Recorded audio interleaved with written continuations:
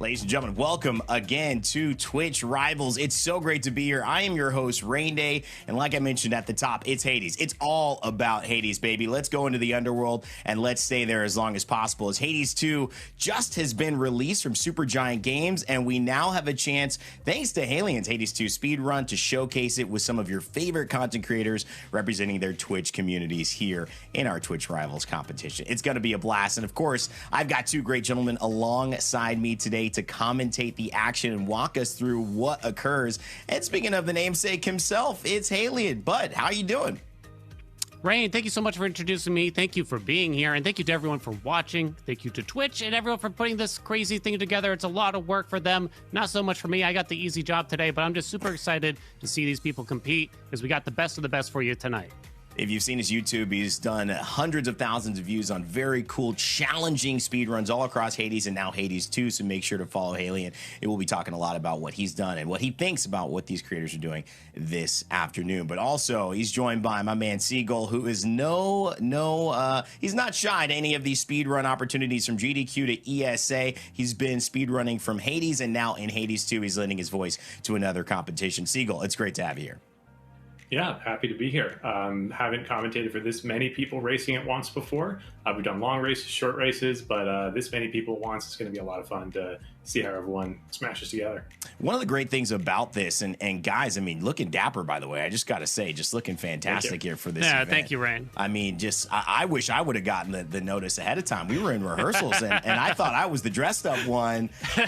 And all of a sudden, these guys pull this on me. I don't know what to say, but it seems like we're going to start out having a lot of fun with this one. Let's talk about how we're going to have the fun and jump into the format to let you know how this show is going to be scored and how it's going to work. Haelian, why don't you walk us through that?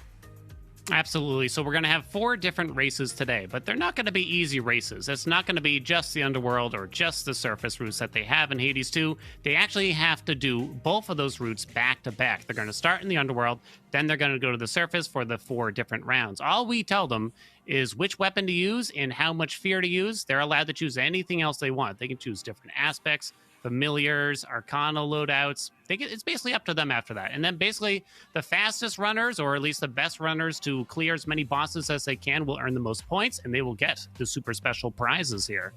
Yeah, cgull, it's not just about how things are done. There's a lot of nice gifts at the top of the leaderboard here if you could pull off the best runs of the day. Yeah, that's right. We've got $20,000 in total prize pool, with $1,000 of that going to the overall winner and respectable payouts for all of our other racers. But what you're really competing for here is these prop version of Malinois's Sister Blades, Limb, and Auras. This is from Supergiant Games themselves. So jealous. Yeah, this is I wish I was racing as soon as I saw this. You can, Halloween's just passed, but you can use them for next year. These are the things that are featured in every single trailer, every single title screen. This is really Malinois's signature weapon, so this is your chance to get a hand on it. I mean, I wouldn't limit those to Halloween, cgull. I would say, holidays, Christmas, birthdays. I mean, New Year's. Thursdays. I'm going to use, if I got those, I'd use any reason to bring those out. Big thank you to Supergiant for providing those to our winner. It's really cool the way that they've engaged with this Twitch rival, so we always appreciate when the company is involved. But let's take a look at who else is involved. These streamers who are bringing their communities together. You might know many of them. Grand Pooh Bear, he's hosted his own Twitch Rivals before. But I want to get your top-down awareness, Haelian. Who do you have your eye on out of our 24 competitors, at least to start? Right away, we have to mention the goated, the boated, making his possible Twitch stream debut today or yesterday just to do this event. Coming out of the woodwork, great Hades 2 content creator, lots of crazy, great YouTube guides and things like that everyone should go check out. Not to mention a lot of runners today have actually referenced Boated's speedrun guide just to get through this event today. But we also got to mention some other crazy runners like Foolish, who's also making their Twitch stream debut, world record holder of several categories in the game, and high fear runner, just does the game at a very, very high level. But we also have some other competitors here that are regular Twitch streamers in stream categories like this, like Boat3d. I got to mention Old Timer, but also another fan favorite. cgull, your thoughts on the players today? Yeah, I gotta agree. It's definitely the favorites are the Hades players. Although I'm excited to see some players like Void, who I know from some Smash stuff, come out and see what they can do in the in the roguelike sphere. Two that I'd like to keep the tightest eye on are Webs and Nitrostarch. Nitrostarch is one of the best, the undisputed, I think, best Hades 1 fresh file player. And as Haelian said, Webs has just done it all. In a real-time category for Hades, I never count out Webs. I got to shout out Thor as well. Just did a Twitch Rivals with him a few months ago. So a lot of familiar faces here and going to be rooted across the Twitch Rivals scene. You can imagine it as we get ready to go. But one of the famous things we do to start off a show here at Twitch Rivals is we don't just talk about the players. We talk to them before they get started. And we've got an interview right now ready to go. I want to get into it and start having a chat with one of our competitors as we begin. I believe it's going to be Boat3d, who is here with us. Boat3d, you there? Hello, I'm here. Hey, Boat3d. Well, thanks for taking the time to talk with us. I'm excited to see you perform. A lot of the guys think you are kind of one to watch here, and I want to get your thoughts heading into Haelian's challenge as he's kind of given it to you guys so far. What's the plan heading into today for you to be successful? I have no plan. I'm just hoping for the best here. There is no plan. The plan is out the window.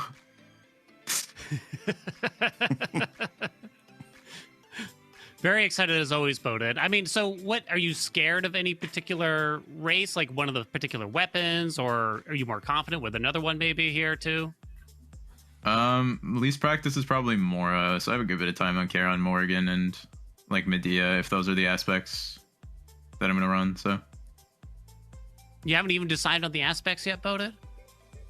Are we allowed to pick our own? Like, there's no, I thought there might be like the surprise rules might be like, use this or use that, but maybe we'll make up one just for you at least. Okay, I'm down. I'm pretty like practiced on everything for the most part. Speedrunning is like I do quite a bit of high fear and then some fun runs, and then speedrunning would be like third. But I'm rather comfortable with every aspect, doing everything for the most part. Yeah, so if you're comfortable with everything with these surprise rules, I guess what would be the scariest thing for you, right? Like what are you the most concerned of aside from people coming up behind you? I'd probably say like rivals. The bosses get a lot more difficult if you turn on the Vow at rivals, and then trying to do that in a speed format as well would be the scariest thing. Especially if you're going to try to white antler the more difficult bosses, of course, the keepsake that drops your HP down to 30 for the sake of crit chance. Wow. Yeah, it's going to be difficult to manage all of that. And like you said, you don't know. No plan might be a good plan here because we're going to be throwing some surprises at you. Haelian's got all kinds of different runs prepared for you guys. So thanks for taking the time to talk with us, Boat3d. We'll let you go get ready. Awesome. Thank you so much. All right, Boat3d there. I mean, not too many words, Haelian, I would say, but I think that's kind of what you've set in store for them. And in many ways, that might be how I take on a challenge like this, where I don't want to set my expectations. I don't want to get caught up on one way to do something before I see what's actually in front of me. Boat3d has the experience to be able to kind of go into it blind and say, I can navigate this well. I feel like maybe that's what I picked up on in this first chat with him. Yeah, absolutely. I mean, it's hard. There's a lot of options in this game, right? You can't practice for every single thing for something like this.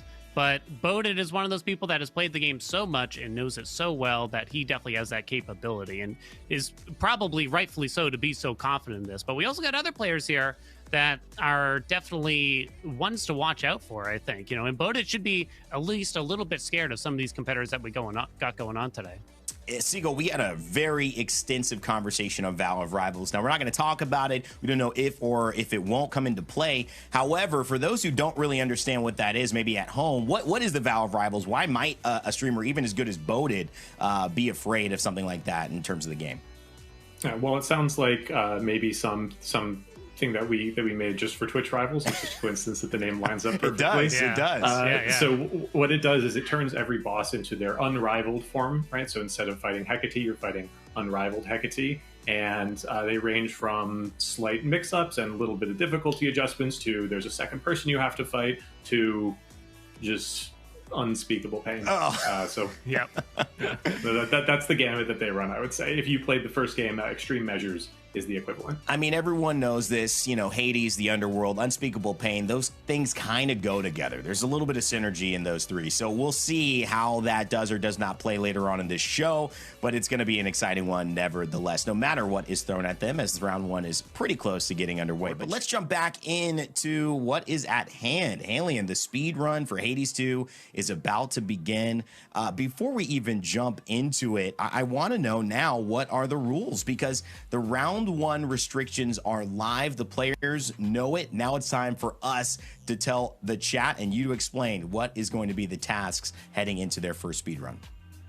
Thank you, Rain. So we want to keep it relatively loose and give the players some options. And that way we might get some more exciting differences between the different players here, so they can actually make some choices themselves. But the first race, we're going to require them to use limit auras to sister blades, aka the daggers. They can use whichever of the 4 aspects that they choose, as well as any keepsake, enemy, animal, familiar, any arcana they want. The only other restriction we have is they have to use at least 12 fear before they head out for the entirety of both the underworld run and the surface run. They have to use that exact amount, actually, to be precise, but they can use any fears within that range. And also, of course, we do have to have a time limit for this event, so they have to clear this in at least 50 minutes in order to qualify, but I suspect we're going to see some runners clear this much, much faster than that. cgull, I want to talk a little bit about the way that you plan a build in Hades. A lot of people are familiar with Hades, and they're familiar with Hades 2 as well, Way being the brand new character that takes center stage. But how do you look to organize a build as you start getting these boons offered at you randomly? What's the technique that a lot of these pros are going to be using to either keep the consistency, know where they're going, or navigate some of this chaos with a little bit more order? Yeah, so it starts with the aspect, right? And your arcana, you start with your build and it lends itself to that specific weapon, right? Generally weapons you can kind of divide into hit a lot and very fast for little damage, and hit slowly for big damage, right? And those have different kinds of gods that they like. They have different kinds of boons that they want to get.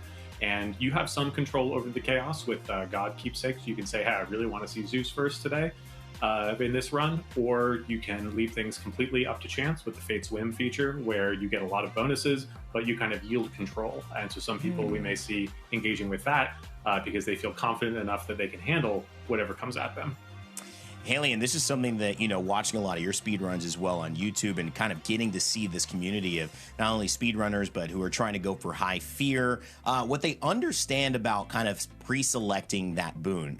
You know, when you first play Hades, you don't think, what's the Zeus boon? Why would I just need the Zeus? I mean, I want the thing that gives me more health, or the thing that gives me more this and that. But breaking it down, it really does help you to almost guarantee what you're going to be able to play eventually if you pick some of those god boons and trade them out as you head into different regions.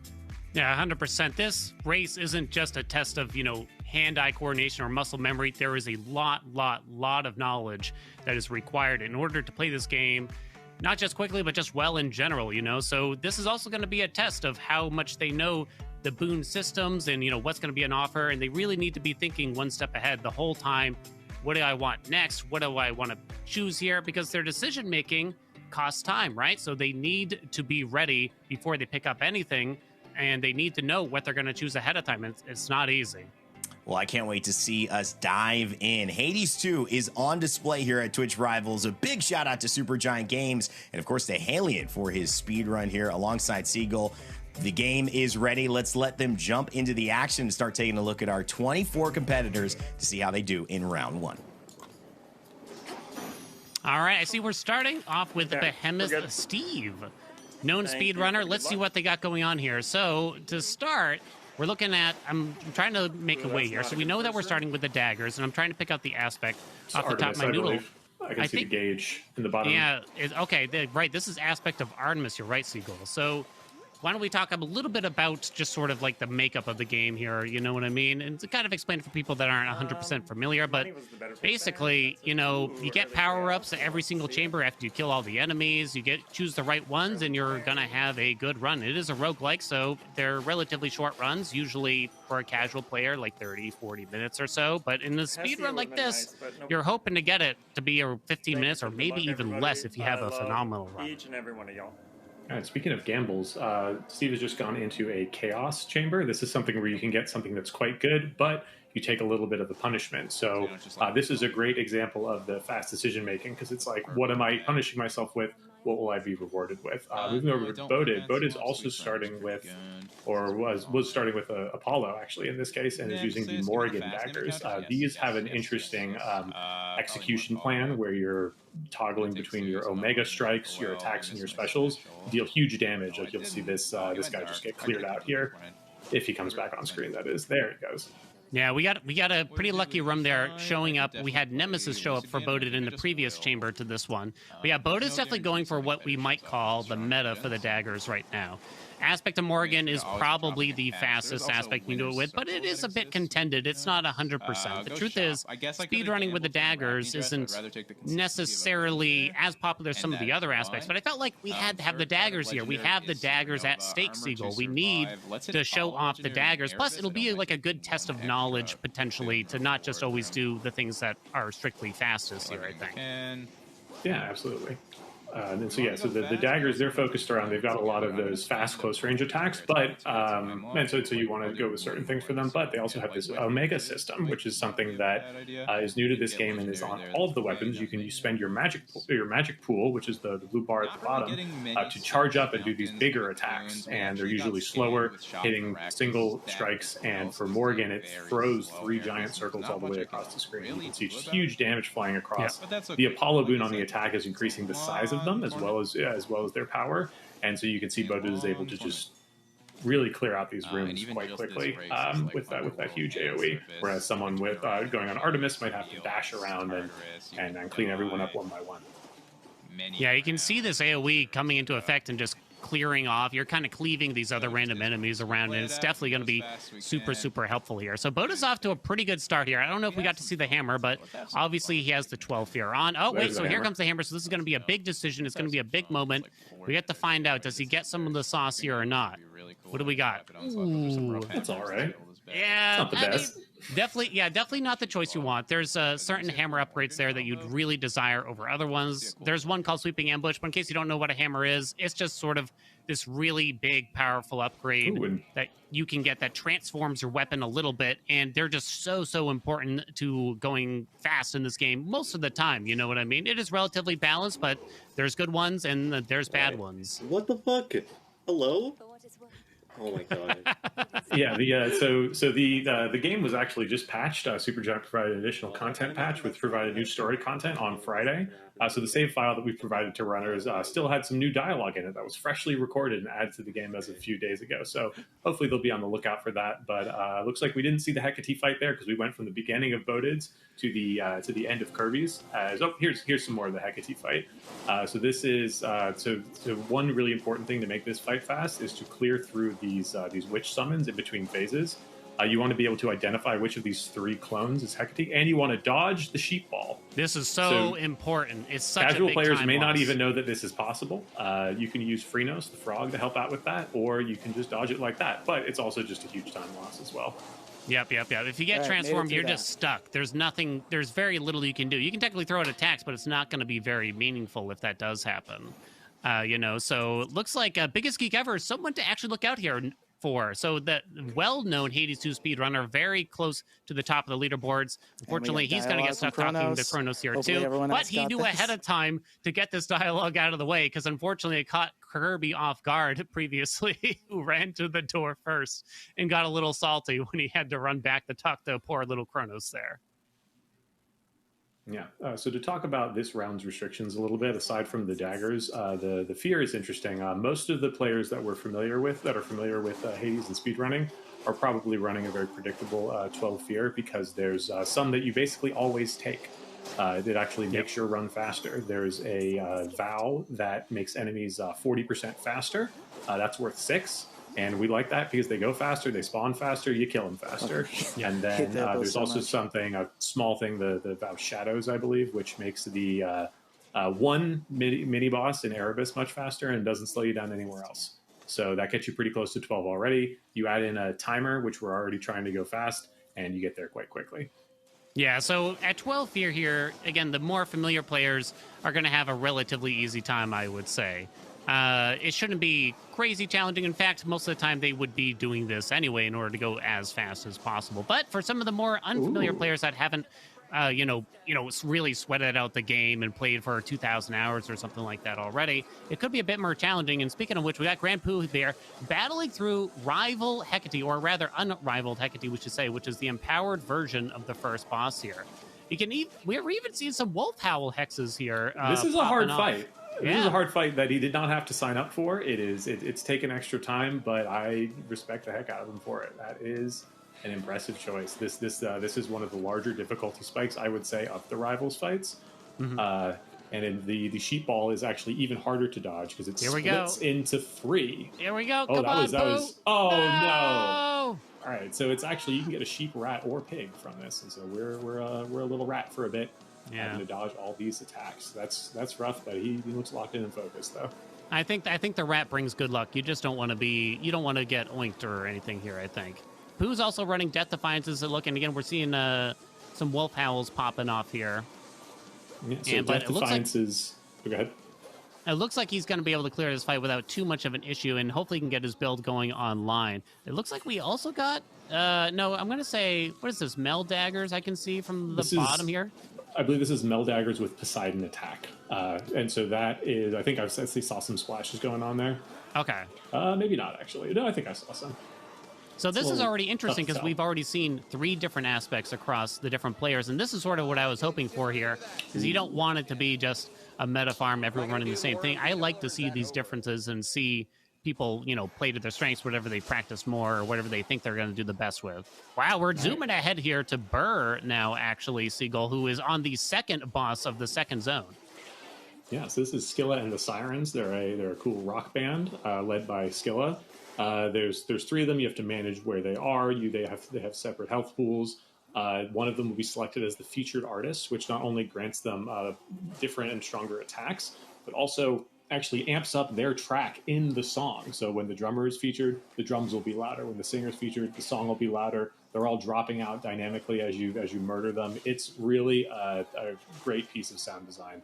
So shout outs to Supergiant and Darren Korb specifically for that one. But we're closing it up there. Looking pretty good, I gotta say. Yeah, looking pretty good. But yeah, this is definitely like such a huge surprise in the game and just absolutely fantastic in so many different ways and how they designed the whole fight, you know what I mean? Croven, we're coming up on here, who was even further ahead visiting Echo in the Morning Fields. This is the 3rd zone. Croven, a known speedrunner from the Hades 1 community, but has definitely dipped more than just their toes into Hades 2, I would say. And it looks like they're having a pretty good run for themselves. They're also running Aspect to Morgan. They got that big Apollo attack, as you can see on the left. Level 6 and heroic, meaning that they got a good amount of damage pumping through that attack right now. Yeah. The Fields of Morning, the region that Croven finds himself in, I credit the game design for making it feel as bad to be in as it is within the lore of the game. You've got a bunch of, rather than these tight rooms, you've got a huge field with 3 rewards that are spread throughout, and you have to find your way through. If you follow the gold petals, you can find a tree that will tell you where everything is, but even that takes some time. Yeah. You can see Croven's opting to, well, maybe by choice, maybe kind of forced to do it, find these elements by hand here. And that's, if you don't know the tiles very well, and they all look very similar, it's very difficult to tell. It can be quite a challenge, but it looks like he got through without hitting the tree. So good on him. A three room at that. Yeah, it looks like Croven's coming up on to the 3rd boss here, which might be a surprise if you've only ever seen Hades 1 there. But yeah, I mean, Morning Fields, it can be quite treacherous in the sense of, for any speedrunner, just because it's just so hard to know where to go. As soon as you enter a room, it's just so big, so vast, so random. It can be very, very challenging. Hey, we got Dan Reichert here. You may know him from Giant Bomb competing with Hades 2 here. Looks like he will be entering the Morning Fields himself now. I'm very curious about what kind of loadout we got from someone like him. I'm seeing a Demeter on the attack, and honestly, someone like Demeter could provide some safety here in the sense that that freeze effect that she provides that, kind of essentially stuns enemies for a pretty elongated period of time, it can help you survive, honestly. Yeah, and there's an example of that tree coming in, and actually so we've got an example of the Hephaestus special here. So on all of the thrown knives, with a slight cooldown, they're going to deal a huge amount of damage, which is a good strategy to pump a lot of palms into. You see we're already level 5. You can get that cooldown down to like 1 or 2 levels in that case. It looks like he's also running the vow for I think it's a vow of return, where enemies from the next zone will appear. I saw some numbskulls there. That can be free. You that was Vow of Menace, I think. Vow of Menace. But yeah, okay. you got the idea. Return is the little spirits. Yeah. That you have to clear out. But yeah, it can pay off, or it can give you some really beefy fellas to fight. Now, Dan here did something very gutsy. He seems to be running what we call Jeweled Palm. Concave Stone is an interesting choice here, too, by the way. Jeweled Palm is one of the major new keepsakes that they added to the game once early access ended and 1.0 started. It's incredibly, incredibly powerful to have this keepsake on. However, it comes at a massive trade-off. You cannot roll your boons. You cannot roll your doors. In other words, you kind of just get what you get, but you get to start with every boon being level 4, which is, I don't know, it's a huge bonus, but it's a huge risk. It's very, RNG. You just don't really know what you're going to get, but it can definitely help out a lot. And now we're looking at Foolish. This is, again, the world record holder for multiple categories in Hades 2, known high fear runner, just incredibly good at the game. And he is taking a massive risk already in that he is running what we call White Antler. You're probably going to hear us talk a lot about that right now. Cgull, why don't you tell us a little bit more about that White Antler? Yeah, so the White Antler, it's your red tier stone ring. It's your big, high risk, high reward keepsake. Basically, for a single biome, you gain I think 30% critical hit chance, and critical hits in this game do triple damage. So you have a 30% chance every piece of damage you do will be tripled. And there's not a lot of multipliers in this game. There's a lot of addition, additive percents, and doing extra sources of damage. Not a lot of multiplication. Caveat for this is that your max health pool is reduced to 30. Right, and most of the and then once you get to that last region, a lot of stuff just kind of hits you for your whole health bar at once. Foolish was mitigating that there with some armor, but it's a very, very scary thing. And I've had many speedruns because it is better, it's faster, but I've had many speedruns cut short in the final boss by taking an errant hit here or there. There's an arcana that some people take called Lovers that gives you like 3 free hits in boss fights. That also helps to mitigate that. But hey, it's sometimes you just get smacked. Yeah, we've seen Laser Belch having a pretty good run here. Also running, I think it was Aspect to Morrigan. Yeah, Laser Belch was doing some practice I saw and is doing quite well. But yeah, that White Antler, Foolish was definitely a little bit ahead of some of the other players that we've seen there. And the White Antler can really pay off and give you a lot of time. But it's a race, it just feels so dangerous to have to do that. You know what I mean? So I really don't blame any players like Laser here not opting for that White Antler approach and instead just trying to make sure you get the win in and get yourself in on the leaderboard, basically. But yeah, Laser's got our Aspect of Morrigan. Again, you got the Apollo attack. That's sort of the recommended meta that you see a lot of times. Hey, we're transferring over to Kate, who is finishing off Kronos here, and with plenty of time to spare, I gotta say. Yeah, but this is the case. So Kate didn't take. That's unfortunate. And so Kate didn't take the first death. So that's going to be a 5-minute penalty, I believe, and then she can start again. Yeah, don't get too bogged down, though. I mean, this is going to happen. I'm going to be honest. I wanted this thing to be a challenge, so don't get too downtrodden. I'd love to speak to Kate directly if I could here, but I love the the stoicism on show. Just get right back to it. Just go again. It's okay. Kate's a storied Hades 1 player. Played a lot of the Hestia aspect, and is also an avid Magic the Gathering player. So she's used to nonsense, I think. That kind of stuff. All right, Moip here is now moving into the second phase of the Kronos fight. Let's see what the build looks like. All right, so we're also on Antler here, but we've got some armor. So that's effectively 2 free hits. Playing it safe. You can see that huge damage. Oh yeah, my gosh. Big crit right there. That's the power of White Antler, is getting those giant numbers that you could potentially get. Like Cgull said, it's triple damage. Nothing else really does that in this game. He's dead. What a great clear. Under 15 minutes for Moip here right now. And by the way, in case you don't know, Kronos is incredibly dangerous no matter how much damage you might have potentially, because he has a one-shot move that will kill you. No matter how much health you have. He has a one-shot move that will kill you pretty much no matter how much health that you have. It will just straight up kill you. So either you got to deal crazy amounts of damage as quickly as possible in order to skip it, or you got to hide in a very particular spot in order to not take that damage during the fight. But that's just, it's not easy to also try to deal a lot of damage while also running away and hiding in that spot, right, Cgull? Right? Yeah, absolutely. Although if you have some damage mitigation, you can tank it, and some people also like to damage race it, where if you get him to his second phase, he will cancel the attack because he's scared of you.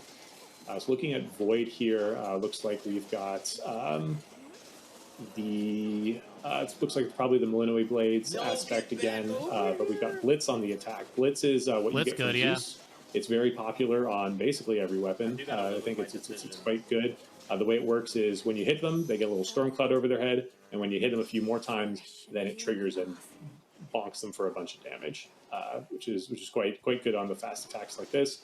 Looks like Laser is in here now. I wanted to comment on Laser's keepsake choice. Instead of Antler going in here, he took the Athena keepsake to get a free Athena boon. Those are all geared around safety, but you can only get them when you have 0 death defiances. We can talk about strength versus death later, but we can see that that Laser has gotten everybody's favorite boon from Hades 1, making a return here, is Divine Dash. And so that's going to help a lot with the safety here. We've got 200 health, no death defiances, but I don't think that Laser's going to see any problems here going into the second phase. Absolutely. And we actually saw Void. He had probably the possibly the best build you could have if you're not running Aspect Morgan, as I saw the Hammer Trick Knives popping up there, and that is just so strong, especially choosing Blitz on the attack. It just pairs crazy well. You can deliver a lot of damage very quickly there. Ooh, but yeah, that was close. But yeah, we're looking pretty good. Laser's looking pretty nice. Looks like he's going to polish us up unless he gets caught off guard. Again, that instant kill could still grab you or catch you off guard here at any moment, but very excited. So you will be seeing most of the runners use what we call the Strength Arcana card. There's kind of two choices here for safety in Hades 2. And technically you run both, but you'd probably only want to run one or the other. Strength gives you a 40% damage reduction for the whole run, no death defiances, but you also get a 25% damage bonus. Or you can run the traditional death defiances you might know from Hades 1, which essentially gives you 3 revives. Death defiances, they technically give you a bigger health pool, but strength, you know, it comes with damage, so it's a speed run, right, cgull? You gotta run strength. You gotta run strength. Another interesting thing is that the effective HP, which is what you can call like how much damage you can actually take with a DD versus strength, actually ends up being pretty comparable. What the Death Defiance does is it gives you like a big protection against like a big hit, like Kronos' final hit. Kenora is attempting to damage raise the instant kill here. Oh, we had lovers up. Oh, thank God. Oh, I got a little scared because, you know, we came in halfway through the fight.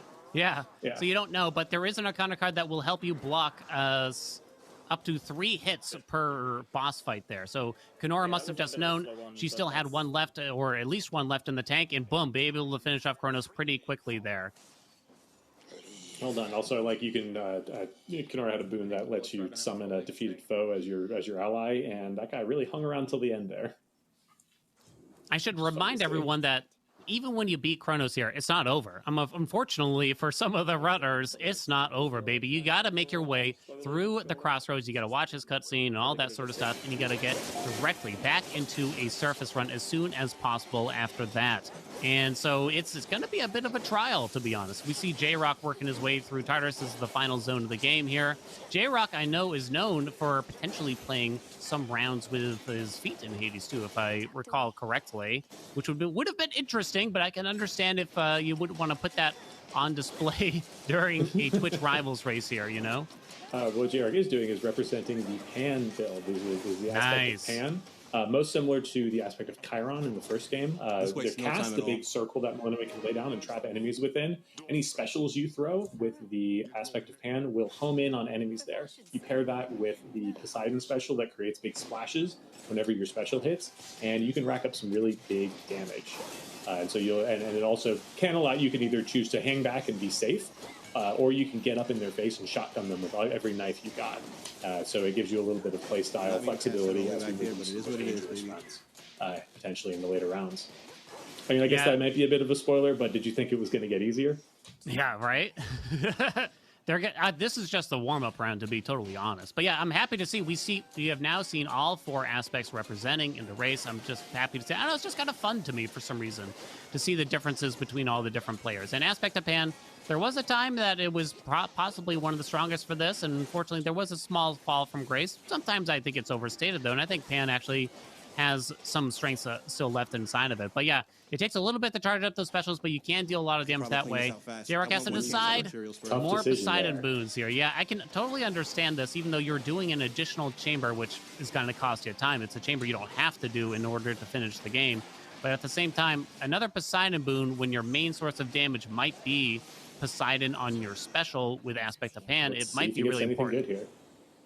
What do you got? What do you got? We got nothing really interesting here. It's for a little late for C Star, even though we got a lot of fans of that. So the way that that Tartarus works, the reason we said that was an extra chamber, the final biome there, the doors will usually have which reward you're taking on them, will sometimes have a Roman numeral on them. And before you ask, the one that is 4 vertical lines is correct.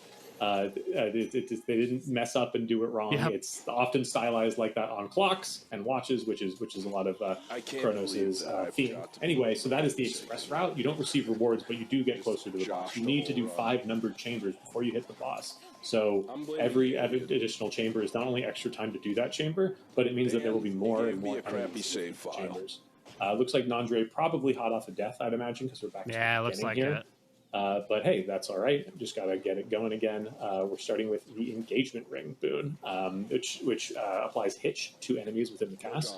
Hitch is just something you get from Hera. It's a status curse that when you hit an enemy, all other enemies with hitch will take that same damage. Really powerful. Yeah, very powerful for trying to clear groups of enemies quickly. So you'll probably see Hitch making quite a few appearances in the different speedruns here. In fact, I think in the next weapon, you're probably going to see it quite often. I'm kind of liking the vibe Nandre's giving off here. Just kind of like, let's chill. Let's just have some fun. You know what I mean? I was talking to him before the race, and he was one of the people that was quoting Boated's little guide for speedrunning there. Oh no, Trick Knives got turned down from the hammer. No, Nandre. I wish I could tell him right now. But yeah, he was pointing the finger at Boated, saying he didn't have a dagger guide in his video, so therefore that's why he's not going to do as well with the daggers. And we see it happening here. So yeah, honestly, anyone that performs poorly, I think we can.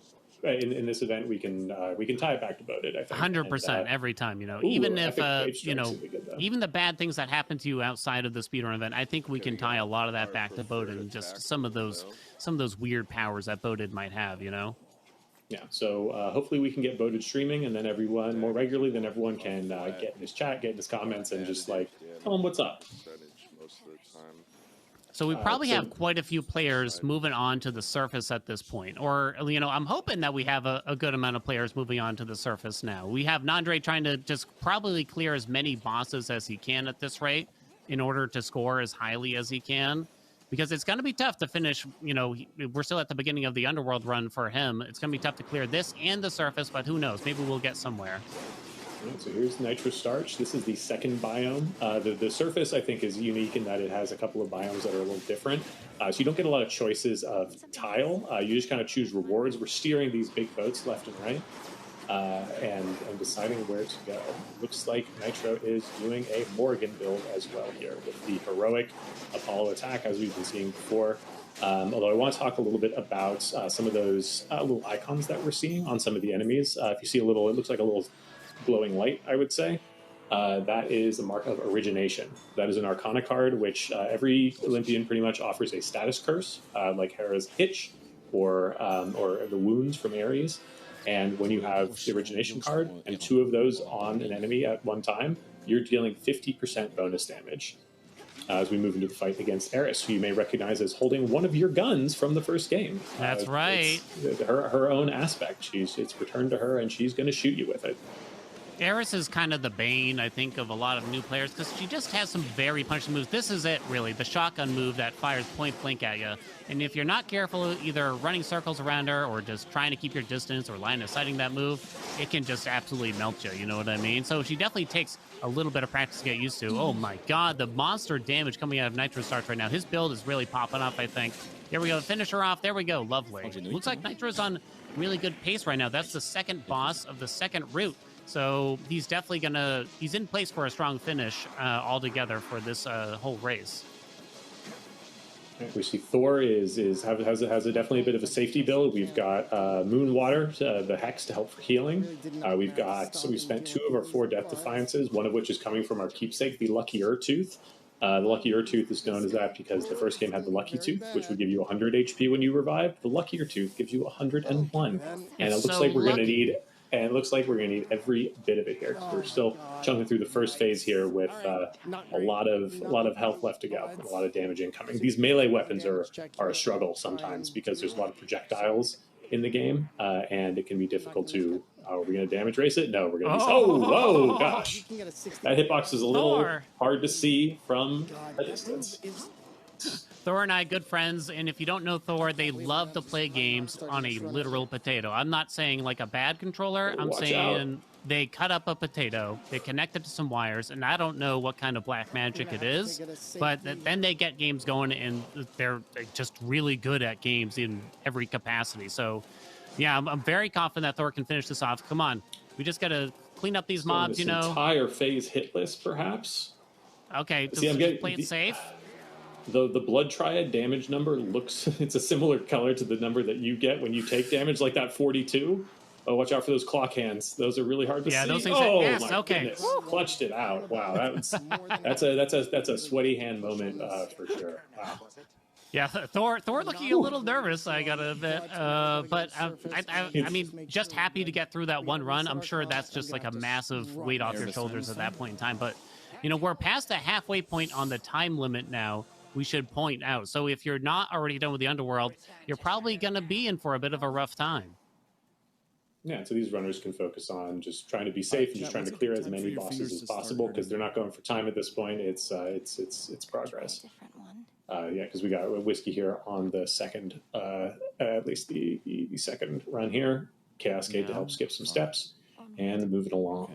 No, my fingers are. Yeah, so I mean, talking about speedruns in general for Hades 2, and you know, a lot of these rules kind of applied for Hades 1 as well. While we watch Whiskey make his way through Oceanus, My neighbor making you generally just want to avoid combat in this game. You know, so if you get a different style chamber like Chaos or a Shop of Charon or what we call a story or event room where you just simply get to meet with a character from the game, you want to do that. And you don't want to have to be stuck fighting enemies because that just takes more time than simply not fighting enemies. But you might notice that we're not actually going by the in-game clock or the in-game timer for this event. It is a different category on places like speedrun.com, but we're going by what the community calls RTA, which stands for real-time attack, or you can just simply shorten it to real-time, meaning that we are completely ignoring the in-game timer that the game provides, and instead we're just using, you know, real-life time. You know, like how quick can you do this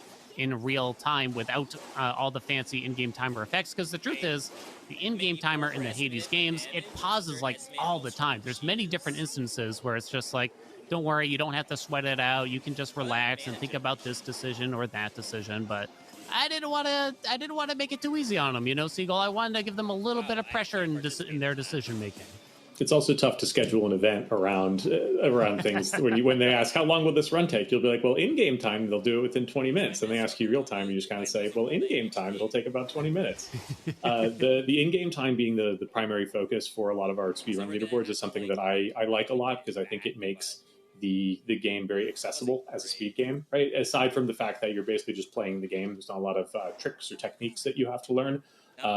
If you are trying to expand your knowledge and you don't know what to pick, if you don't have to rush through these things. If you need to pause in the middle of a boss fight because you're freaking out and need to take a second so you don't die, you can do that, right? It makes it incredibly accessible if your hands are hurting, whatever. And so I think that we get a lot more people coming in because of that. And I love to see people when they come in and they say, hey, I've got this really fast run. It was 6 minutes in game time. Oh, it was 2 hours because I had to walk my dog though. And, you know, I love those. It just speaks a lot to what people are comfortable with. And that's what we're really about, is just trying to get as many people playing the games that we love as possible. We see T-Rex actually making their way through their surface run here. I'm trying to make out the actual aspect, but it's a bit hard to tell. But they're also going for what we call a jeweled palm start. And we've talked about it, and it's a huge bonus when you have this particular god Hephaestus on the attack and special, I would say.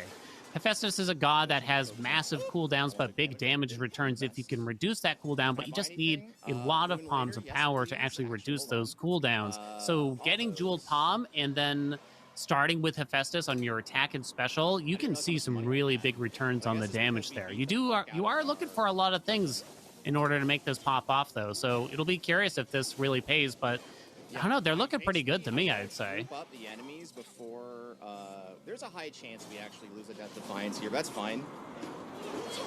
I have to play hyper aggressive right now. Yeah, so T-Rex is definitely talking about one of the advantages of Death Defiances, which is in a race setting, and I'd like to talk a bit about like why races are different than just your normal speed runs. Normal speed run, you should be taking strength.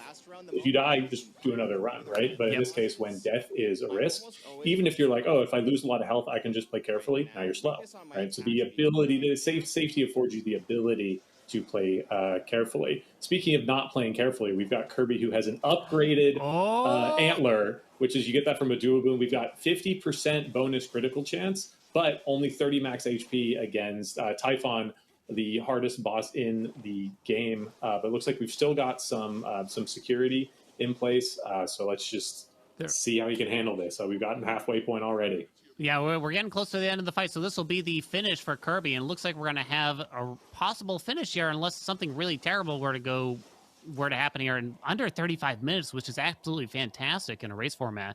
But yeah, like you said, Kirby has a level 4 keepsake right now with that white antler, which will give you 50% crit chance. In order to get your keepsakes to rank 4, you need a particular duo boom between Demeter and Hera, called Cherished Heirloom. But it looks like we're about to finish it. This is the most dangerous part of the fight at the same time. Kirby not taking any risks, running back. Oh, big stomp. You got these little things coming out, but we still got armor on ourselves. Come on. Oh, down to 20 armor. Another pop off there. And there we go. Nice. And that's the timer for Kirby. Might be a good time to mention that Kirby is actually the current world record holder for the all regions category, which is what we are approximating here with an underworld run than a surface run.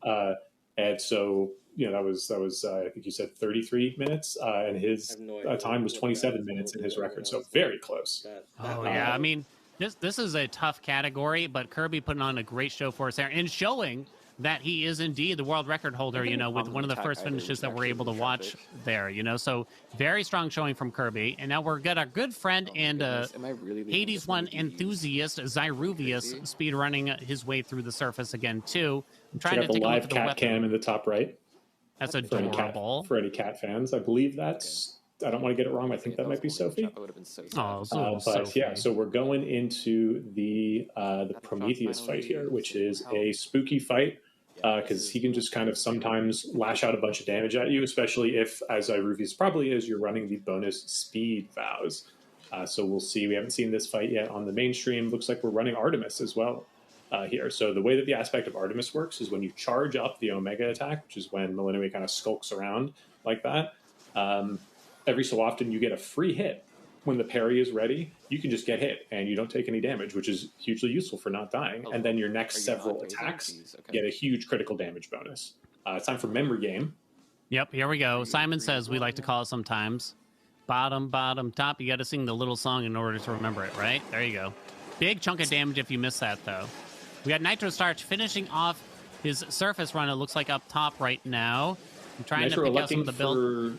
Safety here. We've got almost 300 max health, and instead of the antler, we've gone with the lion's fang. This is something that is it's not multiplicative damage, but it's a big chunk of additive damage. But it decays after every encounter that you take within the region, so it gets less powerful as things goes on. Generally, you want to get more powerful as things go on, so it's a bit of a trade-off there. But not looking like he's having any issues here. He's not taking damage.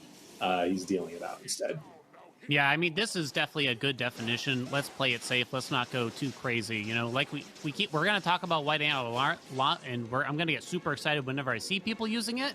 But, I mean, if I was in this race, and thank God I'm not, I might not even consider taking it because, the risk is just so high. I wouldn't touch it. Look at all these things flying around. They'd all be hitting me for sure. But Nitro is cool under pressure. He's notable for being one of, if not the, but he only people to clear a first run clear of Hades 1 live during a marathon, and it was at Speedrun, where there was a full crowd of people in the audience behind him as well. Just absolute nerves of steel on this guy. That's crazy. I mean, you're going to need it. And focused. Yeah, you're going to need it for something like this, too, right? Like, you need those nerves, and if you're brand new to streaming or competitions like this, it's going to be a little bit harder. But nice finish off by Nitro Starch there. It looks like it was around the 35-minute mark, which is still a great, great, great run, honestly. Yeah, with about 15 minutes left, I'd say we're definitely, if you haven't started the surface run by now, like you're not finishing your surface run, but you know, it's all right. We'll see how it goes. And Webb's also opting for the antler. Oh, I'm scared. I'm scared. I would be scared, but I did just see Webb's pop the antler at Fast 52 for an all-region showcase, and was self-commentating the whole time as well. So they've got it under control, I think. Yeah, Webb's definitely one of the more well-known, what we call RTA runners. Oh, there's a hit on the damage, though. And here come the balls. Webb's. Hope I didn't curse them. Oh, no. Not a video. Oh, no, I can't tell what happened. 1 health. I can't look. Don't watch, Seagull. Oh, my God. Goodness. Clutched. Oh. the sweat from Webb's. I love the GG call from Webb's there, because I kind of saw it coming too. It's like, how are you going to get out of this? How are you going to get out of this? Oh, we forgot the most obvious part of why that's so extra stressful is Typhon is so powerful at the beginning of the fight, which we haven't seen yet. No. Oh, there's a death. That's all right. Hey, most of the bosses cleared is still pretty good. Typhon is so powerful. This guy deletes his health bar at the start of the fight. You can't see how much health he has left. So, you know, all that normal negotiating you do with yourself, like, I can make it. It's like 3 more hits. It's 2 more hits. You got to vibe that out, and you will get it wrong unless you are very practiced. He also brought me Moon upgrade. Yeah, too bad we saw that death from a whip. But like you said, if you've cleared if you've cleared 7 out of the 8 bosses, that's probably going to be a pretty strong showing still, to be honest. You know what I mean? Because I do suspect we're going to have several players that unfortunately aren't able to finish both full runs, but it is going to be based on how many bosses you were able to clear at least. So we do have that to go off of too. So dying the Typhon, not the end of the world. You know what I mean? And you can try to squeeze it in and see if you can eke out some kind of miracle at this point in time. I'd recommend it just for the fun of the game, you know. But we got Zyru plowing on through. This is what we call the big door gaming. You take the big door and you get the big eye, basically. And this is generally faster in a speedrun setting, is to get the big eyeball versus the tail of Typhon, you know. It looks like Zyru down the 2 death defiances, very low health, a little bit on the cusp here, but I don't know. He's a confident gamer when it comes to Hades 1, so I don't know. I'm hoping he's looking pretty good. I mean, that hair's on point, Speedrunners. Oh, I knew Zyru's Webbs would go quick fantastic today on hair. this So Kate, if you remember, we saw Kate was one of the first to almost clear the underworld, but did unfortunately die to Kronos, but is right back at it in the middle of the surface run. So great recovery. Oh, yeah. Her. Hey, I'm so glad to see that. I'm so glad to see, like, she's still coming through and actually could very easily still finish an entire run and show a time versus someone that might have taken a death to Typhon or something. But we got Kenora battling through the final boss of this race right now. So got Kenora White Antler has on as well, something- but they got 55 armor. We got plenty of time. Let's just take it safe. Kenora has something quite valuable, actually, which I saw there, which is there are some phases of Typhon where these little eggs spawn in. If you don't kill them fast enough, more enemies spawn. It's annoying, and it's a huge time loss.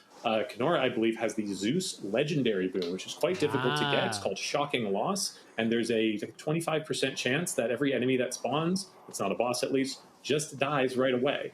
It looks like it didn't happen for any. Oh, there was one for there. You saw it there, and that's a huge speed up for these intermediate phases because those eggs are tanky. They got a lot of health. This part of the fight is just so difficult. You see the tails coming in. They're swiping at you. You got all these projectiles dropping from the top. Then you got Typhon doing his own moves. And Kenora gets a nice finish there. Whew. Yeah, I will add that in lieu of the health bar being visible, Typhon does get visibly wounded and beaten up as the fight goes on. But it's not, that's a lot to look at and take in as the fight's going.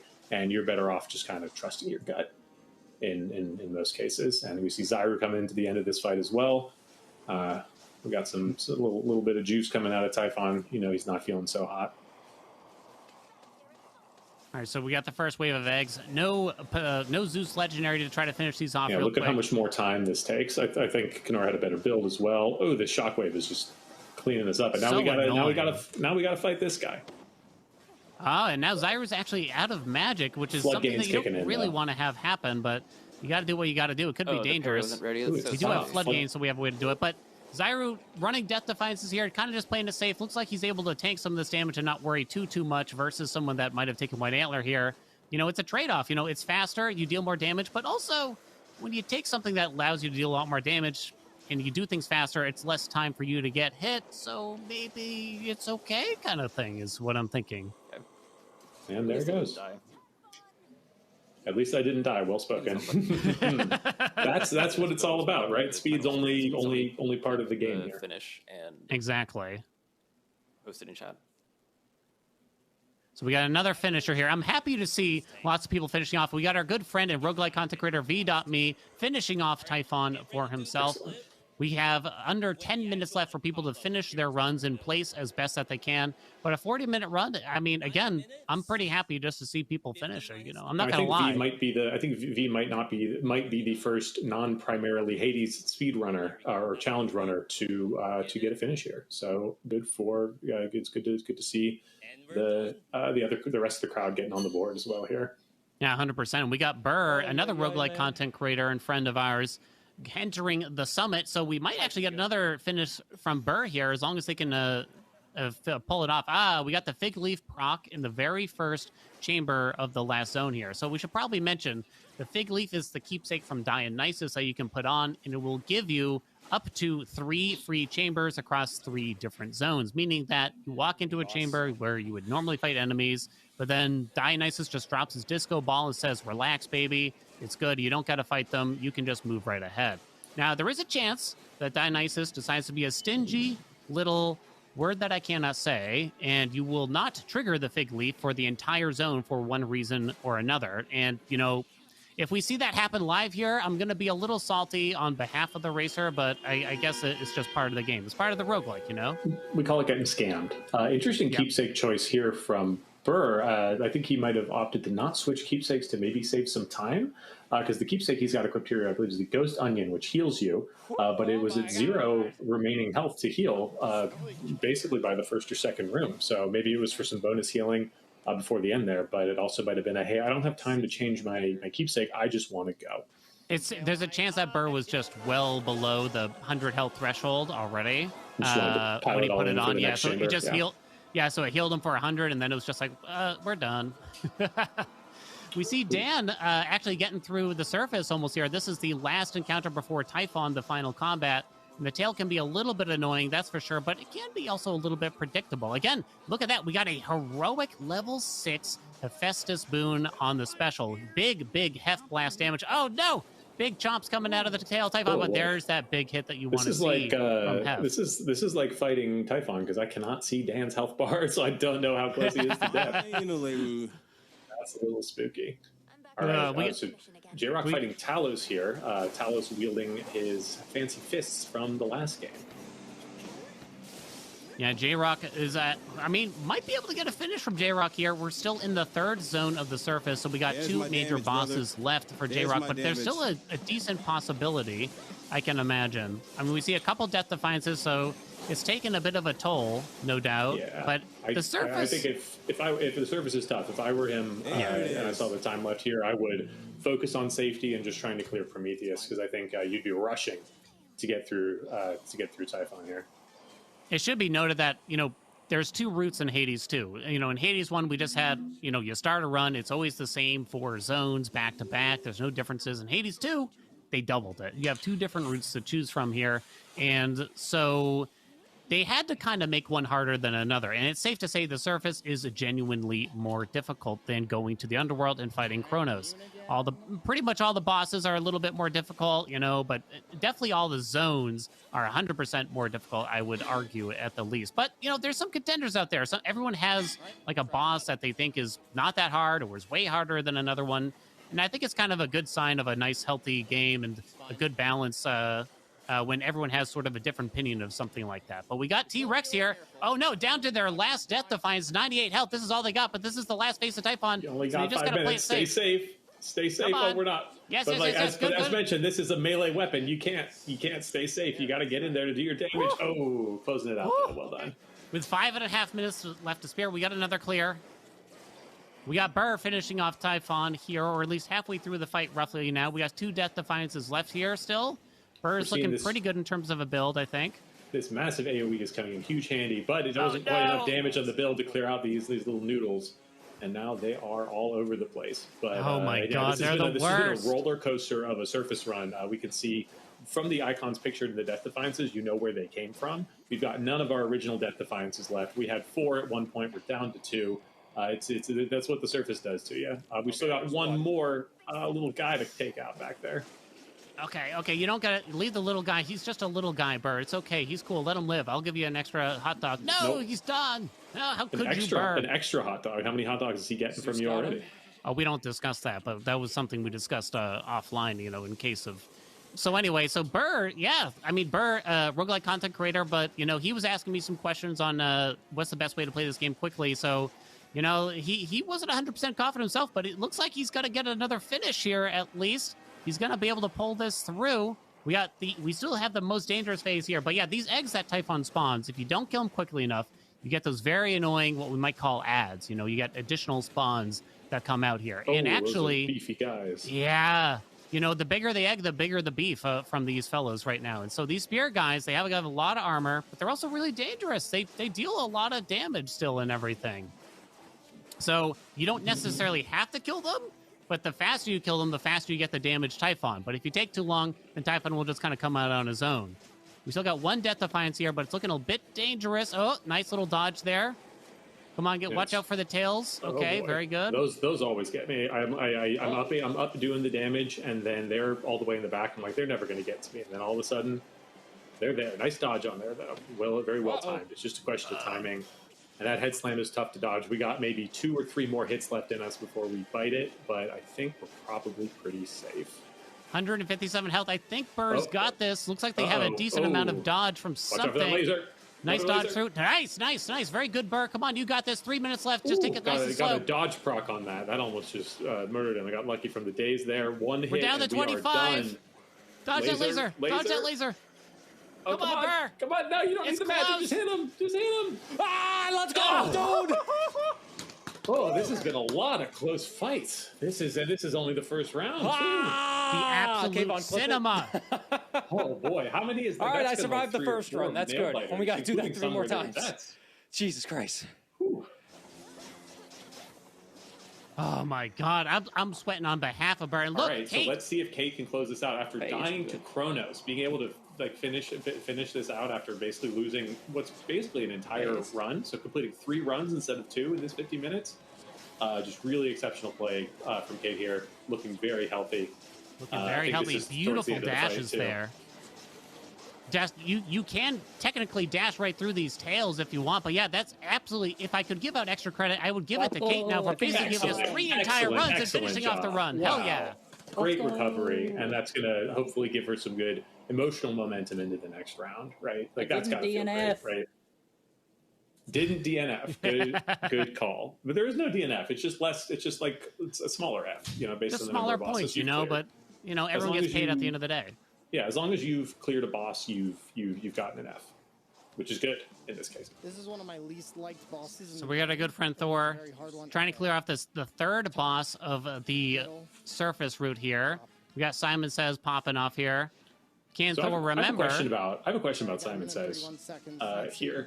When I do it, I think instead of top, middle, bottom, I think 1, 2, 3. And I think that's I like it because it's faster in my head. But I feel like everyone else does top, middle, bottom. That's just so many syllables. I think I started with top, middle, bottom. And you're right. A lot of people say that's too many syllables. And I'm like, look, I'm too old. I can't change. I'm sticking to what I know. Okay. That's fine, and you've got to contend with hundreds of people yelling at you whenever you're doing runs too. So it's there's that pressure as well. Yeah, the voices do get to me. I won't lie. They're coming in through the headset and everything like that. But Thor's got to do the bigger one now. Yeah, but hey, wait a minute. Oh no, Thor didn't make it. Oh no, Thor, not like this. Points. Come on, Thor. We got 45 seconds to get some points on the board here. Come on, at least finish the boss. We got 40 seconds left. Finish off Prometheus. We're down the last Death Defiance, but we got over 100 health still. Our damage is pretty low though, and come on, just get the triad in. Oh, that's taking a lot of risks. I think I wonder if he's carrying any bonus HP on the enemies here because it looks close. Like not. Oh, unfortunate. Oh, that's terrible. What a terrible. All right, Fool's coming in right down to the wire here. Kind of a surprise, honestly, for the world record speedrun holder, but we've got the antler on.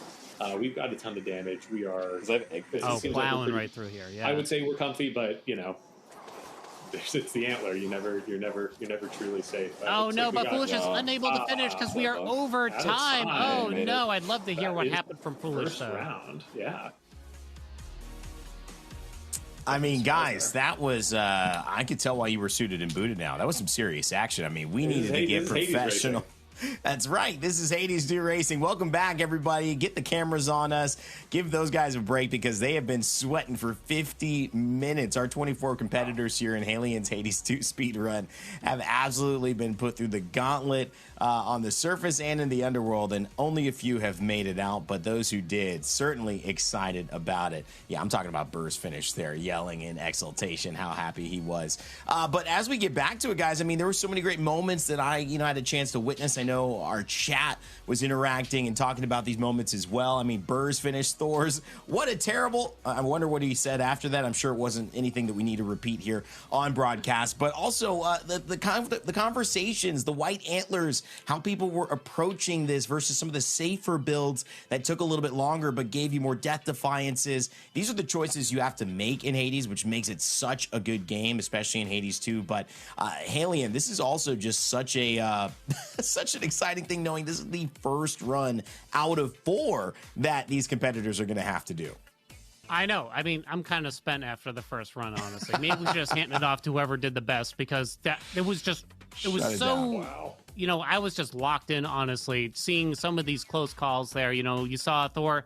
They could have finished that boss. They couldn't finish that boss. If they had finished that boss, that would have been more points potentially in order to earn a better prize here at Twitch Rivals. And oh man, and it's so fascinating to see Foolish, the world record holder for so many Hades 2 categories and just a great player overall. So curious what happened in their run as well. I got so many questions for how everyone else did. Unfortunately, we can't cover every single person here in the race, but I'm definitely looking forward to seeing what happened afterwards. Yeah, I mean, from checking it with, journeys of, Behemoth Steve, and we saw Kate finally get that finish. There were so many moments, cgull, from different players experiencing different struggles. What was something that caught your eye here in this first run? I got to give it to all the nail biters that we had there, both in the Kronos fights and the Typhon fights. We were jumping out of our seats multiple times. In there. Obviously special shout out to Kate for having such an uneventful run after the highly eventful run, right? Nerves of steel, rocking right through there. And then that juxtaposed with the sheer panic. You can't see the enemy's health bar. You got 1 HP left. There's things flying all over the screen. You got these 2 little knives that you're stabbing this giant guy with and still being able to close it out. So just the sheer variety of experiences that everyone has, the sheer variety of the builds, just shout outs to all of it. I think it's a great example of just the gamut of what these games have to offer. Yeah, and speaking of gamut, we really did run a lot of different options for how players approach this, Haelian. What's your thought moving forward? Because we have 3 different runs. And if I'm watching this, am I going to keep seeing the same level of diversity? Or, someone who's put this together, if it was you, would you start to see things actually start melding towards similar pathways? Because let's say there's some new challenges or there's some new difficulty that arises. Do you think we'll see more or less, or maybe about the same as what we saw here in round 1? I think at least when it comes to the different weapon aspects, we're going to see people kind of gravitate towards a little bit more of the same, especially in the next couple of races. We do have the torches coming up next, and there's, certain aspects that are just generally known to be more powerful than others, and also just easier to use, safer to play. It's not just about damage, sometimes it's just about, the safety of it, especially in a race format. Now, in terms of boon selection and keepsakes and the animal food, all that stuff, it's kind of up in the air. We really don't know what people are going to use. I actually saw a lot more people using death defiances than I maybe would have guessed, you know what I mean, or how I would have advised. But yeah, I'm actually pleasantly surprised to see the diversity. You brought up some great points. There was theory crafting. There was a lot of fun, a lot of tense moments. That's just the beginning of our Hades 2 speed run here on Twitch Rivals. When we come back from break, we've got round 2 about to begin, and we're going to check in with the scoreboards and see who's on top. Don't go anywhere. We'll see you in a second. Who just spent the last 50 minutes commenting chaos all around the underworld with Malinaway at the forefront. It's been a fun start to today. If you're just joining us and you've heard about the Hades 2 released by Supergiant and you haven't played yet, well, just take the next 10 minutes to see what's going on, because it's going to make you want to grab that immediately and jump in. It's one of the best experiences in roguelikes. It sets the tone for roguelikes, guys, and it's just awesome that we've been able to put this all together. And you two, coming after round one, we get a chance to see some of those scores. And Haelian, we know there were a few early finishes. We saw Kirby with a 33-minute finish. He helped hold that 27-minute world record, so not too far off his pace, not giving a lot of wiggle room for competitors. But there's that. There's some like Thor who didn't even get to the final bosses, so I'm pretty curious to see how these standings hold up pretty soon. I know it's going to be really tight. I mean, I got a quick glimpse at some of the scores there, and I'm actually shocked. Like, we did get a majority of finishes popping off on the first race here, but things are only going to get more difficult from here on out. That's right. And guys, I just got word that the round 2 restrictions are live. So that means they're live for the players, and that means they are live for us. So Haelian, I'll let you, because you helped come up with these, explain it, and cgull, get your thoughts on what this is going to take now to clear this second round. Yeah, so now, basically, there's only 2 new things here, and I misspoke earlier. Sorry, I said the torches, but what I really meant was we're going to use the Moonstone Axe for the next round here, but they do have to use 16 here, which is more than the 12 that they had to use last time. They can use any combination of pretty much anything else, and they can use whatever aspect they wish with the axe here, but pretty much all the rules are the same after that. cgull, your thoughts on having to go to the Moonstone Axe, one of my favorite weapons, actually, in Hades 2. Yeah, it's a great one. A lot of Omega attack builds I expect to see. A lot of Charon builds are probably the safest ones. If you can get some good mana regen, that's going to really help you out there. But the axe is a slow weapon. Yeah. So if we're running, to hit this 16, if we're running higher speed, if we're running higher damage, we saw how much people are getting peppered constantly. You're going to want your channel speed buffs. You're going to want health and safety. I'd imagine we're going to see fewer antlers, fewer strengths in this round, or maybe we'll see some people just absolutely throwing it all at the wall. Yeah, I mean, having actually played a little bit of Hades 2 this morning before we got started, I did a run with Lemon Moros, and I actually did a run with the Moonstone Axe. And I was loving the Moonstone Axe, grabbing some Hephaestus boons and getting some big damage. But the fact is, it is so much slower. Like, not just, it is so noticeably slower than the daggers. Haelian, how is that going to factor into the way that you have to build around this axe and its playstyle? I mean, speed is going to be a big deal, including how you attack. So you might not see a ton of players just swinging the axe back and forth necessarily. There's definitely other things you can kind of do in order to really speed things up and deal damage in other ways. But the axe could be interesting here because it is a fan favorite amongst a lot of casual players. I mean, we get lots of people talking about how they love the aspect of Thanatos, namely, because that is something where you can just swing the axe back and forth and you can do big whirlwinds and things like that. Mm-hmm. And yeah, it's definitely something that players want to see in action for sure. As we jump into our second round, slowly approaching. The other thing to note is we jump up in terms of the fear level. So we're going to 16. It's only 4, but cgull, is that 4 a difference maker? Certainly, as you get higher and higher, the things that are easier and you can kind of avoid become less and less. So is 16 the breaking point? Is something higher than that? How do we feel in terms of difficulty-wise, this 16 is going to impact these players? Yeah, for the seasoned runners, we're starting to get to the point where it's like, hey, this is stuff you now need to pick something that actually is making your run different to a normal speed run, right? Right. And the fear things usually fall into 2 categories. They either make you weaker by making so you can take less boons, buy less stuff, or they make enemies stronger. And I think making enemies stronger, certain of those selections tend to be better for speed, but they are also worse for safety, right? If you give them more health, they take a little longer to kill, no problem. If they do more damage, now you're getting hit. And it's 4 more, but it's not linear. It's fairly arbitrary which things are difficult in which parts of the run. So we'll have to see how things shake out. It's going to be exciting. Each player obviously has total control on where they increase that difficulty as well. And that means it's going to be a different run yet again. More action for Hades 2 and Alien Speedrun coming up right now as Game 2 is ready, fellas. So the suits are on. It's just time to start talking about the action in front of us. Go ahead and take it away. All right, round 2, baby. We're back in it, and we'll talk a little bit about the axe while we see Dan make his first choice here. It looks like we already got a jeweled palm start from Dan.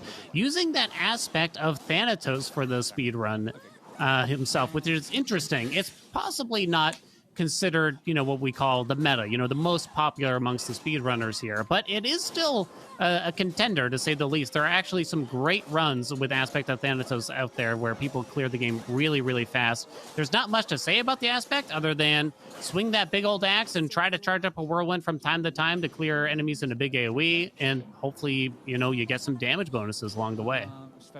Yeah, so I'm seeing some interesting things here where perhaps some anti-synergies to what Dan is selecting. He has selected the Vow of Hubris, which is something that makes it so when you take boons that are higher rarity than common, you prime magic, which means you've permanently reduced your max magic total. And it seems like we also have some rarity buffs. Everything on that Hestia boon was rare or higher. So these kind of are not in concert with each other. We've also got the Artificer, which is turning smaller rewards into better rewards. So we're getting more boons, we're getting better boons, but on a weapon that maybe is a little reliant on the Omega attack to dish out some of these, some of these big crits that are the focus of the Aspect. Interesting to see if hopefully he doesn't prime himself out of being able to use any swings. Yeah, so the vows get kind of interesting once we approach 16. It shouldn't be too much, but beforehand, you could kind of choose some vows that basically don't do anything or actually will help in a speedrun setting. But now once you hit 16, you got to take at least one or two things that are going to either slow down the game or make it more dangerous. And that could be a difficult decision, right? They actually don't know ahead of time that they have to increase the fear for this run. They didn't know they were going to go to 16, so they had to decide rather quickly where they were going to put that additional fear and how they were going to handle it, But yeah, talking about Aspect of Thanatos here a little bit, you can actually see it right next to the magic bar on Dan's screen when we see it there, that 20% indicator. You can go up to 20% crit chance with Aspect of Thanatos after hitting enemies with your attack. However, that crit chance will reset to 0 if and when you take a hit. So this is very much so an aspect where you get benefits for not getting hit. And yeah, it's going to be tough in a race. All right, now we move on to Kirby, who is wielding, I think, the thing that we're expecting to see the most, which is the aspect of Charon. The way that Charon works is entirely the opposite. It's not attack-focused. It is special-focused. Basically, you throw your cast down, and then you use your Omega Special, which is that huge wind-up, which lets off 3 giant attacks like that. It detonates the cast as if it were the Omega cast, which is normally a very difficult move to use. Now it's just part of your moveset. The only really thing that you have to solve for Charon is your magic, because it is hungry for magic. Kirby doesn't have a magic gain boon right now, but that's probably okay because we do so much damage that this... Oh, actually, it looks like we probably have some from Chaos, actually. Yeah, Chaos or the Unseen? That's actually an interesting choice if we did get anything from the Unseen. I can't count that well to see if it's 5 per second or something different. But one issue I have, these are nice things to have, these things that will regen over time, which are from Chaos or from the Arcana. I find them a little challenging to use with certain weapons. I think Charon isn't one of them. The issue is that when you're charging your magic attacks to use them, you do not regain any magic. So if you have something like the torches that are frequently shooting out Omega attacks, or Liminoros where you're constantly going into those Omega attacks, you're not regenning during those times, so you're draining and you're draining and you're draining. Yeah. But I think that Charon is a good use case for this. Yeah, 100%. Yeah, Charon, very speedy. You need big special damage. You need big cast damage, too. There's definitely some big things that you want here. Kirby opting to go for the Fig Leaf and just kind of hope he lands on some of that extra damage. There's a couple of really interesting boons here, but the meta kind of dictates you want to start weirdly with Apollo's special, or at least that's what some of the other runners said that they were interested in doing. I guess just having that extra wide special with Apollo will help you clear chambers really, really quickly, because you can just see the absolute size of this bad boy right now, and Kirby's making his way downtown, I'd say right now, cgull. I mean, this is really good pace already for one of the first runners we're seeing. Absolutely. Apollo's also great because to pick up, because you want a lot of Apollo's auxiliary boons. Supernova makes your cast bigger, which makes your detonation even bigger. You've got the Prominence Flare, which introduces extra damage after the fact. The Lucid Gain is a solid gain because it gives you magic every time your cast expires, which is every time you hit it. You're basically infinite at that point. Oh, wait, hold on. Let me interrupt you, cgull. Can we see a Zag? No Zag for ourselves. It might. I think some people were saying it might be faster in Olympus, right? but I don't know that anyone will be brave enough. Also, you never see Olympus mid-shot. It's pretty rare. I know it doesn't happen super often, that's for sure. I think you can get Zag in Thessaly too, but I mean, in case you don't know, there's a little icon in what we call the mid shop, or the shop in the middle of a biome. It's a conscript where you can choose to fight your old brother Zagreus potentially if you want to, and you get a little bit of a prize. The truth is, there's probably not a good reason to do it, especially in a race right now. The prize is not really worth it. However, I would be, I don't know, besmitten cgull if I were to witness such a thing. I'm not sure it's the word, but I'll allow it in that case.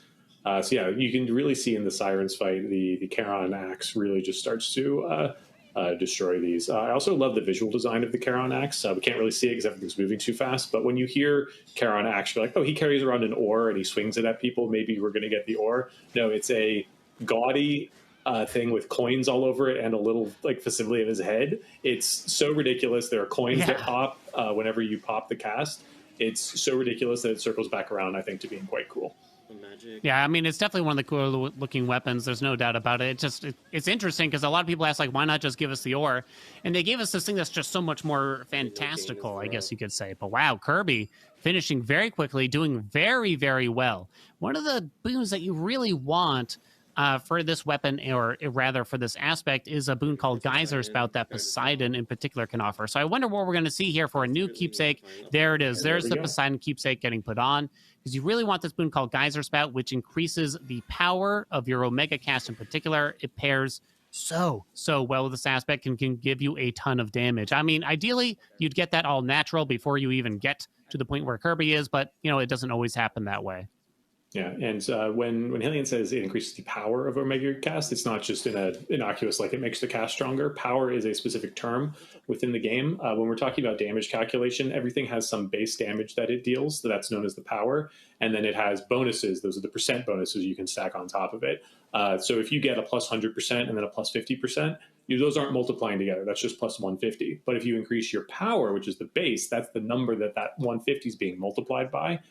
Base damage increases are hard to come by. They're almost always better. And then the Geyser Spout is a huge number to attach onto the Omega cast. If anyone gets it, you're going to see a night and day difference between the amount of damage that they're actually dishing out on Charon aspect.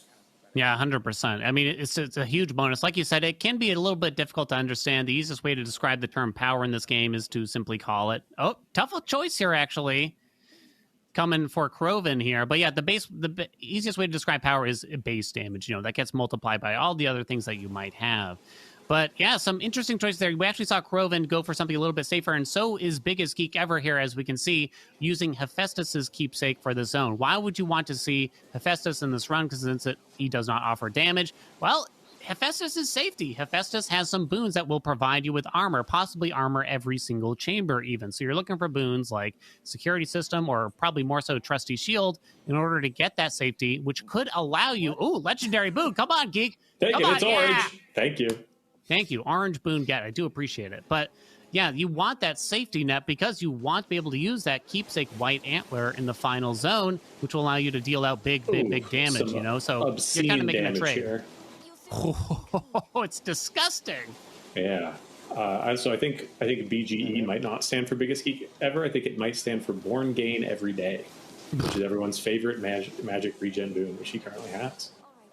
How long have you been holding on to that one, Seagull? I got to ask. About 40 seconds. But yeah, Born Gain, I mean, we can talk about magic here a little bit maybe, and just describe that, magic is a resource you have to manage, like an extra one that you need to... Kronos's projectiles. Want to hear Geek here? What is this run? I don't know.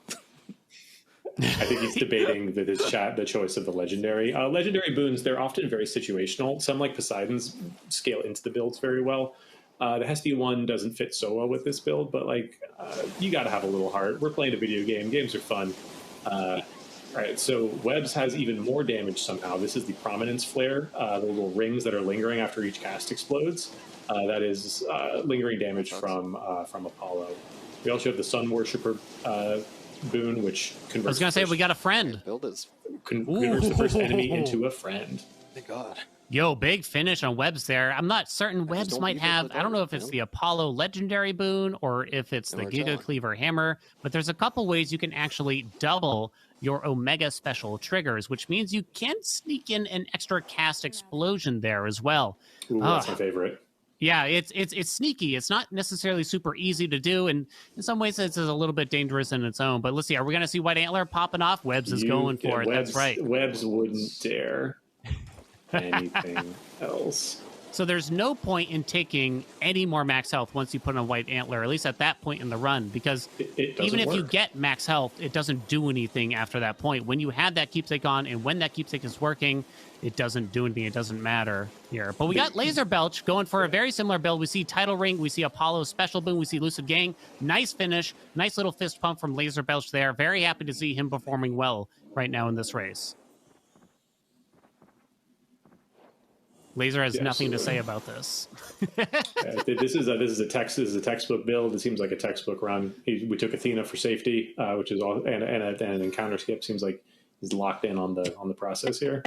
I like that he's ready. He's ready. Every time I'm on stream.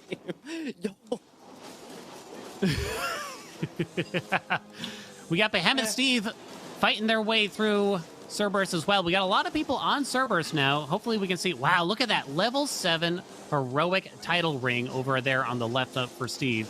I see Mean Streak. I see a couple other things. The Athena keepsake did get used. We do have Power Strength. Nice finish from Steve there. I didn't get to see the magic regen there, but maybe we should talk a little bit about magic and what are the best choices for a magic regen boon, at least in a run like this, Cgull. Yeah, in a run like this, so the magic regen boon, if you look at those core boons, which is what we call the boons on the left, the bottom one indicates the magic regen boon. Biggest Geek Ever here has Born Gain, which is probably the most popular one. The way it works is whenever you run out of magic, it fills it right back up, but it primes, basically makes a little bit of that magic bar permanently inaccessible for the rest of that encounter. So people like to call it infinite magic. It's technically the only one that's not, because you can run out, but oh my god, that damage was insane. 12 minutes in 20 seconds or something along those lines. That's a sub 6 run in game time. That's a 5:39. Oh my god. For all I know, that could have been a current patch world record. I'm not sure what the current world record is in real time, but that is an insane finish by Biggest Geek Ever. One of the more well-known Hades 2 speedrunners out there. Make sure we show Biggest Geek Ever some love in the chat right now, because that was an insane put on. But we got Nitro also looking really, really strong here. Again, not even 13 minutes on the clock yet, possibly finishing off their first run in this race. Yeah, Nitro also with Born Gain. Again, it's quite popular. The reason it's most popular is because you don't have to wait for stuff to regenerate. Some stuff you don't even have to think about, like Aphrodite's Gain Boon, but they take a long time to regenerate. Some of them have specific use cases, like Zeus's, where you have to go find a thing in the middle of the field to talk to. Or some of them, like Hephaestus's, require you to get hit. And so you want one that basically makes you, whoa, look at that guy dancing. Where did he go? Our friend's going here. Double Chronos, what the heck is this? What fun. No spoilers, even though you're watching the whole game. But yeah, the Born Gain, it comes with its own requirements. There's technically a downside going on there, but if you have enough magic, there kind of also is no downside. So you don't want to have to interact in order to get magic back, preferably. You just want to get it. But here we go, Boat3d finishing his first run here in under 14 minutes. That's still a very strong first run here. They still got the surface ahead of themselves. You can see that they had used the metallic droplet over there on the bottom left. And that is actually a great keepsake when you're trying to go fast for a couple of reasons. Number one, it gives you move speed and you can cruise between the different chambers a little bit faster for an aspect like this. But also, it can make you channel your Omegas a bit faster. And Charon is an aspect, like Cgull said, very magic hungry. Therefore, you also want to be able to channel those Omega moves very, very quickly as well. Yeah. Also, we're probably, maybe they're just not showing us the people that are struggling, but it seems like everyone's having maybe an easier go of it. In this case, I think part of that is we're seeing the advantage of these ranged weapons. You still got to get kind of close to get the cast in there, but with Supernova, the stuff gets huge. And like you're seeing, these players are able to not take too much, don't need to get too up close. And so it's much more relaxed, and they're not worried about taking quite as much damage. Yeah, so it's kind of funny that the first run scares everyone maybe into being safer, but inherently using Charon at least is much safer. However, stuff like Thanatos Axe or even Nurgle, I don't know if we're going to see any Nurgles, or Nurgals, sorry. that they got to get right up in there. That's like the cat from Garfield, right? Nurgle. I was thinking of Nurgle. I was thinking that too. I'm usually thinking of Nurgle, if I'm being honest. Oh my god, the luscious locks on Zyru down there, I gotta say. I seen the back of Zyru's head was just fantastic for just that brief moment there, you know. But yeah, this will be interesting. Like you said, everyone's looking in a little bit better shape than the daggers. There was a reason why we wanted to do the daggers first, truth be told, because chat's going to have the lowest fear. Yeah, we kind of just hope that it wouldn't be too bad. But yeah, hopefully we see a few more finishes here. We got Steve finishing off Kronos. Here's Nergal, actually. So are we Nergaling? Yeah, this is the hidden aspect, which has a bonus of being able to heal. So it's kind of nice for safety. It does huge damage on the Omega attacks, but it looks like we're just doing the big bonk. Oh my god, the bonkage. And the healing keeps us very safe, and look at that, cleaned up. Let's go.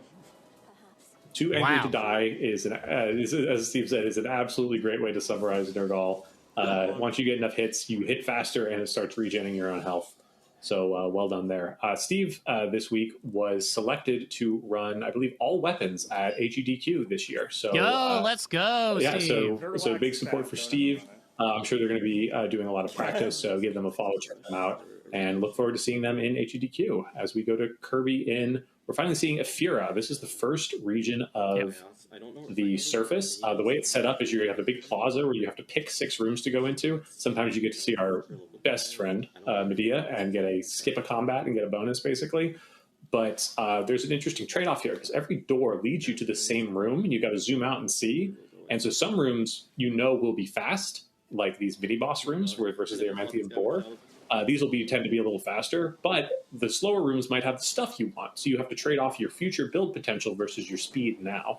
And you got to do it fast because it's all in real time. And that's where some of that decision making and knowledge really comes into play in the surface there.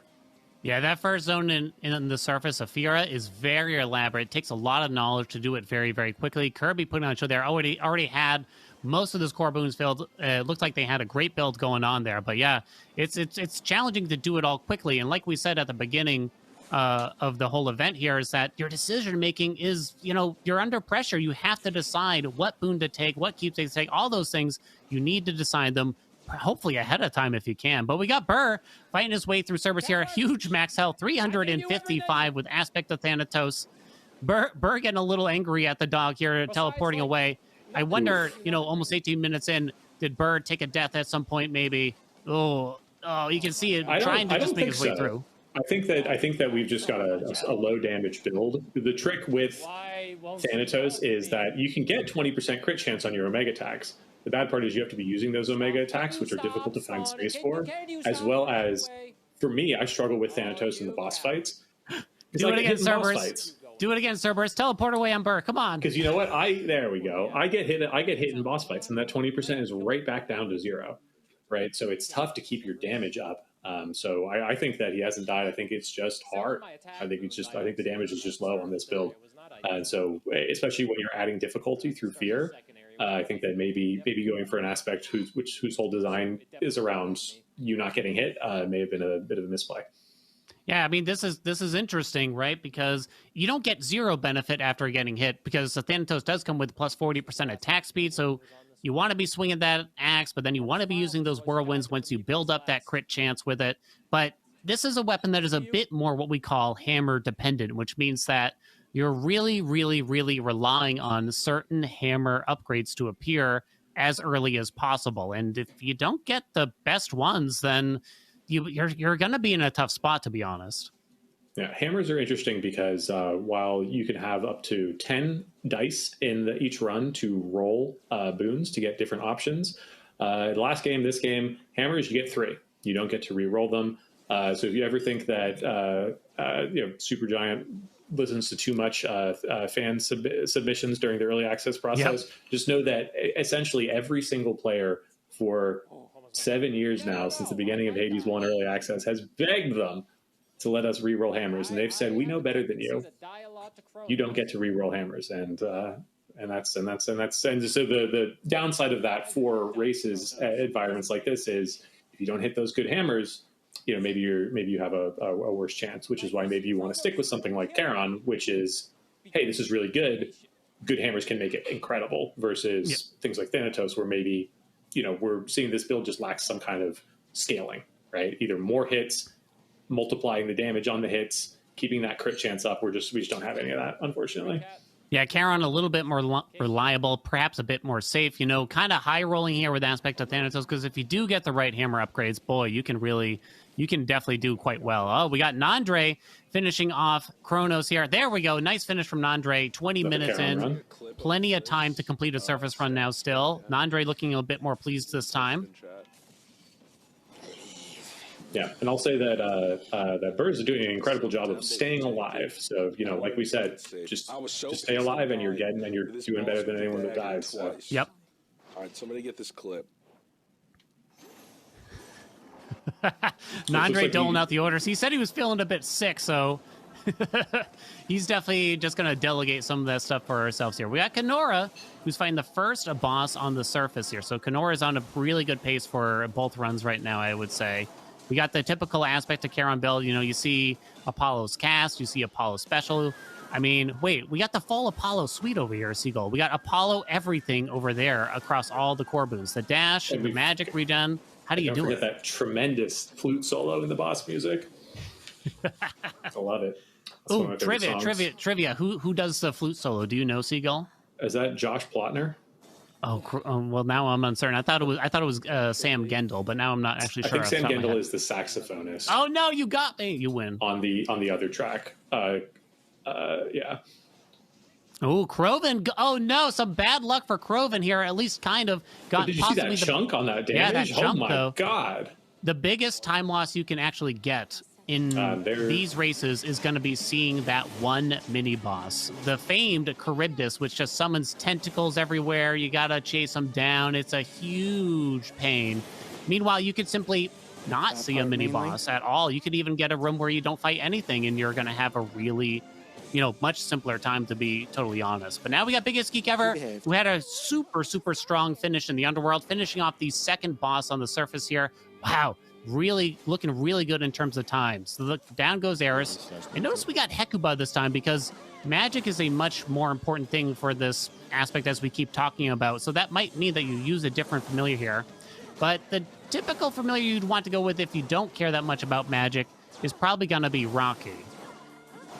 Yeah, so every familiar has, you can basically think of it as giving you three things. It's giving you a passive buff. It's doing something on the field, whether that's usually a couple things like attacking, and it is the third thing that I forgot. Maybe it was only two things. But anyway, so what Hecuba does is wait, we got a fish. We got a catch fish. The fish, Nitro. Come on! Oh. Boo. So I don't know why. I don't know why, but all of a sudden, when you're trying to pick up an object from the ground that you so desperately need to leave that zone and to move on, Melonweed takes out the longest fishing rod you've ever seen before in your life. I swear to God, it's 40 feet long, and she just decides, that fish way over there that you can barely even see, yeah, I'm going to get it. I'm going to get it, baby. Yeah, anyway, so what Hecuba does is, Hecuba is good for magic builds, because Hecuba gives you a boost to your base magic, first of all, so you start with more. Hecuba can dig up little balls of magic from the ground, which is incredible because you can recover magic even before you have a gain boon. It's not consistent, but it is useful. And Hecuba also barks. I don't think it does very much, but she's a good girl. Can you give us a little bark, just a little taste, Seagull, maybe? Did that come through? That was the littlest one I could muster. Yeah. I mean, it was either you or like some kids outside your window, maybe. I don't know. Well, it looks like Bird here. So Bird should be able to finish here. We got 2 death defiances, right? You can see Bird's looking a little worn out after this run, I think. I've done these kinds of runs. These runs where you just have to survive and you're doing no damage. These are a slog. Yep, this is just survival mode right now. Just be careful, try not to die. Going on, which is definitely not ideal. Yeah, I mean, Bird brought it up himself there, and actually it's a good point to kind of talk about. Because I mean, cgull, you brought it up a little bit earlier, but origination is an Arcana card, and it is so critical, so important for these speed runs. You need to use that Arcana card all the time here, and you need to make sure, in order to activate that Arcana card that gives you 50% more damage, you need 2 curses from the gods that you have on offer here. It's getting dicey. Ooh, it's getting diced. Dude, he pushed. Yeah, because this is this second phase with Thanatos. I wouldn't be surprised if we see a death here. This second phase with Thanatos is especially brutal because Thanatos is all about spinning in one place for a little bit, and this phase is all about throwing a bunch of stuff like these clock hands on the ground, the waves coming in, the instant kill spots. It's all about just area denial, and if your area is denied on Thanatos, you can't do any damage, and you're often stuck.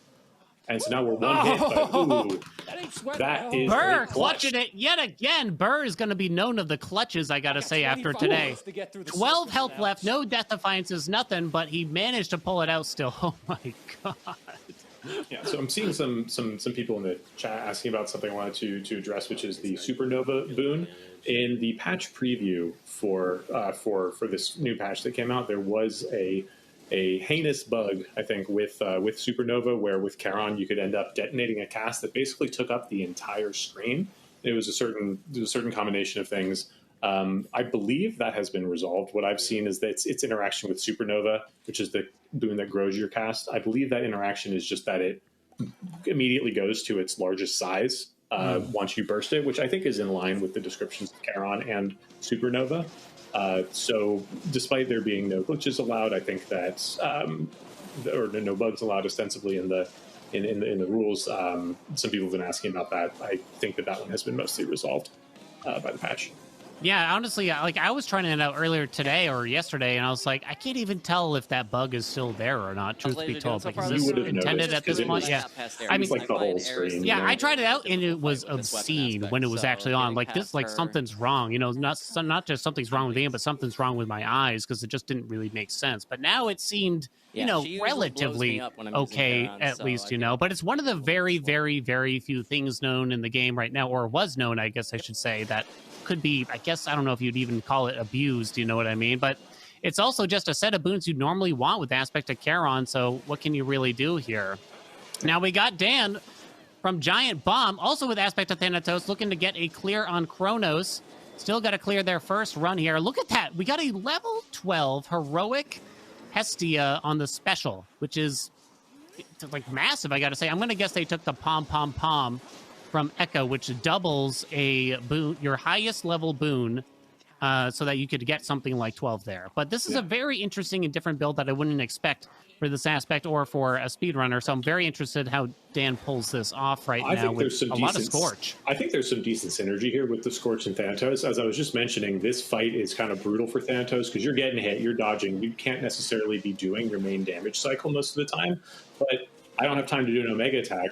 Let me pop out my level 6 heroic special, get 500 Scorch on the guy, and then that will tick down. And we've also got the Glowing Coal to throw a cast at him with the Hestia cast, level 4. Like, if you're ever unable with this build to do direct damage with your main damage cycle, oh boy. Oh, no! Oh, the first instant kill that we were able to see right now. But honestly, it's okay. Dan's fine. He's got a whole nother Death Defiance here. And look at all that Scorch we got. We're maxing out on the Scorch cap. There was a great. I think there was actually great synergy there between the two, because it's like whenever you can't do one, you can be doing the other, essentially. Yeah, Dan said it. You know, take the win and just move on, honestly. You know what I mean? It's interesting because, again, Dan's going for a very risky play right now, which is that Jeweled Palm start, which means you don't get to control your build. You know, well, at least not as much as you might normally if you use other keepsakes. Oh, no. Kirby's a bit on the ropes here. Versus Prometheus down to 6 health. There's no Death Defiances on the table. One more hit, but with Charon, one more hit could seal this.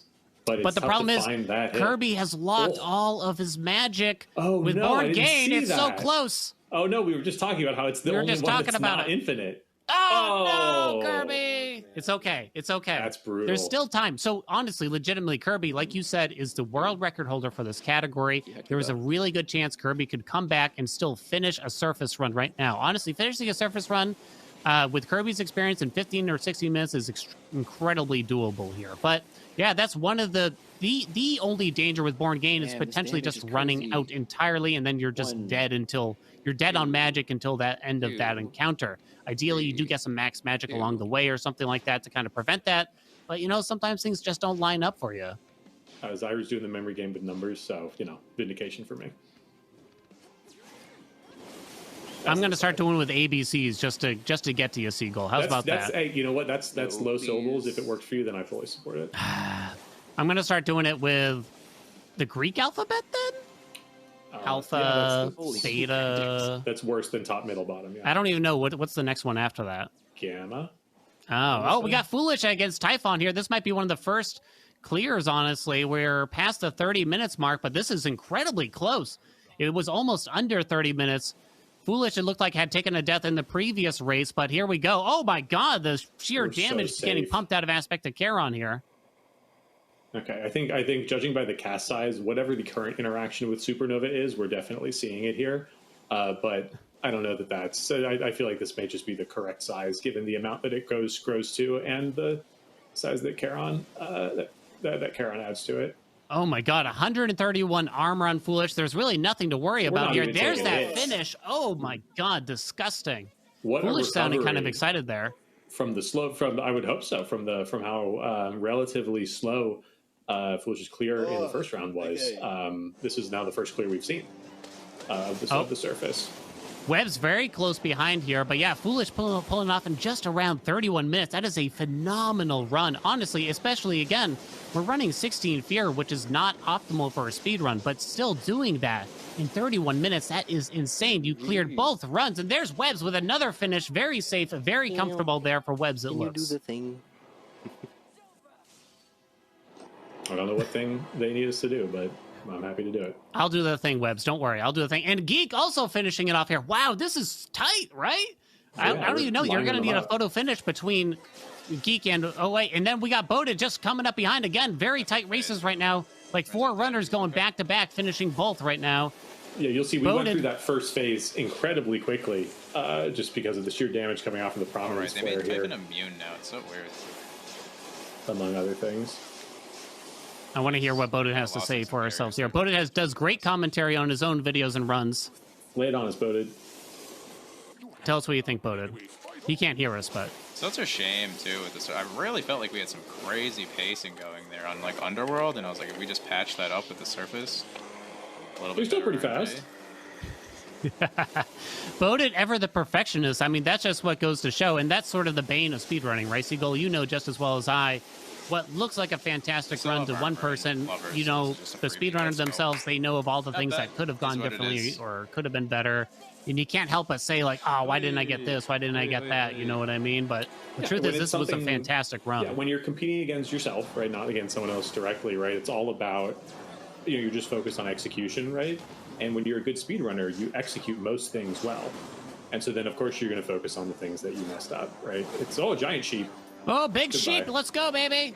That's a buff that you can get from an NPC called Circe in the Rift of Thessaly. She gives you a chance to transform your foes into sheep. Unfortunately, you can't do it to a boss like Typhon, but it is kind of funny when you get a big enemy like that sheeping around.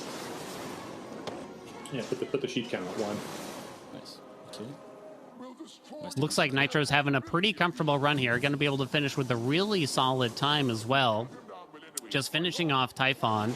Kind of got the usual stuff we see in Lion Fang for their keepsake, but yeah, we've seen a lot of Apollo, we've seen a lot of Poseidon, we've seen a lot of Hera in this run, which is kind of different from what we might see in some of the other aspects. You know, we kind of talk about this, but Zeus tends to kind of dominate the ways to deal damage in this game. Zeus has some very, very, very strong damaging boons out there, but it just happens to not really line up for Aspect of Charon. Oh my god, 2 big spawns for Nitro. Both of the big spawns. Oh, take them out. Yeah, from nice and far away. Well done. We're playing safe now. We're running off. Where's this healing coming from? Is that Warm Breeze? Might be Warm Breeze. Probably. It could be self-healing, yeah. It's self-healing, yeah. Warm Breeze procs on dodge.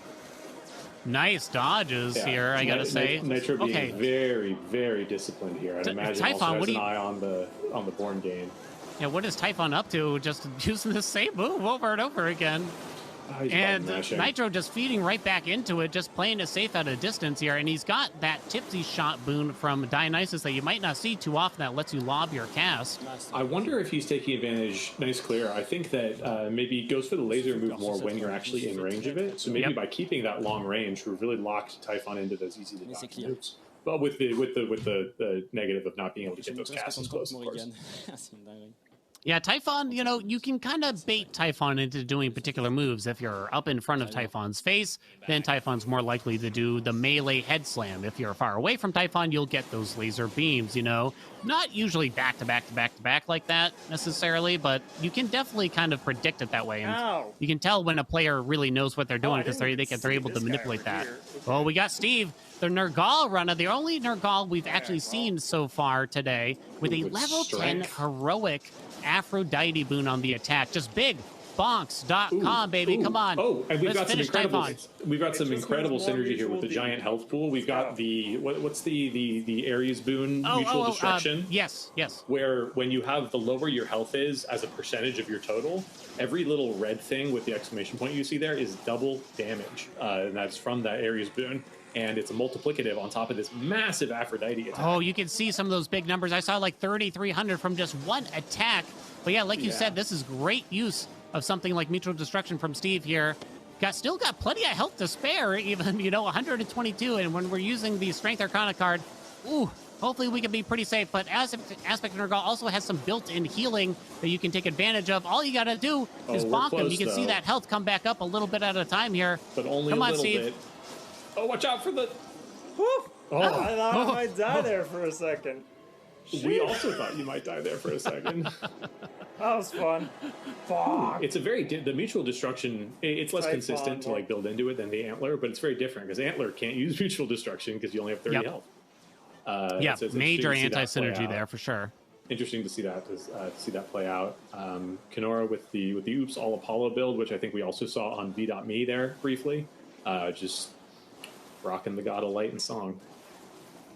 Yeah, I don't know about you, but like when Apollo comes in with that song, like near the credits, it's just like, oh my God, dude.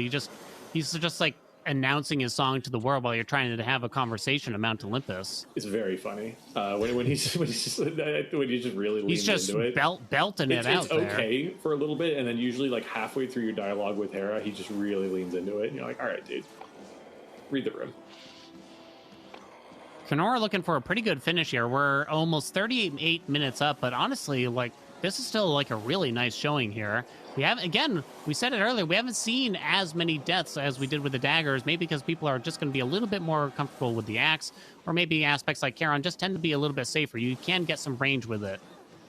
Running around here, but we still get the spawn. You know what's interesting about this fight is that if you're not using the Vow of Rivals, which, you know, you shouldn't be doing right now with only 16 fear, it's actually harder to kill those eggs before they hatch, you know? So you're probably going to get ads a lot of time. Oh, no, down to 17 health for Kenora, basically one hit away. No! When I got hit by that slam, I knew that was unlikely to be able to clear another run in 12 minutes. If I were Kenora, I would grab some water, take a break, maybe. Nah, I believe. Hey, you just need world record plus 3 minutes or something. And here's Kirby catching back up. Hopefully can. Oh my God. Honestly, beat Prometheus in his 12 minutes as well. System, but like, so one thing I want to emphasize is that doing, for whatever reason, even though it's like, hey, you're just doing kind of the same thing repeatedly, multiple runs of Hades in a row, real time without pausing, is exhausting. It's hard. We've got some longer categories, 3 weapons, all weapons.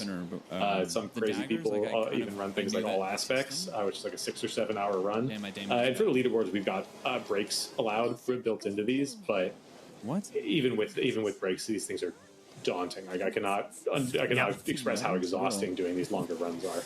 It's gonna be okay. Yeah, this is definitely a trial, you know what I mean? It's mentally taxing. There are no breaks really, you know, maybe during a load screen, but it's not like your average run where you can just, you know, stop and have a sip of water while the boon window's open. You gotta go. Hey, we got Whiskey here with a massive health pool again, 323 max health, 403 magic too. Oh my God. I'm almost curious how Whiskey got that much magic. But we're down to 1 Death Defiance here, trying to finish off Cerberus. Whiskey might have taken an unfortunate death or something like that, but we do have Aspect of Charon here. We just need more damage out of that cast. That's where boons like Prominence Flare from Apollo, Local Climate from Demeter, Geyser Spout from Poseidon would really be key here.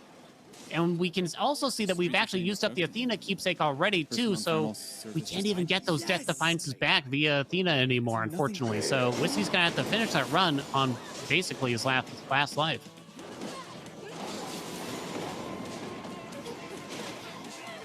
What do we got? We got another Charon build here. No special boon or largely damaging cast boon here, so it's this is like Charon's still very good, but with effectively no build on the primary sections. Ooh, still a lot of damage though.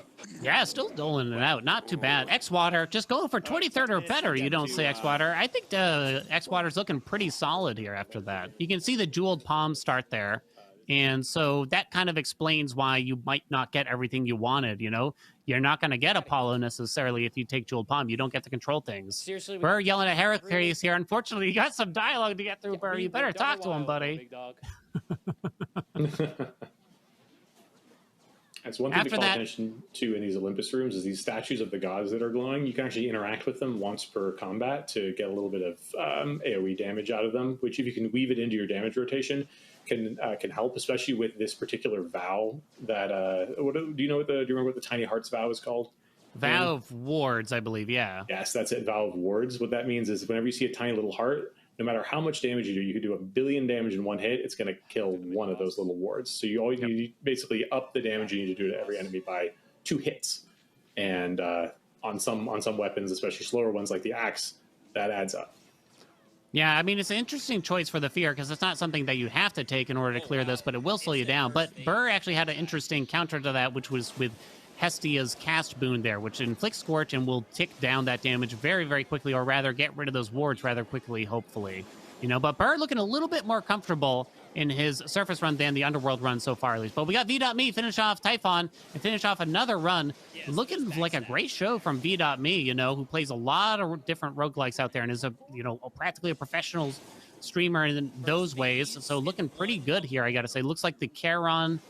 We got the usual Charon suspects here with a lot of Apollo. We got even Hera on the cast, which is interesting. But look at those big hits for 3,000. We've got the double special going on, and I can tell that V is applying the double cast in there to pop them both. I can hear both those pops come in. I can see the double prominence flare. So if Typhon had a health bar, it would be evaporating. Oh God, you can hear the popsicle.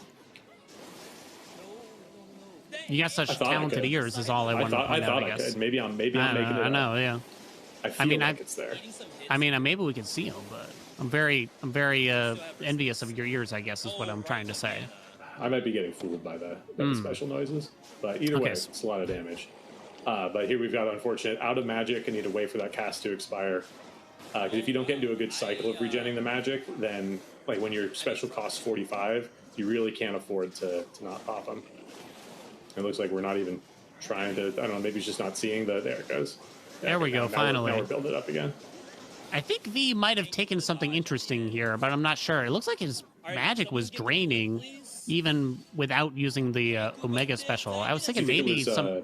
Brave Face? Yeah, there's a duo boon that drains your magic in exchange for blocking damage, which would be a surprising thing to have here. I don't know if he even did, though. It's hard to tell. Can we see it on the leaderboard or on the win screen? Some people there it is. And some people in V's chat were saying that was an insane duo boon, so I assumed that was it. Otherwise, kind of the way he was doing things didn't really make sense, but it absolutely tracks with that. All right, Kirby, round 2. Here we go, Kirby. Come on! Tons of magic. Last phase. This should be pretty clean. Going back for Born Game, but knew better this time. It has way more magic, like you said, Cgull. But can we pull this whole thing off? Honestly, 6.5 minutes left. I think Kirby actually has a chance to finish this run right now. Honestly, as long as we don't get. But we're still at risk of dying here. But I think one more hit should do it. One more hit should do it. One more. There we go. Only wrong once. This is a really dangerous boss, by the way. It doesn't matter how much you played the game, to be fair. If you're trying to do this boss fight quickly, Prometheus is just so frustrating, to be honest. And staying close to Prometheus is just very dangerous. He has a lot of, just annoying and punishing moves that can happen out there. And they're hard to read. I think that's the biggest thing about that boss is it's hard to tell what that boss is going to do next exactly because... watching the animations that he has, it's just not easy to understand. Like, this means that in terms of his different movesets here. But Kirby taking no chances, buying more magic on his way up to the summit here in the final zone. 5.5 minutes left. I think Kirby actually does have a chance to finish this run after all. And we did go... No, actually, sorry. We did not go for White Antler Gaming. We are instead going for the Metallic Droplet. And we are, and you can tell because we are zooming around with the combined Apollo Sprint and Metallic Droplet. I think at this point it does make sense. Let's just go for safety here. Kirby already took a death over on the surface. Let's just try to get a win because, it's actually kind of surprising to see anyone take White Antler that restricts your health to 30 for the surface because it is crazy challenge. Not to mention Metallic Droplet, very strong, like we said, with Aspect to Karen already, so maybe it's just worth it as is. We're going to get a little buddy with Sun Worshipper now, on occasion at least. Is it after killing an enemy, or do you have to have too many enemies? I mix it up with the first enemy killed in any region, in any location. Ooh, so we're seeing a very brutal thing here. There's one of the valves will randomly give perks, bonus perks to armored enemies. The one we're seeing on the spawn there is something that makes it so that enemy is invulnerable until it's the last enemy in the room. And on a giant enemy like that already takes a long time to kill, that has giant attacks and everything, absolutely brutal. Honestly, that guy looked harder than Typhon. The enemy was insane. It dealt like 100 damage to poor Kirby. Good lord. All right, we got Void going through Simon Says right now here. Now, it can be legitimately difficult to go from top to bottom or bottom to top. You don't have to have move speed, but it's actually just quite difficult. Yeah, you have to plan ahead for it. Thankfully, there's at the moment no one to interfere with your movement, though. Now, the last part of the phase, wow, looks like Void is doing really well here, just applying that blitz with the special from Zeus and then finishing him off with some axe swings. Wow. Really good alternating there. That's something that Blitz is really good for. Boss that we beat. Middle. Left. Come on, Void, you got to mash that dial and keep going, huh? I think Void was just debating just taking a rest at this point. Yeah.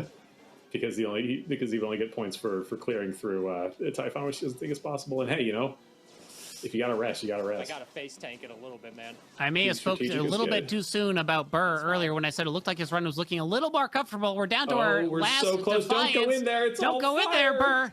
It's on fire, honey. Just Come on, stay away. The heartthrobs are such a bait. Okay. Okay, 7 out of 8 bosses cleared for Burr, at least for the entire race. We have Kirby and Typhon. Kirby's gonna make it, Seagull. Wow. Wait, Kirby took a death to Typhon, right? Am I crazy? Missed the aggro or anything. It was Prometheus. Kirby took a death to Prometheus. Oh, it was Prometheus. That's right. Oh my god, look at the companion damage there. I think that's what it was at least. Oh, look, Kirby got the massive enemy that you really want to see. I don't even know what you call those little doodads that just kind of race around and spin circles, but they deal thousands and thousands of damage if you can hit them with Sun Worshipper. Come on, little guy, come on back. Deal some damage. Get in the fray. Yes. There you go. Yes. All right, we finished, but damn, that was so bad. And Kirby manages a finish even after a very late death there. That is what it is. Truer words never spoken. We only got 2 minutes left, Seagull. I wonder who we got left even here. And if there's a chance that we don't really have anyone left. Oh, no, looks like we got to check out Thor here. Unfortunately, he's still making their way through the Kronos fight. We only got one Death Defiance left in 29 health. Why do I have no? Oh, it's gonna be tough. Oh, come on. Oh, and then we've primed quite a bit of our magic at this point, but I think we're okay to close this one out. Come on, you got the Thor. We're just missing some damage here. Part of the issue here is get in there. Part of the issue here is the the special. Thor. Part of the issue is the special. It's not a big % based special. It's just a little bit of damage from Poseidon. Oh yeah, there just wasn't good damage on that, unfortunately. Yeah, it's tough. I mean, it's happened to me all the time. You start a run, you expect XYZ to happen, doesn't go that way. You don't get the damage to really clear it, unfortunately. And, you know, sometimes it's no fault of your own, or sometimes you learn a lesson. You just don't really know. Yeah, so We got Dan Dan. refusing to die, at least. We've got Skelly Tooth. We've got Tula DD. We've got Mel DD. We've got 2 Athena DDs. Unfortunately, with the amount of damage we're seeing, I don't know that we're going to close it out in the 45 seconds that we've got left. We got nothing left in here. Come on. Just get all the way in there, Dan. Just start dealing that damage. We got so many Death Defiances. Just, come on. Finish him off. We got 33 seconds left. You can do it, Dan. Get one more boss kill under the belt. Gives you some more points to earn even more money from Twitch Rivals. You got that pitch down, Pat. It's like You the think third so? time you've segued into that like 3 times perfectly. It's There you impressive. go. I'm learning from Rain a little bit here. Yeah, he's great at it. I can only dream. 13 seconds. I don't think we're going to see it. Oh, come on. Just sit on Especially it. if we're Sit on getting it. hit. Stay in there. 7 seconds. Count us Come down. on, we 5. can get it. Just stay in there. Don't leave. Oh, no, but then the Death Defiances cost you time. That's the curse of the Death Defiances. Because you see so close. When you're doing in-game time, taking Death Defiance, you lose maybe 1 second while you do the animation because the timer pauses and slows down.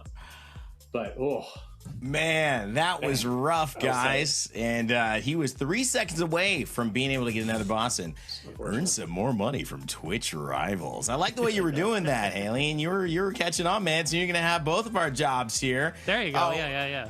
And the suit too, guys. You know, at the end of the day, this was a fun run too. It stepped things up the way we were anticipating it would, certainly. And I saw that there was a lot of similar things that kind of became the themes of what wasn't working. Sometimes it was the damage. Sometimes it was a specific boss. Prometheus gave a lot of people trouble here. We talked about how, you know, the axe a little bit less mobile. So that damage being just kind of spamming magic or doing it from a distance, it being very helpful. But when you had to get up close with Prometheus, started to get hurt with a few of those certain moves that he would do. So very, very cool to see those players navigate those changes too. cgull, you know, you had a chance to kind of look at this, and I think there was a lot that you said in terms of the analysis of what went well, what didn't. But big takeaways here overall on how round 2 kind of differed from round 1 and what you're seeing from these players. I think we saw a lot more streamlining of builds, right? Like I think the most common build in round 1 was the Morgan with Apollo attack, but it was not as predominant as it is here, as the Charon was here. And I think more than that, I think we also just saw that the people that were doing Thanatos were struggling more. And I think for all those reasons I mentioned, like you got to get up in there. It's more hammer reliant. We're doing a harder game. You're getting hit more. All of your scaling is immediately gone. And so we saw not only that start to centralize more in this round, but also the effects of that centralization. Of course, though, shout outs to Behemoth Steve for rocking the Nergal. The big lion-headed hammer just bonk, bonk, bonk, bonk, bonk.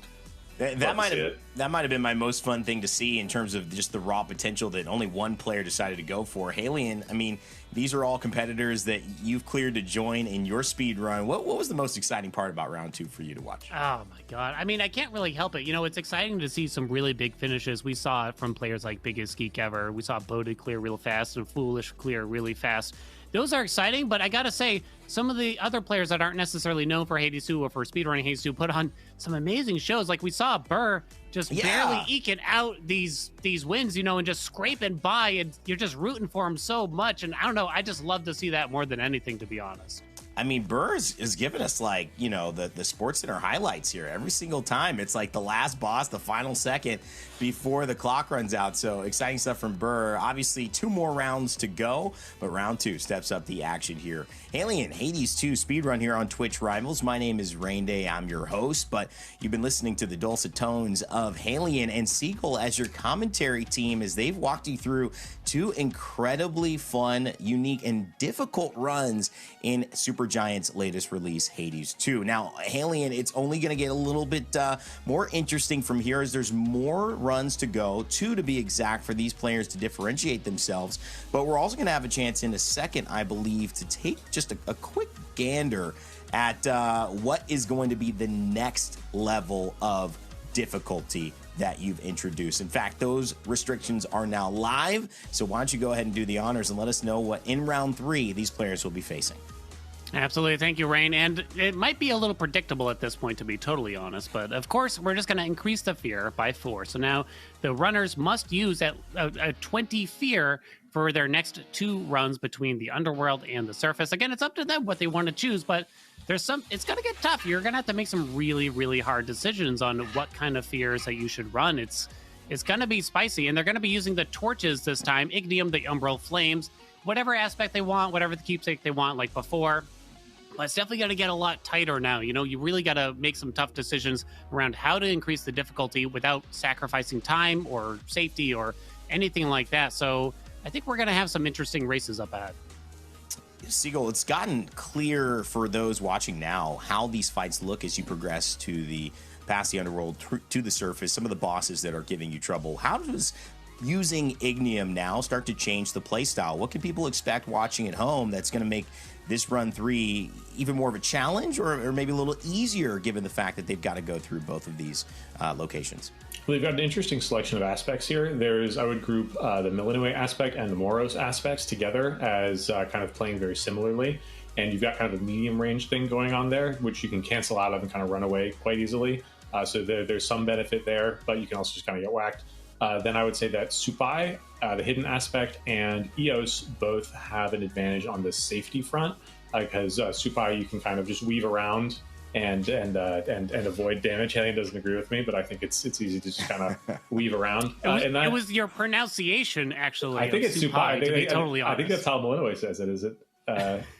I can't remember, but I'm gonna have to pull it up later or something, because I feel like you're feeding me here. Or I don't know. I'm feeding me too then. But and then Eos allows you to kind of spawn this turret that we might see that kind of can fight from a distance.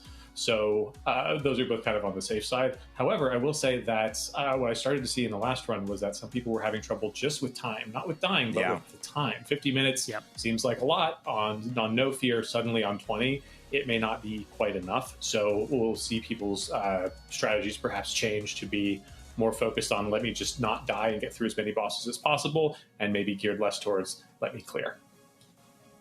Yeah, Haelian, you know, as we take a look, we have a chance to see kind of where the players have landed after 2. We've known that there's been some consistent finishers across the board. Biggest geek ever, Webbs, Foolish, Kirby. I mean, here it is. We've got our leaderboard here. It's tight at the top. The top 4 only separated by about 4 points in total, but it's a great look at how people have been performing so far in these first 2 rounds.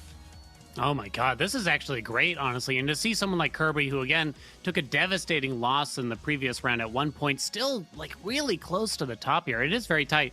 And while it might not be the biggest surprise for some of these runners, I don't know. In some ways it is. You know, some of these people aren't really known for speedrunning the game, but they're still doing fantastic. I mean, you got players like Laser Belch and V.Me getting really high up there and just doing fantastic. Even Burr staying alive at the end of some of those horrible runs. And Kate, it's nice to see her doing quite well for herself too. But then here at the bottom, I mean, you can see a lot of ties, so it could go any way now. You can see the final 5 contestants here are all tied at 12 points. So there's still a lot to play for there. So if your goal is just to be 23rd or better, I'm afraid there's a lot of competition for it, Xwater. Hey, but Xwater is currently sitting comfy above it. Yep. Well, I'm excited to take a look at this. It's been scintillating so far. All the gameplay, all the different decisions. It seems like damage is going to be a big topic of conversation, though, because surviving is not the task anymore. You got to survive, but you've got to move through at the right pace, and that's going to set the tone for whether you're going to not only go home with the $1,000 first prize, but those sister blades as well, the ones that you really want to keep, the ones that are going into your house, probably displayed in the back of your stream camera. So with that being said, round 3 is underway, gentlemen. Take us away here as we get started back again for their 3rd run. Wow, we're already in it, cgull. Can you believe it? Race number 3. And we're checking out the leader right now of the leaderboards with the biggest geek ever. Probably starting with what I'm going to say is going to be the most popular aspect that we see today, and that is going to be aspect of Moros. 100%. So the way that this one works is you have these attacks. Your attacks, instead of the normal kind of fire, they spawn out these adorable little ghosties. And the way that these ghosties work is when they hit the special, they explode, and they do bonus damage in a big AoE. And so you'll see that you can kind of just throw out your Omega special and get auto-turreting here. This is an incredible start. Hera on the attack gives us Hitch, an epic Zeus special. The Blitz is perfect, incredibly powerful. This build is, like, to be clear, the build is done. Get the hammer, get the hammer. Oh, we didn't quite Hidden the Helix best is hammer not there. bad.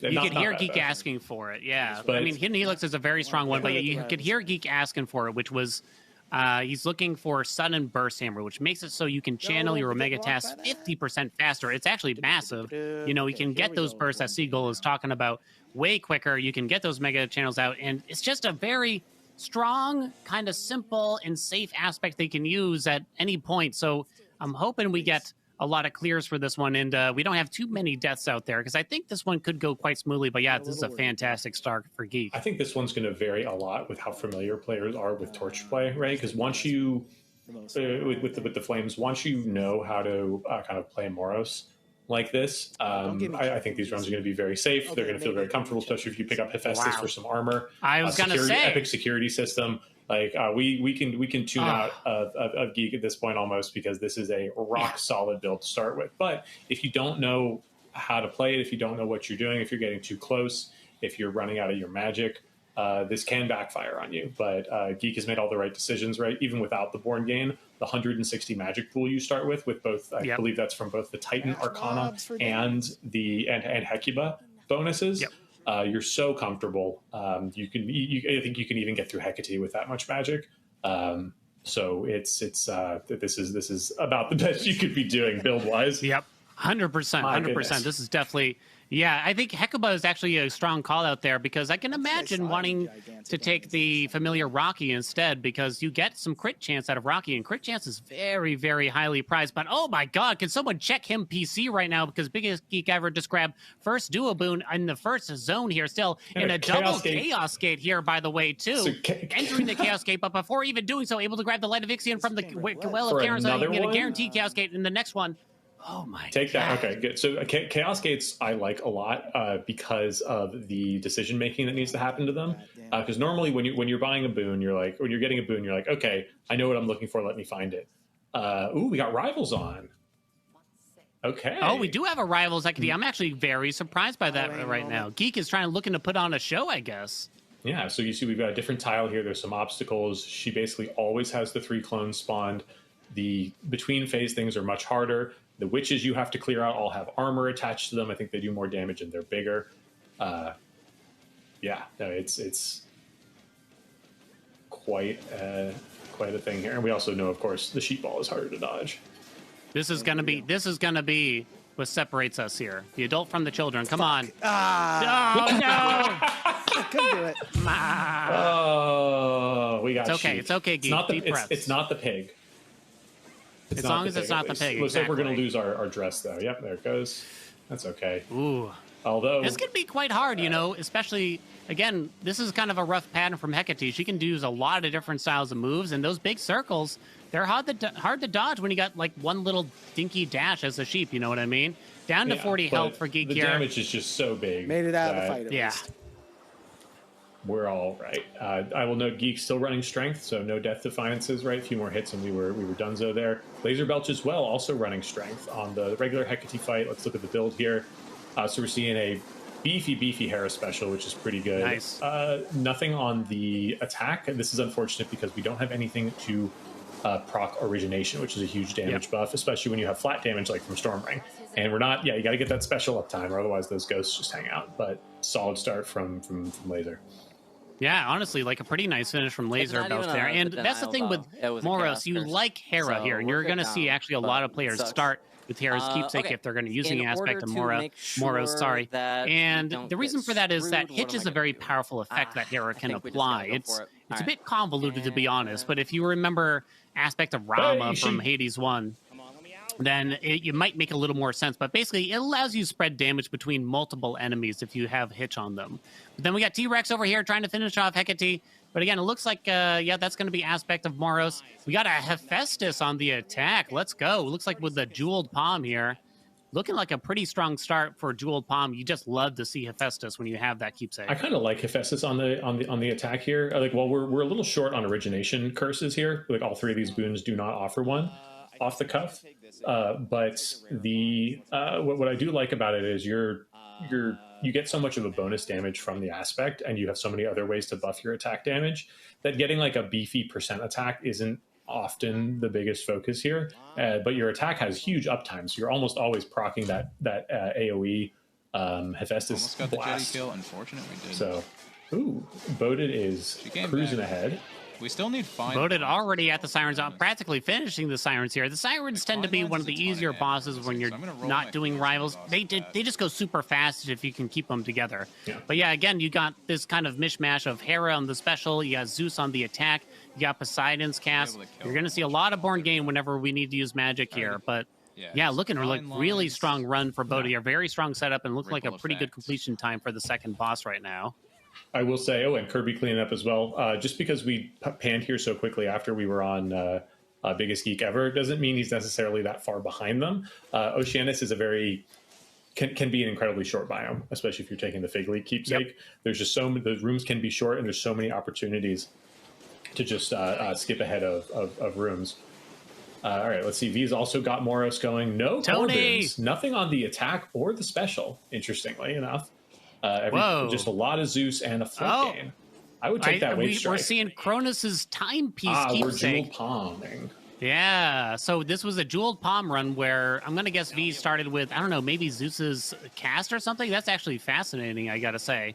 Looks like Geek is actually a little bit behind some of the other runners that we saw earlier, so his crown might be under contention here. It was an interesting choice to take Rivals Hecate, but we're not seeing Rivals for the Sirens right now, so Geek might be able to catch up. Yeah, so we should talk a little bit about this rather intricate thing. Again, we're doing these races in what we call real time, which means that you might want to take something that's okay that, your build or your run doesn't really need, but just to avoid looking at a menu, so to speak. So whenever you take a boon or a palm or a hammer, it opens up a menu and you have to make a selection. But that takes time just for the animation to have happen. So you might see players take something like max health or max magic that they don't really need just to avoid that little bit of time loss. Might be taking a death. We're out of magic. All three sisters still alive. Yep. Unfortunately. Okay. We'll just Our first death that we witnessed today, unfortunately. But 41 minutes is still plenty of time to get 2 runs under your belt. It is definitely very possible, especially for an experienced player like Kenora. I hope that they just, come on, make that run back and get back into it. Yeah, I think that was a symptom of, I saw no magic regen from Kenora there. So, while that starting big magic pool can be sufficient to take you through Hecate, it's not enough for Oceanus, unfortunately. Laser looking pretty good here, but you know what I noticed over there? We talked about this. I'm noticed a Fig Leaf scam because you still have the 1 next to the keepsake there in the bottom left. That means that Laser Belch prayed to the god of Dionysus, put on his delicious Fig Leaf keepsake, but Dionysus did not pay out. We did not get a free chamber in the zone. Nevertheless, when you take that keepsake off, after this, you do still get those free chambers in later zones still, at least potentially. Really slow. That's one thing I think is a huge improvement in Hades 2 over Hades 1 is the keepsakes. There are a lot more of them that are viable. There's a lot more of them that are interesting to take. And there's a lot more of them that have either limited or continued value. So it's not like, why would I take this? I would have to wear it the whole time. The developers realized, hey, maybe that's not that fun. And a lot of the keepsakes were like that earlier on. And the way that they've maneuvered them around, the iterations they've gone through, they've got a really strong suite of keepsakes now that provide really interesting dynamics to the game. Yeah, agreed. I mean, I just feel like it's just so much. There's so many more interesting choices now. They really did a great job upgrading the keepsakes and just making you really have to think about what's best in this situation right now. But we got Boat3d getting through Cerberus already. Wow. Nice damage coming out of Boat3d's build here. Yeah, Sub 5 finish on Cerberus with this aspect. I don't think we've seen anyone using anything except aspect of Moros right now, which is sort of what we suspected would happen, cgull. But I don't know. Do you think there's any potential behind any of the other aspects for this? I thought there was a possibility behind Supai, honestly, because as the stuff went up and maybe people wanted to be a little safer. But Supai. But it it's Supai cgull. It is Supai. I don't know, but that's what I choose to believe. We'll figure it out later. But I think people are familiar enough with Moros. I think the damage cycle on it is comfy enough. I mean, we've been seeing it consistently. Although Kate, I know, is rocking the Mel torches. Just because I've seen her posting some PBs with them recently. And Wait, really? Oh, I would love to actually see more of that. So Kate might be running Mel torches, which is a very interesting and a very different build that you're probably going to be looking for. That is indeed Mel torches. I can spot those. Looks like we had a jeweled palm start. I'm seeing Zeus's attack. Now, usually the thing you want to do with Mel torches, well, I don't know. There's a couple options out there. It could be you go for big magic spending build, or it could be you just spam the special button. Basically, you just got to go really far and up close with the enemies and just spam that special button, and you do a little twirl, and Mel's little torch balls just kind of whack at the enemies. I'm curious which one we had there, because I couldn't quite tell from the quick glimpse that we had at the boss fight. We got our Fig Leaf, we got Lion Fang for a little bit more damage leading into the final zone there. It's like Supergiant knew what the speedrun meta was going to be. And we got... Hey, that's a good comment, actually. Supergiant is actually very familiar and encouraging with the speedrun community. They've participated in some of our racing events before, the Hermes Cup and Hades 1. I've been a member of the modding community as well, and they've provided like modding support sometimes for when we just need to figure out how to do something, and that helps with races. They even in Hades 2, if you have the Acceptance of Another Fate incantation, which allows you to salute the Oath of the Unseen to re-roll your seed, essentially, to get a different starting boon. That was something that they added specifically for speedrunners and challenge runners who know that you want to have an unseeded run. So big shout out to Supergiant. Yeah, they've been a great studio to work with. You know, they're very in tune with the community. They're open to communication and all that sort of things.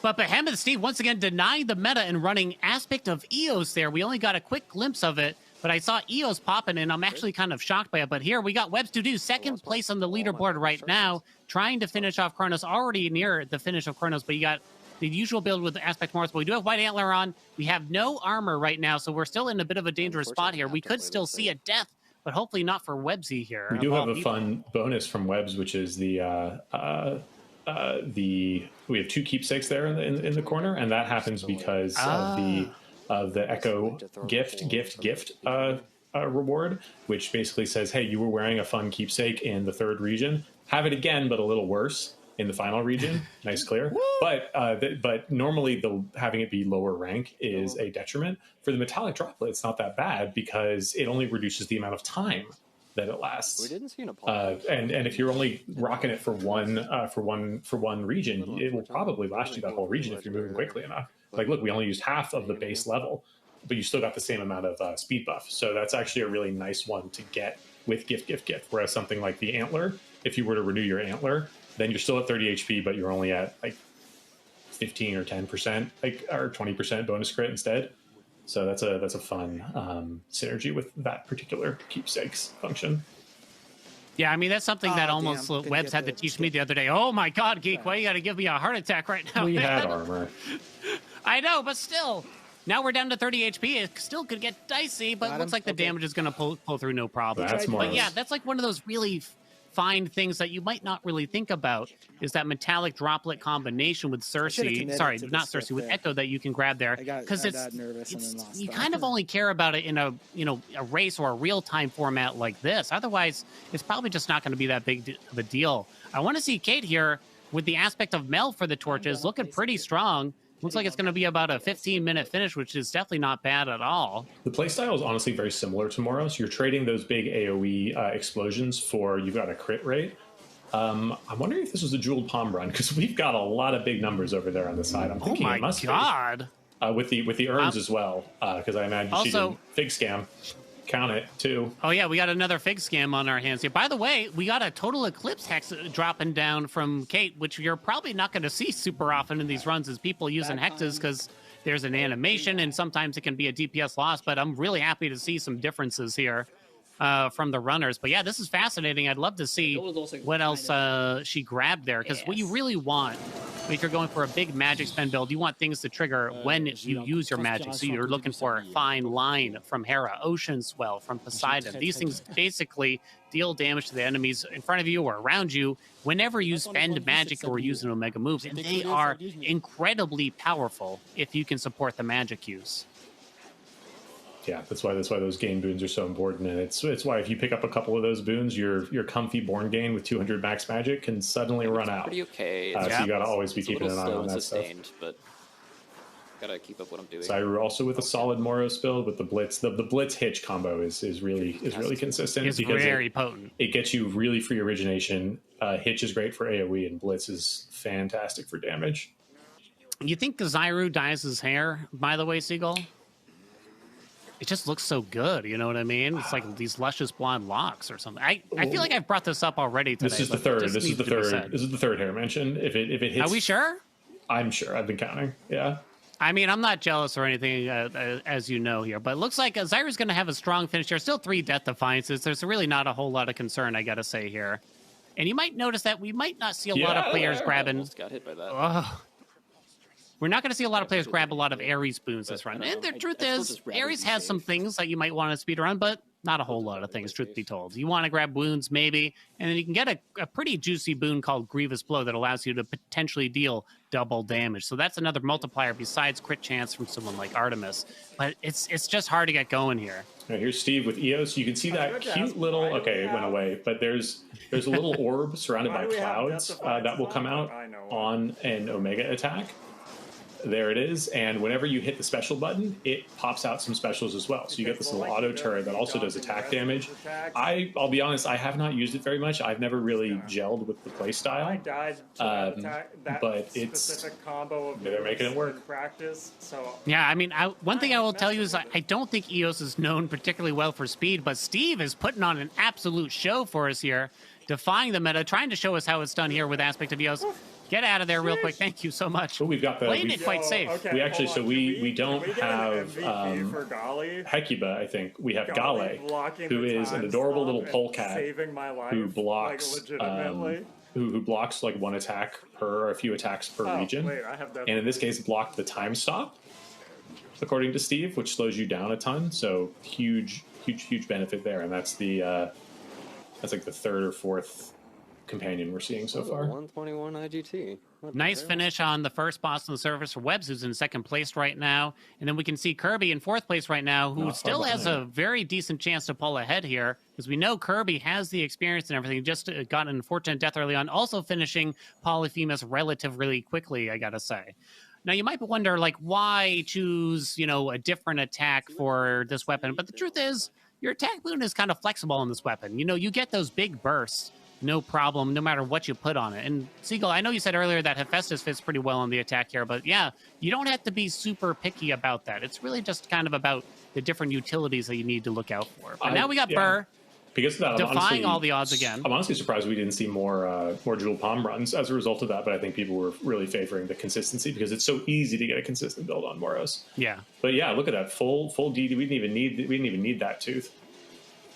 Come on, Burr, you gotta entertain us again. You gotta make it spicy out here. You gotta lose some of these death defiances. Yeah, we've got about 600 HP to burn through before this gets interesting. But so start taking some hits. I can imagine Burr experienced those 2 previous races and was like, I'm not gonna go through that again because I mean, you're just gonna be exhausted. You said it, Seagull. Like, you're gonna be so worn out after 4 hours of straight gaming right now. Right here, it's just it's pretty rough on you. It's rough on the eyes. It's rough on the fingers. It's rough on your thumbs. It's rough on everything. Yeah, and you also have the bad feedback loop of if your run is taking longer to finish, you have shorter downtime. Yep. You have shorter downtime. Like you said, you'd love to kill Kronos in 2 seconds, but I wonder what's lacking from the build here. Because we've got origination. It may just be stuff like that we've gone for safety. And so we're lacking a bit of like scaling. Like you really want more stuff on the ground from Metallic Droplet. You want more damage from Lion's Fang or Blackened Fleece. You want crit chance. I think this build is probably just missing that last piece to really take it over the edge in favor of safety. Yeah, I agree. I mean, you see all these death defiances and everything, but it's going to cost you time. Not using something like strength, you're missing out on global damage. And when you're using something like Zeus's attack here, that global damage, you're going to feel the difference, truth be told, because that global damage would boost something like the Blitz. So Burr is probably struggling a little bit from that end, and who knows what else we got taken here. The Hitch can help you clear a run, but it's not necessarily going to help you clear a boss particularly quickly. Yo, nice little, like, threading the needle there from Burr, though. Yeah, that was pretty. Hades 2 in general is a lot more about, compared to the first game, is a lot more about positioning and placement of your character, of your attacks, because especially the ones with the longer windups and everything. And I think part of that is emblematic in that in the first game, you could just hit a projectile in the air and it would disappear. Can't do that in this game, so you are forced to kind of engage in these bullet hell-like gameplay where you're dodging through and weaving through these things. That Burr did masterfully there. Shoot. Really good demonstration of excellence within the bounds of this game. Come on, you got this, Burr. Again. Another. You can take this one. You got so many death defiances. We should have taken the hit there. Okay, come on, just finish it for us, Burr, please. There we go. Oh, you're gonna kill me out here. What does Hercules trinket do? Yeah, I mean, there's so many things that you have to keep in mind. There's so many different. I mean, your boon knowledge alone is such a big test here. Wow, Moab actually doing very, very strongly. I gotta admit, finishing off Eris very shortly. Boom. Great example Eris with the what's up. Great example of stacking the magic spend boons on top. The Omega special on the torches, I think, is base 25, and we're up at 40. There, sometimes that means you got some, you got some good stuff there. You at least got fine line popping off there. All right, so Kenora is making good progress after dying to the sirens before, very safely clearing out Cerberus here. Although I don't see any. Oh, we got a. Oh, he's colorful. Specifically, they don't like the way Moros feels, from what I understand, which I get it. It's not for. Another fun fact about how, because Eris, as mentioned, is using the rail from the previous game. Her attacks like this, they're all either modeled after one of the rail aspects from the first game, or one of the hammers. That being the spread fire hammer, the shotgun. That aim and shoot being the Hestia snipe with the big damage. So it's a lot of fun to. I think she has one that reminds me of Delta Chamber, so it's kind of fun to like track that stuff and just like fun little Easter eggs while still being a really engaging boss. That's honestly some things I didn't totally notice myself here, but Webb's on the ropes, only 13 health, trying to fend off Eris. So close here. We only got like 1.5 phases left, but that shotgun move just won't let up. Oh my god. So generally you want to hide behind a pillar or something here when you wait for Eris to pop down. She can't shoot you off though. Oh my god. Perfect dash by Webbs, and yet again down to 7 health. That was too close. Too close, Webbs. Too close. Webbs, please. Second place on the line for Webbs in case you take that death right now. Oh my goodness gracious me. Krovan very sadly has the... So he has Cherished Heirloom, which is great because it upgrades all your keepsakes and it will continue to be great in the next 2 biomes. However, he has taken the Heroic Fig Leaf, which would make it so instead of skipping a room in 3 biomes, you now skip a room in 4 biomes. That only helps if you start with the Fig Leaf, which you never do. Yep. Yeah, unfortunately. It's one of those things like, oh, yay, level 4 Fig Leaf. Oh, wait, never mind. Oh, wait, level 4. Because it doesn't even, like, reduce... It doesn't even reduce your chance of getting scammed in a region, unfortunately. It's baloney, I tell you, Seagull. It's balonium. Balonium. Also, to further back up my hypothesis of the spread fire shotgun, she fires it 6 times, which is how much you get on... Oh, that's how much ammo you get. That You're right. Oh, that's clever. The callbacks, I tell you. Love the callbacks. Yeah, because you also get Talos the robot has an aspect of the fists and has a move like that. Nemesis has her sword. It's debated whether or not Athena's shield is the shield from the first game. That might be her own aspect of it. It looks kind of like Zeus's aspect, but it's fun to see those things return. Kate looking pretty strong over here.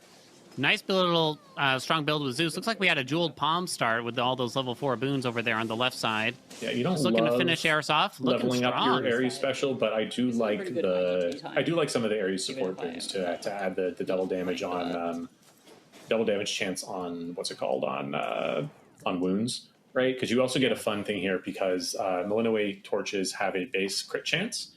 And if you also get a double damage chance, those can stack and you end up with a 6x damage multiplier. It's very rare that you'll line both of them up, but hey, it can happen. And when you do, oh my god, the big numbers, let me tell you. Some aspects out there can hit for like over 10,000. It's not easy, but it's fun, and maybe it's not always good, but again, fun is sometimes more important. Does it show 2 exclamation points, do you know, when it does both? I don't know. That sounds like the kind of thing you'd know, and that I'm going to have to reference you for that. I don't read the code as much as I used to. Oh, I see. We got Nitro finishing off airs here. We're seeing a lot of players in roughly the same spot right now, honestly. So it looks like it's going to be pretty tight. Again, I was kind of hoping that this would be one of the safer aspects for everybody and kind of a clear choice for someone. But I'm happy to also see some of the differences that we got with him and Steve taking EOS, and we got Kate taking aspect of Mel here. We got Moab trying to finish off Prometheus, a full boss ahead of Nitro Starch there. So looking pretty strong. I love the color effects on the ghosties. Happy haze. I know every single other attack boon that you can get from the gods, all 8 different gods you can put on your attack have a different colored ghost. It's just like a cute little flavor thing. Oh, look, the dig! Digging for those resources. So here's some esoteric knowledge that I could know. So each familiar can replace a tool, basically, and will like get a resource for you. And Hecubuzz is to dig and dig up the seeds. However, during combat, the pets don't do their job.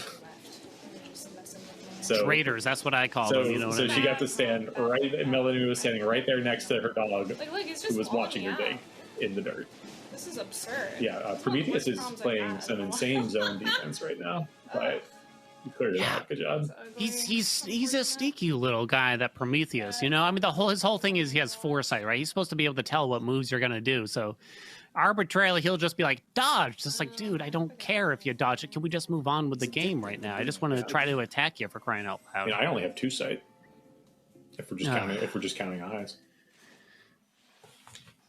Fountain. Better put some glasses on over there then. Geek moving along most of the way through the summit, it looks there, but it looks like Geek might not take first place for this race potentially unless we see some deaths, because you see some of these other players already finishing up that zone right now, which is quite fascinating. We got Kirby on Prometheus right now doing Simon Says for us. I was terrible at Simon Says. I don't know about you, Seagull. I don't know, like, I would try my best, but it's like as soon as I lose once, it's like, I don't want to play again. Forget it. It's a game based in deception, I think, is the problem at the end of the day, right? Like they're trying to trick you. It's not. It's a dishonest game. Oh, like witchcraft or something. You're at the whim of Simon, right? Or whoever is posing at Simon. It's never actually someone named Simon. There's your first problem. Turns out it's not even Simon. Maybe they're reading our inputs too. I can't believe Simon Says it's been lying to us this whole time. Yeah. So it has its problems. The Prometheus one's not too bad, though. Yeah, we gotta drop those flames a little bit away from Prometheus, but it can be quite challenging to not lure Prometheus back into the flames. You know, you get that big red circle around you, so you kind of generally just want to drop it a little bit away from him. And again, but you're trying to balance killing the boss quickly, so you don't want to run too far away and stuff like that.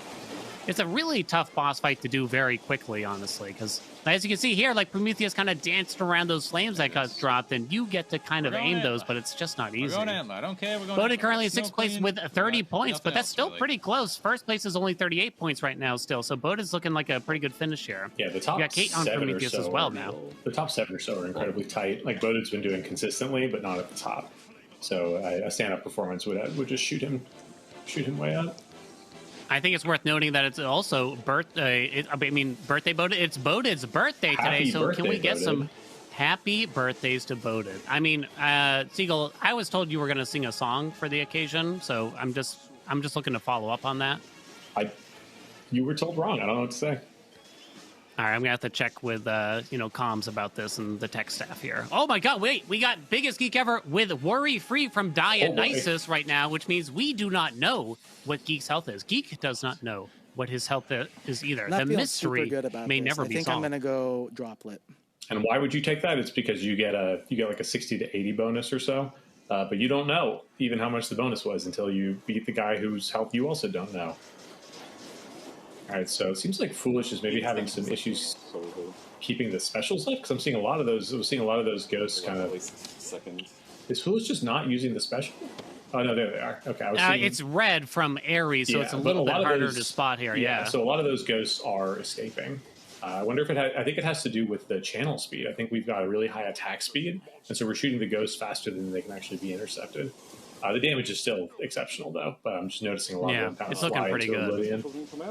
Is that a silver wheel I spot in the bottom left? Yeah, so the silver wheel is a very, I think, rarely used keepsake in top-level runs. All it does is give you, I think, 100 bonus magic for the rest of the night, even after you take it off. But I think this is a correct take from Foolish here, because you can see, look at how much the Born Gain is already is actually shredding our magic bar, right? It's very possible that we would have 100 less magic right now, and we would have been burning through it even faster. I would wager we'd be out by now, honestly, if Foolish hadn't taken this. I mean, yeah, you can see just the max magic is absolutely insane. And Foolish, with a very strong finish, possibly one of the first people to finish their whole run in just slightly over 40 minutes. It turns out at 20 fear, things get pretty spicy out here, honestly. And here's Moat hitting the same. Wow, that is close, huh? Yeah, very, very tight. Okay. But yeah, really, really big brain move on the silver wheel there. That takes a lot, especially when you're trying to go fast, Oh, another fig scam. I guess Summit's pretty short, right? I was going to say, I'm pretty sure Foolish just had one too. I think this is our 4th or 5th fig leaf scam. Summit's got to be the most common one, right? Because it has the fewest skippable encounters, because you can't skip either mid-boss, can you, in Summit? No, you cannot, Yeah, so you've only got like 3 or 4 total chambers, right? And Tartarus has 5, so it's probably pretty common. You know what I noticed on Kirby, though? We got a white antler live. I don't think that we've seen any other white antlers, at least on the surface, for this particular race right now. So Kirby just going all out here on it. 55 armor still to their name. I think it makes sense with Moros. Like... Moros is just, it's safe, it's good, it's strong. Yeah. And when you've got a good player, stuff just works. Like, look at these eggs. You can't. They're gone. Melt those eggs. He's making an omelet over there, Seagull. What are you going to put in that omelet? Ham. You put me on the spot. I'm sorry. It's okay.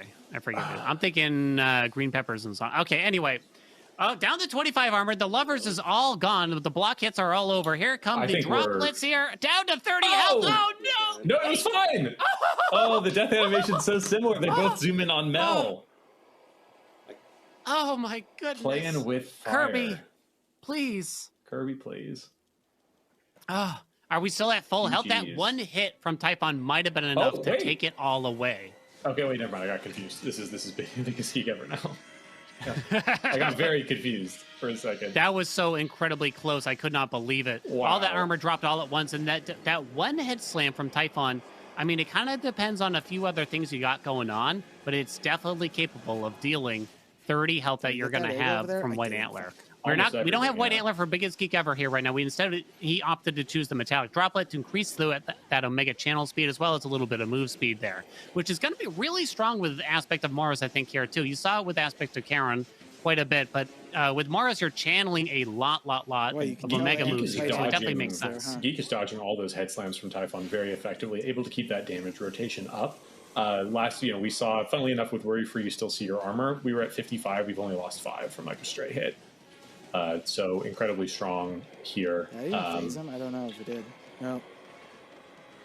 Yeah. I'm actually surprised at the number of heartthrobs that we've seen popping on several different runners here from Aphrodite, because not really known to be the strongest boon. At one point, maybe it was, but nowadays, it's might be considered a little bit lackluster. Can we get a hex finish from Geek maybe here, just to kind of send us off? Is this Lunar Ray? I don't know it by the icon. It might be. But think about the Pog champs out there. If he had a health bar, he might go for it. Oh my god, I'm scared now. We could die. That's like a lot of damage. I would like to know how much health he has left. Oh yeah, we used it. I'm actually quite frightened. Okay, I'd love to see how much health Geek has left here if we can actually. Yeah, if we can keep him on for like 10 seconds or so. Give us 10 more seconds here. 43 minutes, and Geek has now finished that race there. Oh, we didn't get it. That's fine. It's okay. Check out Geek's stream if you want to see how close there you to go. Pharaoh he was. All right. Nitro continuing to deliver just honestly really solid, consistent runs here. Got all the boons we need. Got a ton of health. We hit the Lion's Fang, which is pretty solid pick into here. Yeah, just continuing to play the fight well, taking hits when he needs to. Easy. Nitro just cool, calm, and collected. Like, this is just his day job right now, just clearing the business out right away. Those TPS reports are getting filed, Seagull, let me tell you. One thing that we should talk about here, because I see some people asking about, like, seeds in the game. Is this a seeded run? Is everyone going to get the same stuff? Unfortunately, the Hades games, they're kind of a bit more complex than that, and it's just not that easy to get everyone on the same seed. In fact, it's pretty much impossible. Even if we had everyone share the same save file, which is what we did at the beginning of the night, they're just immediately going to be on a very different run after a chamber or two, sadly. So maybe someday that's where the modding community could step in and help us out, I can imagine, and, you know, create something fantastic and allow these races to be, you know, even more interesting, because then it's going to come down to pure speed and not just RNG, maybe. Seeing in the chat that 68 HP was left on Geek at the end, so that's like a hit or two. Ah, there we go. Or even one hit, so. Oh my god. That's still dangerous, yeah. All right, looks like Thor is struggling a bit. We're only trying to get past. I don't know when he necessarily died before, but we're also struggling a bit here with the second boss starting to feel the fear, which is, I mean, I don't, how it's designed. Thor might be on potato time right now. I'm not really sure, but Thor, known for using literal potatoes to play their games right now, but doing a pretty good job of it, I gotta say. Is still clearing. All right, unfortunately, Thor's a little bit behind in the race in total, but at least clearing the second boss and seeing. Can definitely at least get an underworld clear in the 14 minutes left. Top, middle. A little bit of Simon Says before we charge back in. Yep, very similar builds here to what we've been seeing. Just the Hera Zeus combo is too strong. Real power couple there. I don't know anything else about this fight ever going to resolve when we're running away from each other? Laser looking pretty good. 11th spot with 24 points, but Laser, you know, I don't think Laser's ever done, you know, outside of the practice for this racing event. I'm not certain Laser has ever really been interested in Hades' speedrunning, so we might have caught a live one here, cgull. Yeah, Laser's... We're reeling him in. We're trying to get him addicted right now. Laser's absolutely the standout of the non Hades running crowd here.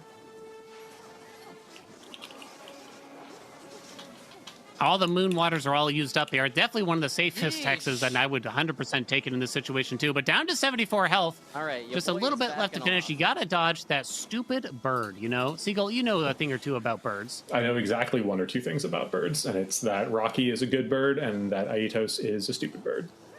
This is very true. That's you know, what I say, you say cgull, I say sawgull, but at the end of the day, birds, you know, they fly. Can you get over here, please? Thank you. Just begging to Prometheus here right now. Just another one, just begging for the melee guy to actually come punch you. Okay, good. Zyru with the rare DD received from Chaos. It's a legendary boon that I think has even lower odds than normal legendary boons. Yo, orange boons, let's go. But we got one. You can see from Chaos's little face there on one of the DDs. This looks like a rough run though, because we've got none of our original DDs and two refills. So we've been going through it, but it seems like we're pretty safe for the final fight here. I thought the 555 would be base damage. You know, really Zyru here using every piece of the animal with a, you know, refilling those Death Defiances, maybe from Athena, getting one from Chaos, using Moros' pin for the little bit of invulnerability that I think has already been used up. Just gonna polish off these legs. Oh, there goes another Death Defiance, but well, not yet. Wait, no, there goes the spot. pin actually. Right, although we're probably this just buys us some seconds of invulnerability, really, because we're not clearing in this amount of time, right? Unfortunately, not. Why did that take both Death Defiances? Is that how that works? Oh, so that wasn't a Chaos Death Defiance. That was the Moros pin. Oh, does it show icon. up as? I forgot it shows up as the face. Yeah, because they wanted to make. Oh it no, clearer. Zyru! Oh, now we're in danger. It's getting close. This is 68 health left. I think this is the last phase, though. Yeah, he's looking pretty bloodied. Watch out for those. Nice dodge. Okay. Ice cold. Come on, watch out, Zyru! Oh my God! The dodge, the dash, but here comes. Oh. Ice in his Very veins. tight. Cat in the corner. I saw a purple 555 there for a second. I think we might have. No! Damn laser. Got us. Zyru crushed at the last possible. Absolutely crushed. Right, I can feel that. I could feel that in my bones, that devastation that Zyru just felt, and I understand it completely. All right, well, back to EOS, so we've got the evil dark blood red war cloud, which I kind of love. The look of. Oh, I meant to say I really like the look of the Ares attack on Moros. They go like really dark red, little ghosties. Yeah, they look like quite ominous. Oh, we've got a lot of damage here. Look at all of these double damage. We must have the wound damage doubler because our health is not that low. I'm gonna have to call up Steve and ask for some tips on EOS here because I've never seen EOS go this fast, to be honest. Yeah, very. You get that little cloud impressive. popping out, and then it'll mimic your specials whenever you use them while the cloud's out. But it just takes time for all that to happen. So it's it's fascinating to see it on display here. One Death Defiance left, 155 health, looking pretty comfortable. Nice dodges from Steve as we go. New keepsake we haven't seen before, but is honestly pretty common if you don't want to use Antler and you don't want one of the weaker defensive keepsakes. Knuckle Bones from Odysseus knocks out like 15% of this guy's health. Also reduces the amount of damage you take from bosses, which is very good. So good job on Steve for a very safe clear. Still had, I think, a couple of DDs Oh no, left. that's gonna be in the clip. That's the worst. Oh, Steve, it's worse than that. It was live here on the broadcast, unfortunately. But Steve finishing just slightly over 40 minutes, so looking pretty good. Nandre looking perhaps able to clear this one out, but this is. Oh, we have Inverted Spark. This is a little bit of a difficult this is a weird one, with yeah. Moros, because basically the way it works is when you dash, your little ghosties come back to give you a hug. But you want them to explode with Moros. You don't want them to be your friends. You want them to explode. Big win. But seems like he's making it work. Let's go, Nandre. Hell yeah, let's get it done. In 22nd place, I think that given how these are getting more complicated, these are getting much more difficult. I think getting this far in this run is going to be a huge help to him on the leaderboard. 100%. Yeah, absolutely. That might be a small comeback for Nandre, moving back up on the leaderboards. Once again, an interesting choice I just noticed from Laser Belch here is taking Vow of Wards, which again, as cgull explained, negates one hit from a Mel for every single enemy. Not a big deal for a boss, but for all these little enemies like these eggs, it can be kind of annoying. I'm kind of surprised to see so many players taking it when it straight up costs you time, I kind of wonder about some of these fear loadouts, but unfortunately it's just a bit too complex to get into for the broadcast here. But it looks like he's making very quick progress here on Typhon. Yeah, full health, full armor, looking saucy. Doing great. Yeah, I would love to see some of the fear loadouts if possible. Unfortunately, they don't show on the victory screens easily in this game. But honestly, the wards definitely got to be my least favorite Vow. I just don't like having to hit things 2 more times before the numbers show up. I like the game's about numbers. I want to see the numbers. We might see a Max Magic popping off. Okay, Laser did actually notice and knows that he has to take it easy on the magic spend here because look, we're down and out practically here. Yeah, we still got essentially a whole phase left. We've got like a few hundred more magic here, right? This is the real rough part of Born Gain is like it's all well and good, but it's exponential, right? As you get smaller, you're spending it faster, and then it's priming, you're spending it faster. So it's like the first half of the bar takes much longer to fill up than the second half of the bar, which just vanishes very easily. So if you don't keep that in mind that it is exponential, then it's you can run into a real danger. However, I think we might. I wonder if we have the moon water buff to. Didn't matter. All right. I wonder if we have the moon water buff to restore some magic. That would help. I think Laser did have a few moon waters in the tank there, and definitely could have healed up a little. I think even if we primed out, there was still enough health and time and skill to evade. Yeah, Laser must have had some of those magic spending boons like Fine Line, Ocean Swell, Cut Above, something like that. Part of it was also not super high max magic, and Born Game scales nicely with rarity and palms. But it was a base rarity level 1, which is 20 magic prime per thing, and you spend a lot of magic to beat Typhon. It's a long fight. We're watching Burr here down to 1 Death Defiance, trying to finish off Prometheus here. Only 6.5 minutes left on the clock. Still plausible to finish the run, but it is going to be very, very tight. Down to 23 health now, too. It is an Athena Death just that 1 Death Defiance. So it should recharge stronger, quite. Yeah. Okay, actually not that much. Oh wait, no, maybe it's the other one, Righteous. No, I forget. No, we don't have enough. Now. We do have 100. No, probably not. No, actually, we do have 133 primed. It might be left. No, that one has the infinity sign. Left. Middle. What do you mean? You can't just be making up your own rules like this, Burr. This isn't how we call them out. Left, middle, and right. I think would be that. Technically, that's 1 fewer syllable than top, middle, bottom. It's clearly if left is no. It's count. Top. It's not left. It's not 1. Oh, it's get just on that fire. Burr. 35. Oh wait, looks like we got some self-healing or something that's getting a little bit of health back. No! Dang. Burr, unfortunately, the clutch master himself wasn't able to clutch that last one right there, unfortunately. Void clearing pretty strong. Also seeing a Knuckle Bones pick here for safety, but a little bit of damage for fun.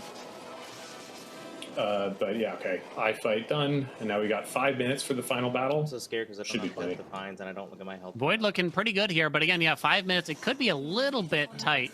You're going to need some strong damage here. Nandre should be able to finish up here. Looking pretty healthy. And honestly, respect to Nandre for running strength here too, because this is like with the stuff getting high up. But yeah, you can see that these ghosts are pulling back, and it's causing issues with them actually doing damage and exploding. It's just really hurting our damage. Although interesting, we're seeing the Death Arcana, I believe, is the one where you can have combos. When you alternate between different Omega attacks, they have large crit rates. Oh, that's the Knight Arcana. Knight, card. that's right. Yeah, the name changed at one point, I think. Oh, did it? Yes. La-di-da. Yeah, but so yeah, you're that seeing crit a lot of chance difficulty from the Knight Arcana card. I mean, again, we keep talking about crit chance and White Antler and all those things. Crit chance is just a big deal when you're trying to deal a lot of damage. Yo, we got a big help, 2 big helpers. Nice. 2 punchy boys or something like that. Go punch the big guy. Oh no! Yeah, come on, and finish so him off. There's actually nice synergy here with the Keepsake, the Blackened Fleece, which when you take a lot of damage, which we certainly have, gives you a huge boost to your Omega damage only, but that synergizes really well with the Knight Arcana, which is crit rate for your Omega attacks. So great pick on that front to identify a really effective Keepsake. Get another one out, Nandre. Come on, you got to finish this bad boy. We got plenty of magic. There's really there's no harm in just spending that away. Got a whole phase left, and then we're just the damage is light because of the ghosts running back to us. Okay, we got through the eggs. I'm worried about the health. That's what I'm worried about right now. Not to mention we only got... Did we just iframe that with a hex? I think we just hexed to delete the laser. Yeah, Nandre just God-gamered that laser by summoning it. Oh, look at... Oh, it didn't work out. He was trying to do it. He was trying to do it. It didn't work, but we cleared it. Nice job. There's that Come on, Nandre. Yeah. Yes. Look, for someone coming in at 22nd to clear this third round, very, very well done. Yeah, again, this is just getting harder and harder. What he was doing there is when you pop calls or hexes, I think that for a split second you don't get invulnerability, but I think it does delete a bunch of projectiles on screen, perhaps. Ooh, nice. We're feeling the emotions now. Another finish with less than 3 minutes left. They were on their last Death Defiance too. Oh, it was close. Oh my god. That was so rough. Great job. No Death Defiances. We got Dan Reichert over here, still trying to make their way through. 2.5 minutes left. Come on, Dan, let's go. Come on, get it. Leave. I think Dan might have a prime sump ready to spend because he's clearly ordering a lot. Big lead. I like it how Dan just ran right into the trap. I think I've done that just looking for that sacrifice or something. I don't even know. Dan also running EOS, so we have 2 EOS representatives today, which is cool to see. And we have spent 5 Death Defiances to get here. I think we just don't have the damage to make it to and through Typhon, unfortunately. Unfortunately, I think you're right. Unfortunately, yeah, the time is just too short now. But come on, Dan, let's escape with just a touch more dignity. Let's stay alive. Let's defeat these twins. Let's at least glance at Typhon's disgusting mug, maybe just this once. The twins is a nice fight because once you kill one of them, there you go. It does get easier. Watch out! We're just standing in his face. Give him a half point for that. Yeah, half point.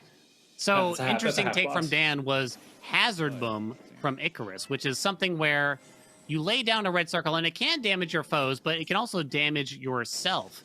No take from Brayface there to try to get rid of some of the damage that you'll be taking, Dan. Come on, goodbye. Bye, Dan. No, that was pinball. The summit rooms start up faster than any other region. You can just walk in and suddenly take 80 damage to the face and be like, I was just trying to take a sip of water. Yep. 2 more minutes. Those big chargy boys, I mean, they're spicy. J-Rock still moving here. We got less than a minute to go, though, I'm afraid. So I'm afraid there's just probably not enough time for Typhon. But again, maybe we can at least look at him, get a glimpse, get a little bit of practice in. Although with J-Rock also tied with those 12 points. Yeah, with the big boss still left to go, I think it's unlikely. But hey, even on there, we got the Dark Ares big ghosts that I like. Watch out! Here comes the charge! Oh.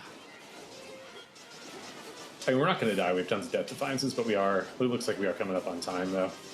At least we got to see the Ares Moros ghosts. Look at them. They're adorable. Beautiful. Let's see if we can get some big door gaming going on here. Let's see what the exit is. Are we going to get the big eyeball, or are we going to get a small door with the big tail? Big door gaming. Let's go, baby. Come on. So I haven't heard this before. Is it just like big door is good? That's what makes it big, is because you get the good thing? Look, all you need to know is it's the big door, Seagull. I mean, so you pick the big door, and the big door has the you want the big door because big doors are good. Okay. All right, looks like we are coming up on time here. So great work to everyone, though. That was a rough round. Yeah, seeing the Umbral Flames in action, guys, it was an incredible showcase of some of the different types of strategies you can pick going into Hades 2. Haelian, you talk about Thormungander and his pace. Sometimes things aren't really working out damage-wise, but he's done a lot playing with potatoes. You yourself, you beat the game on a drum pad. Yeah. We'll talk a little bit about some of those stories in just a moment. We got some fun Hades moments. I'm going to ask you guys about some of your favorite challenges right after this break. All right, this is a little laser belch action here. Yeah, we got Laser finishing off the first race, it looks, and that's Morrigan, right? I'm trying to spot it. Yeah, that's got to be Morrigan. Laser's been put on, a great show. The dodges on the things. Looks like we've got the that boon from Artemis with the crit chance on the Omegas after dashing, which is perfect synergy with this. Just a really, really solid, well executed build here. I think just beautiful. Barely took any damage, and this is one of the hardest aspects to run with, by the way, for this whole race in terms of just skill ceiling, I'd say. Yeah, you guys said you were impressed with him. I mean, talk to me a little bit about Laser Belch. Why has it just been so exciting to see how he's taken on to Hades 2? Well, I'd say it's surprising because Laser's not necessarily known specifically for Hades. Laser plays a lot of roguelikes, and we're good friends and is known for many games, but I'm kind of surprised at the dedication and just how much practice Laser's put in, and has put on a show in a nice little fist bump with every single win here. Yeah, and like Haelian said a lot, this is a knowledge game. Like there's some execution here. It's not terribly difficult execution-wise. This is a knowledge game first and foremost. You need to know what to do and how to do it. And he's been putting together good builds. He's clearly understanding what makes the damage build, right? Because if you're just like, the game's still pretty good at giving you damage if you just kind of pick stuff at random. Laser is consistently, and very consistently, I think, for someone that doesn't kind of immerse themselves in the community or this kind of thing, he just knows what he's doing, and that's what's impressing me. The bandana helps too. Bandana absolutely helps. Well, it's great to show some of these standings. You mentioned it's a knowledge game. I love that distinction as well. But people in these roguelikes, oftentimes, you run the game, you beat it. That's the first part of a never-ending journey. We mentioned that there were some potatoes being played on by Thormungander. We're not talking about skill. We're talking about real potatoes. I mentioned you did a run on a drum pad, Haelian. I'm sure, Seagull, you've seen some crazy challenges. What stands out to you as your favorite challenge you've done, Haelian? Since this is your Hades 2 speedrun, I want to highlight you a little bit. Oh, God, 100% blindfolded run was just the most, interesting, compiled with stressful, in some ways it's easy, but in other ways it's hard, but it just really tested your knowledge of the most minute details of the game. Like, oh, I heard that sound over there on the right, therefore I should, stay away from there or something. It's just so strange, honestly, how it had to get done, but it was a really fun experience.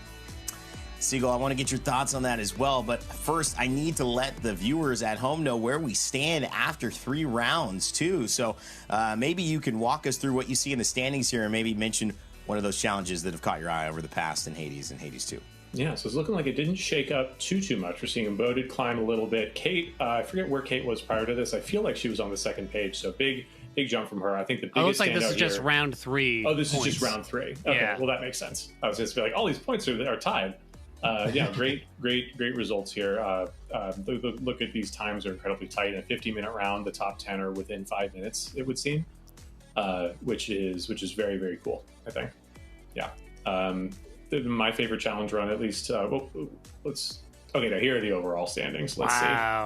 So Nitro holding on strong. He's my underdog favorite. Foolish and Biggest Geek scrapping at the top, with Foolish really pulling ahead here, though, with 2 straight first places in round 2 and 3 after a disappointing showing in round 1. Yeah, what a dynamic change between round 1 for Foolish and those last 2 rounds, as you had mentioned. Some pretty consistent play from Biggest Geek Ever, but it slowed down a little bit. Croven kind of had a start and, you know, slowed it down in the middle, got back into form. So it really is looking like anybody's round 4, guys, as we take it to the next couple of pages here. Behemoth Steve dropping down as well. Haelian, what is your analysis here over these final standings before we see our overall final standings after round 4?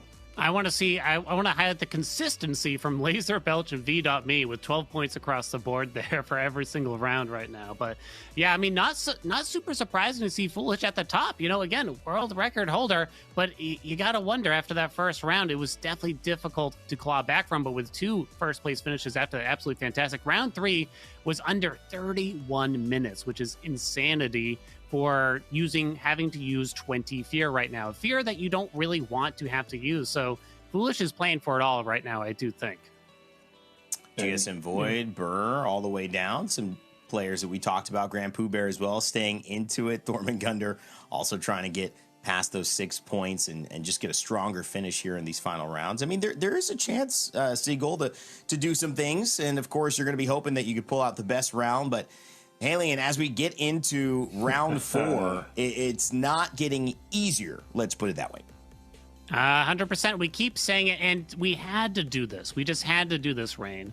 It's called Twitch Rivals. So you know what that means. For the final race, the competitors must have Vow of Rivals on at full stock. That costs you 12 fear on its own, and it means that every single boss on the surface and the underworld is going to be not just a little harder, not just a lot harder, but incredibly more difficult. Not to mention, you have to do it as quickly as possible, nevertheless. And the weapon of choice is going to be Revolve, the Argent Skull, known for its speed. There is one aspect in particular that it tends to perform above the rest, but it'll be interesting to see if anyone tries to play it safe with potentially something else. cgull, your thoughts here as the Vow of Rivals will be engaged for every single boss. That's going to be fun. Yeah, this is going to be a real scrap. This stuff is tough. Even I would say that a lot of times you can power through with endgame builds, and if fear is not super high, you can kind of, it's a walk in the park if you know what you're doing. These rivals fights are hard. These rivals fights are long. We've been seeing people struggle already with some of these bosses, and it's just going to get turned up to 11. I'm really interested to see what the aspect picks are. We'll get into a little bit more later, but basically Medea, the probably the strongest weapon in the entire game, has a very high skill floor. You got to know what you're doing. It's also very dangerous. You're up in the mix. You're getting hit. You're going to get hit. And so we may see some people opt for kind of the safer skull aspects like Milanoe, Persephone, or the Hell aspect. But the people at the top of the leaderboard, I imagine they're good at Medea. They know Medea. They're going to be running Medea. Well, you know, Haelian, you have, and you too, cgull, no stranger to intense runs, speed running, whether it's in front of crowds, talking about them, or on your own YouTube channels. You guys have seen some really high fear runs. Some of our players here have actually completed some high fear runs. Boat3d did as well. Most recently, I checked out one of his videos. You did your first hitless surface run, which is essentially Haelian, which is extremely hard to do. Talk about blindfolded. I mean, I don't know how these challenges get there, but let me ask you a question for those watching. How do you navigate that? What do you go into the do's and don'ts? Because I'm really concerned about what you can't do that maybe you got away with in some of the first 3 rounds that you really just can't get away with here. Oh, sorry. Was that for me, Rain? Yeah, I'll start with you, Haelian, because obviously you guys both know about it, but anyone who wants to jump in, Haelian, let's start with you. I would be shocked if we saw White Antler for this round, honestly. It's just, those boss fights are not just harder, like they deal more damage, but it's just so much longer. You know, they just go on and on and on. It feels there's more faces, there's more everything. So I would be shocked if anyone does it, but I would be definitely very pleased if we did see it. And cgull, we're getting into game, but just to finish off on that point, and then you guys can take it away. What can't you do here if you want to be successful in round 4 and take Haelian's Hades 2 speedrun? There's nothing you can't do, I would say, because the players at the top level of this game have never failed to surprise me. There's so many things in both this game and the last one that we said were going to be impossible that then happened a week later. But I would say that the gambling has got to get turned down, the greeting has got to get turned down, and we got to be thinking about safety.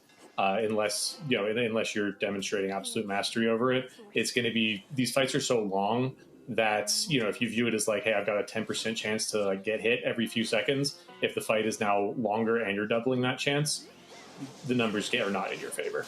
So you gotta keep it closer to the chest now. All right, guys. Well, it's round 4. This is our final round before we get the final results. See who's going to be grabbing those weapons in real life from Supergiant Games and that $1,000 top prize. So, Haelian, cgull, take it away. Oh my God, there's so much to talk about here because if you've seen any speedruns of Hades 2, you've probably seen this weapon in action. It is insanity on wheels. I guess there's no wheels involved, in a bomb format at least. So the idea behind Medea generally is simply that you load your attack into your special, you could say, and then you need to special into an enemy in order to make that attack explode. It does mean you're hitting enemies with both your attack and special at once. Now, that sounds kind of complicated, and that's because it kind of is, and there's sort of a reason why some players tend to gravitate away from it, because it's just difficult to kind of use and to get used to. cgull said it earlier that there is a high skill floor for this, meaning that you kind of got to practice a lot in order to get into it. But once you do, oh my God, you can deliver insane amounts of damage so quickly. Yeah, and so we're in the rivals one fight already with Foolish. The way that the skull is supposed to work, like the normal skull, it shoots skulls. Like you shoot it like a gun, and then they go and they explode. And Medea completely turns that on its head by just charging them up on you and then exploding them with the special. What we're seeing here from Best Geek and Foolish is incredibly smooth movement, and I have to tell you that smooth movement is not easy. We got a Freenos block there, by the way. Ooh. Freenos coming in red hot. I don't know if you knew this, cgull, but the frog can block the Hex from Hecate. That's news to me. I'll be sure to use it in my future runs and tell all my favorite streamers about it every chance I get. Sure.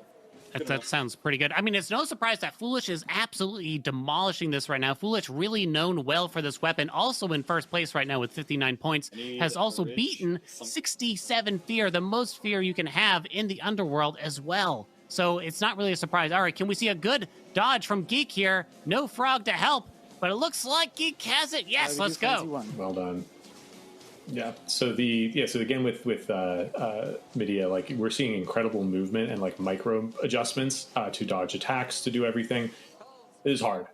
This is actually one of the reasons why keyboard and mouse can actually, some people believe it's superior to controller. I think you can execute perfectly well on either, but that precise aiming control you get on Medea specifically makes it so that your limitation of 8 directional movement from the keyboard isn't as big of a deal.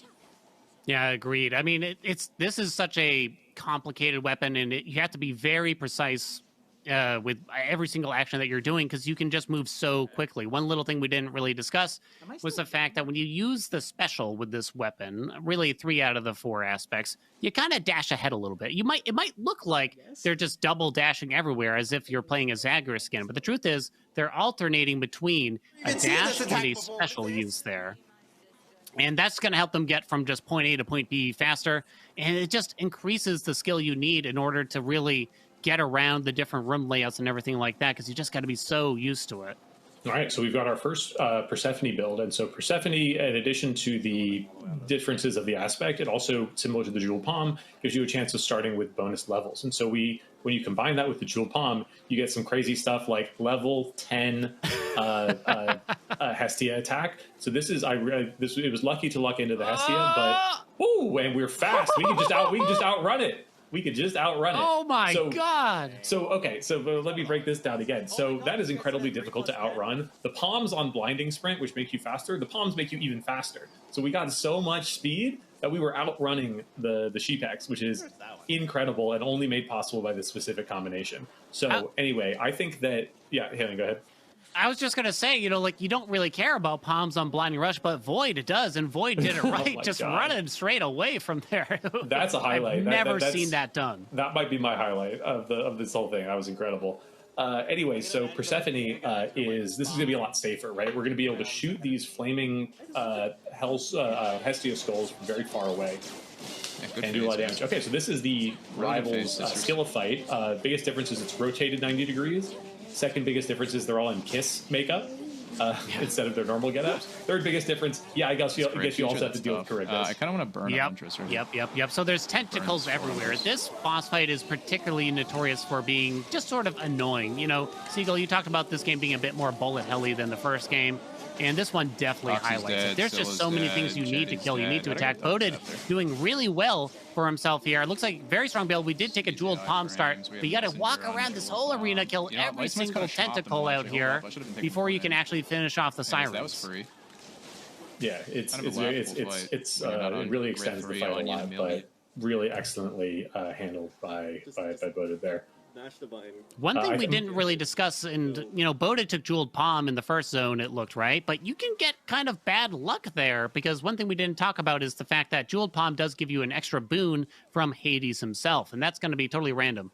And they can range from being relatively helpful to not really doing much to being slightly detrimental, I would even say, if you get stuck with the boon Howling Soul, which was just going to slow down your movement since you cannot just drop your cast willy-nilly. Yeah, absolutely. You're causing me problems. Yeah, so okay, it looks like we've got Medea here as well for Moab, cleaning these out very well. Charybdis does actually add into the vocals as well with a nice like monster metal growl, which is amplified when she's featured as well. Here we go, featured Charybdis. Let's go. That's a problem. Yeah. So speaking as to the back to the way that Persephone works, which will return to Void at some point, I imagine. But basically, there's synergy with the Scorch as well, because that damage you're building up builds up your sprouted meter, which lets your Omega Special drive around, basically like a you could just go anywhere you want with it, and you're invincible. And so you've got really good safety, and so I think that's going to really help Void out. Is that safety? You can shoot from afar, build up your charge, and then zoom around to pick up your skulls and be safe. So it may not be a fast run, but it will hopefully be a safe run. Yeah, I mean, you're kind of beholden to the extra palms that Persephone may or may not allot you, but it's definitely one of those like favorited aspects just because it's just fun to get a lot of palms on, you know, your different boons there right away without having to do any extra work here. That was pretty good. Moab clearing up really well here. God, we're only about 9 minutes in at this point. By the way, we were so generous, you know, Sequel. We were so generous to the runners here. We gave them 5 extra minutes on this round to clear all these rivals fights that probably take 3 times as long as the normal fights. You know what I mean? 5 minutes is crazy. That's so much. Okay, so Steve here is actually wielding the Hell aspect. Yo, let's go, Steve! Is very transformative because you don't even shoot the skulls anymore. You just kind of have like a little 3-round laser burst, and the best friend of short, fast attacks is Poseidon attack. You just really get a ton of damage pumping out of these, especially when you alternate with the Omega Special to up your fire rate even more.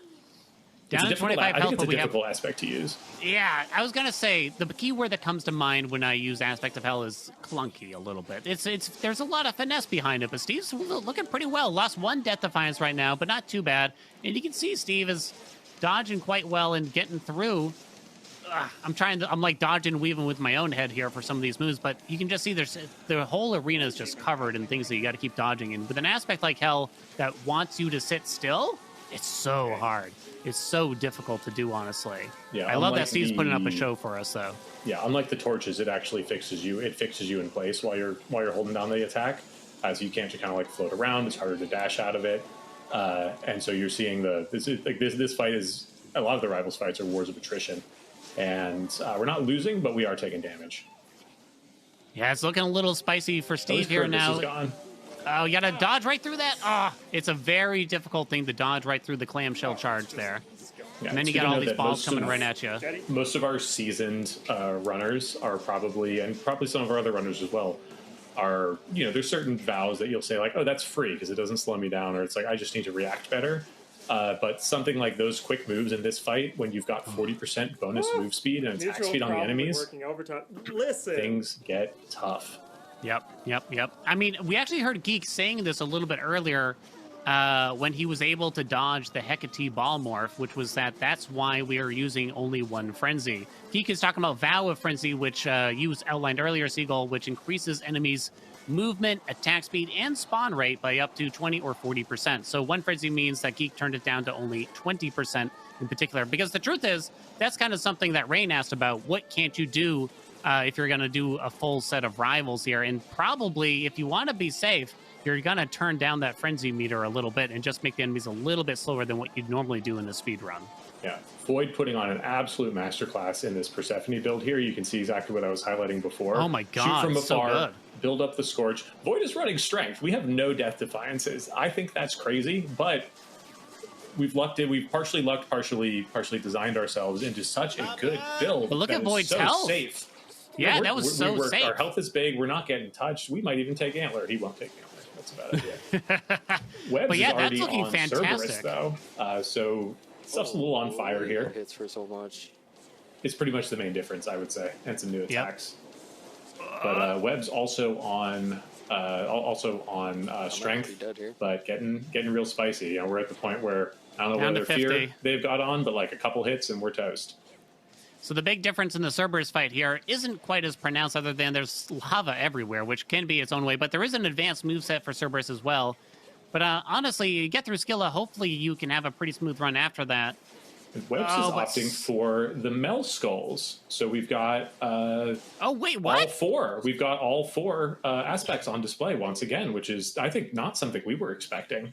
The Mel Skulls, because they are the normal skulls and they just shoot, they do allow you to stay safe. Looks like Kate also is rocking the Mel Skulls, and so this is... Oh my god, and look at the damage piling up for Kate over here, just spamming that attack button over and over and over again. Oh my goodness. Yeah, I think this was a dual palm start, because I think I saw a level 12 on the attack, and I think it's Aphrodite, and that synchronized as well. Ooh, we're on Kronos. Foolish is on Kronos already. This is ridiculous. Wow, Foolish might actually get the first clear here. This is, for the final assuming race. Nothing catastrophic goes on with the surface.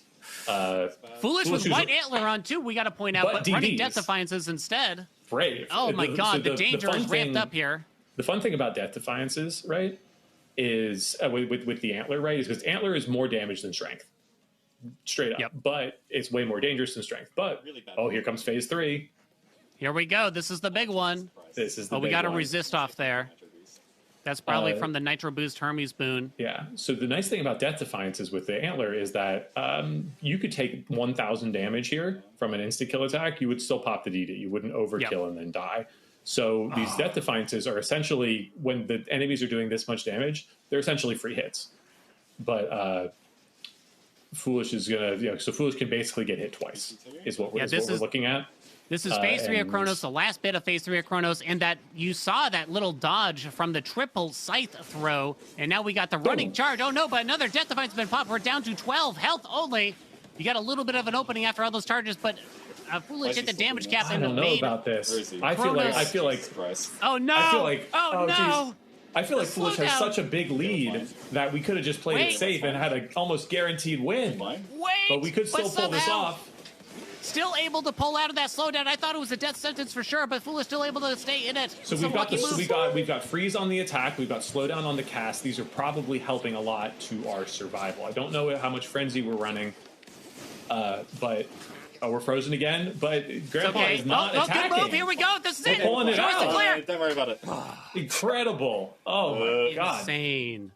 Insanity. Just great presence of mind, I think, in that case, to not just absolutely panic, which is, I think, what I would do. I think we heard Foolish even call out GG when that slowdown occurred, because it's just so dangerous, and there's just not a whole lot you can do about Kirby, it either. That's a lot of damage. Oh no, Kirby! I think Kirby might be a little unfamiliar with the rivals moves, because we're getting hit by new stuff here. There was the double vacuum move that Kirby just dashed into as if it were just free damage, and instead it was free damage on him.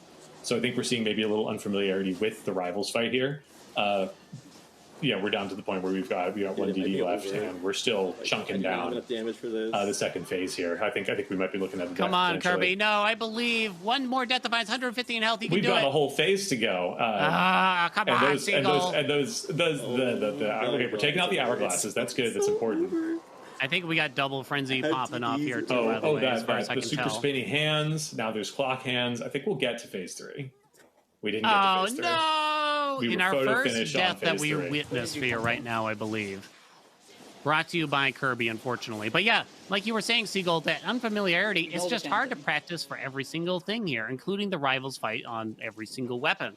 Not to mention, they didn't know this was going to happen necessarily. Maybe they had an inkling. Maybe they had some ideas I would be a monster and do this to them. But, oh my God, this is what you got to do. Oh, no! Kate!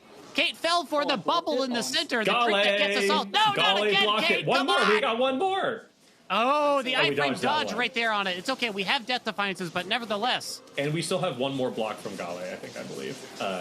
So I just want to talk about the build here for a second. We have a level 13 heroic Aphrodite attack. Oh my God. And that synergizes really well with the specific mechanic of the millenary aspect skulls, which is the more you shoot, like the first one you shoot has whatever base damage it has.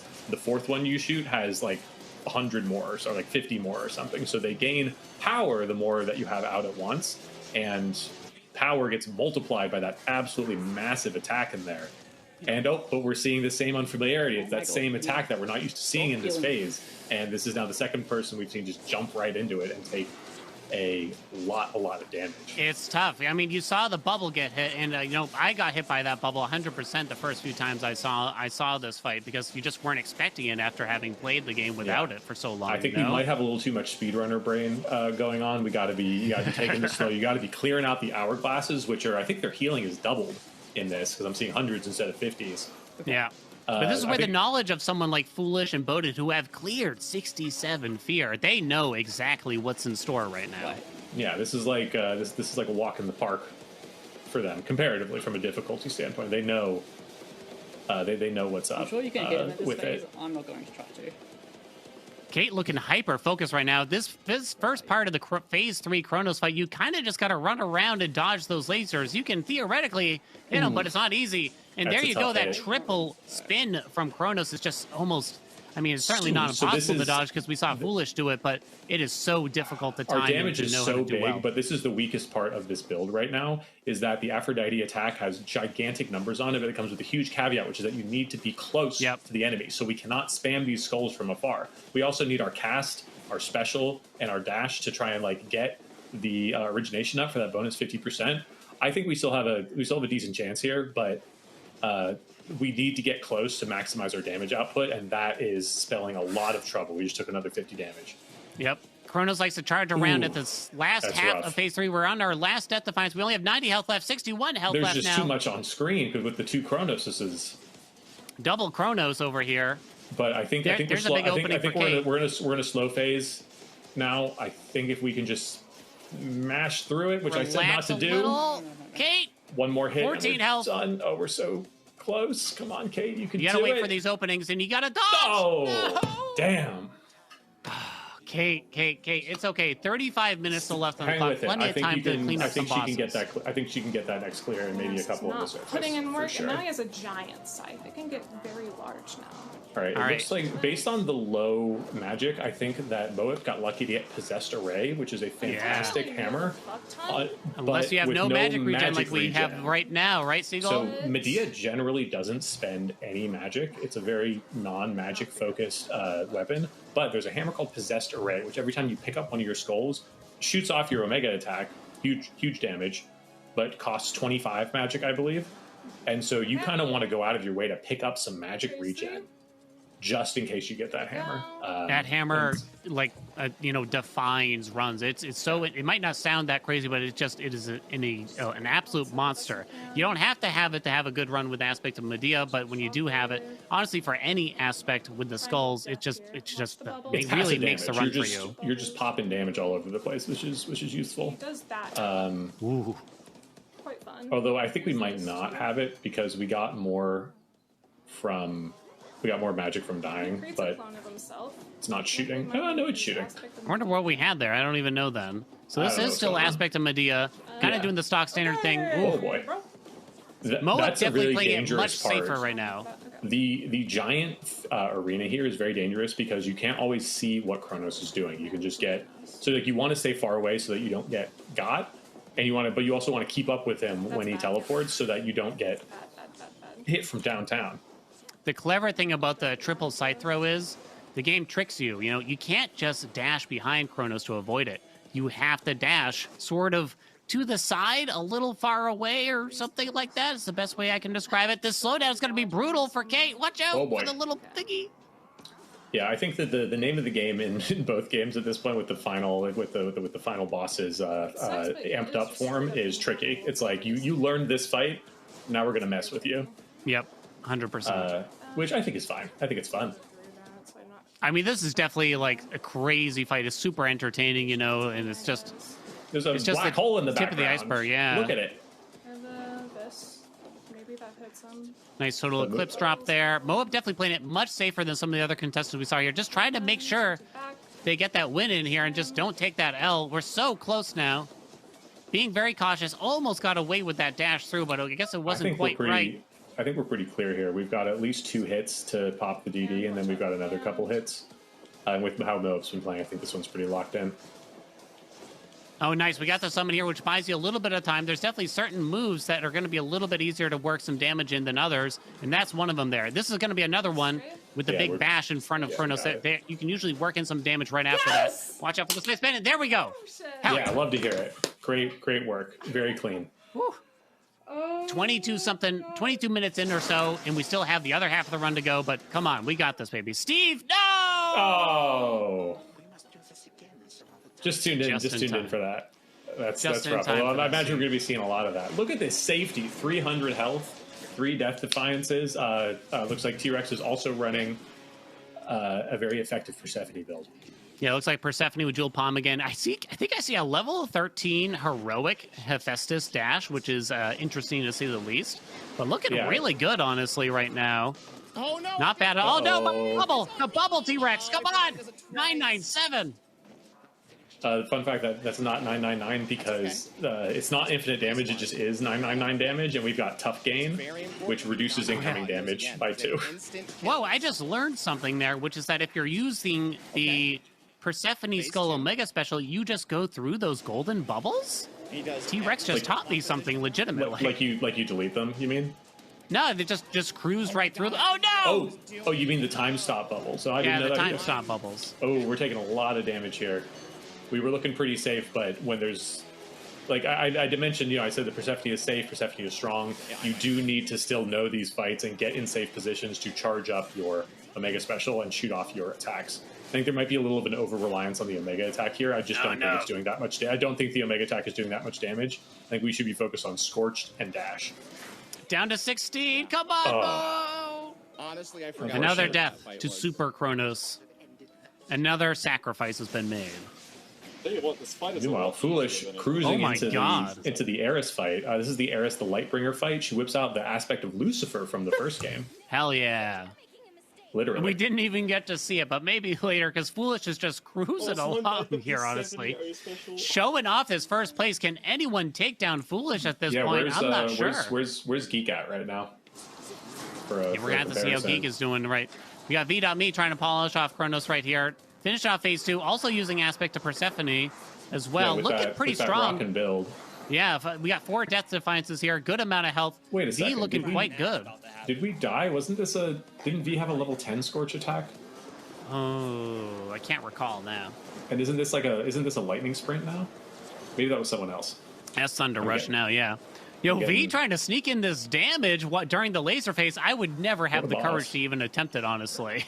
But the guts. No, nice charge up there, because again, you're invulnerable while this Omega Special fires off, and while Chronos is sitting there doing all those moves, it's a good time to get one of those in. It looks like they all. Yeah, I think Chronos might end up taking like 15th place here, just by kill to death. The sheer number of kills, right?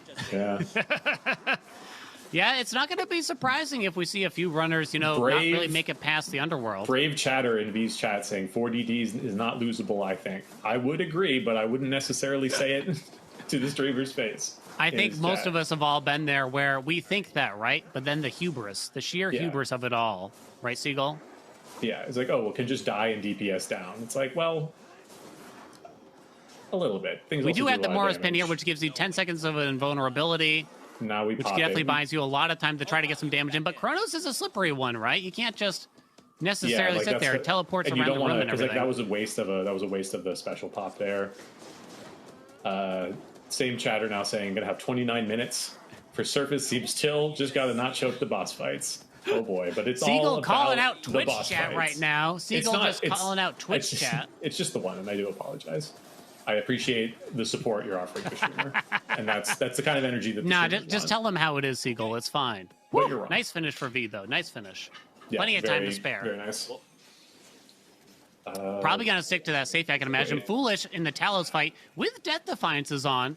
I'm actually I hadn't noticed that earlier. I don't know if Foolish was running Death Defiances for the Underworld or not. Remember, it was the Antler.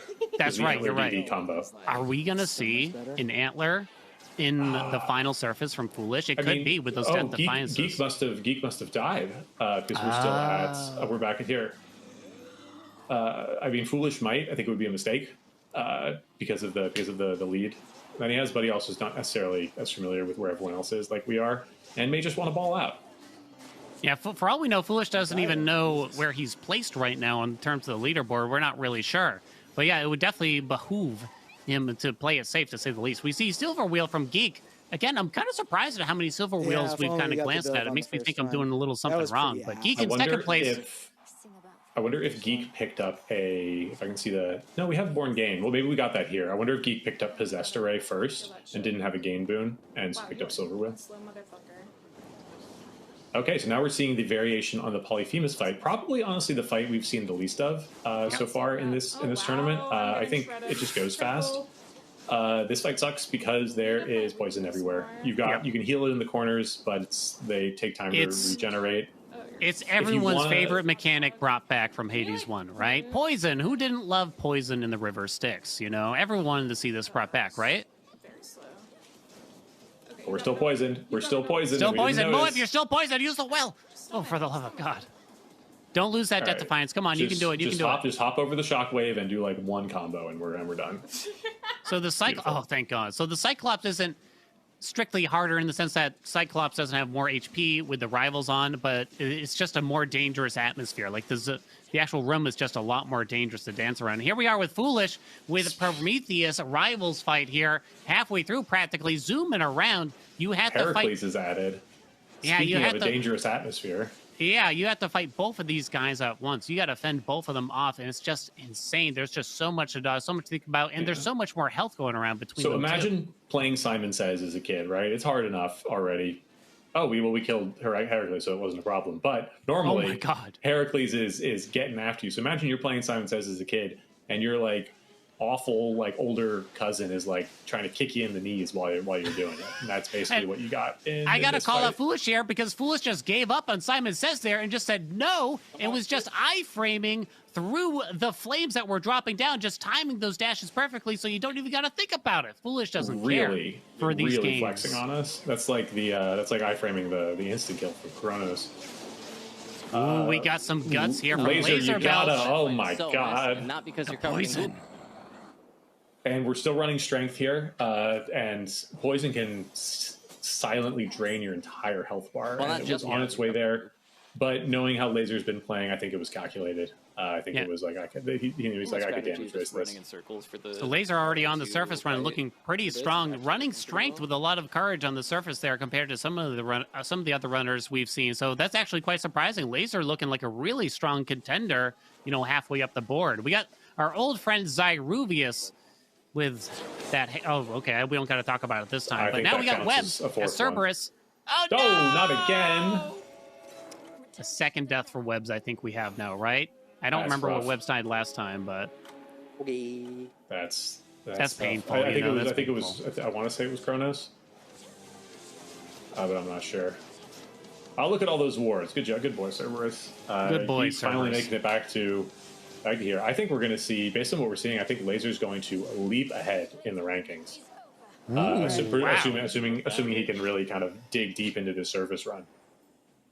I think it's pretty clear who the winner is going to be now, though. I think Foolish has it pretty locked down. Foolish again is just an absolute monster with this weapon. So unless we see some kind of throw here, but 195 health, got the Ghost Onion on, got all so many things. Boat3d over here, facing the final boss right now. Okay.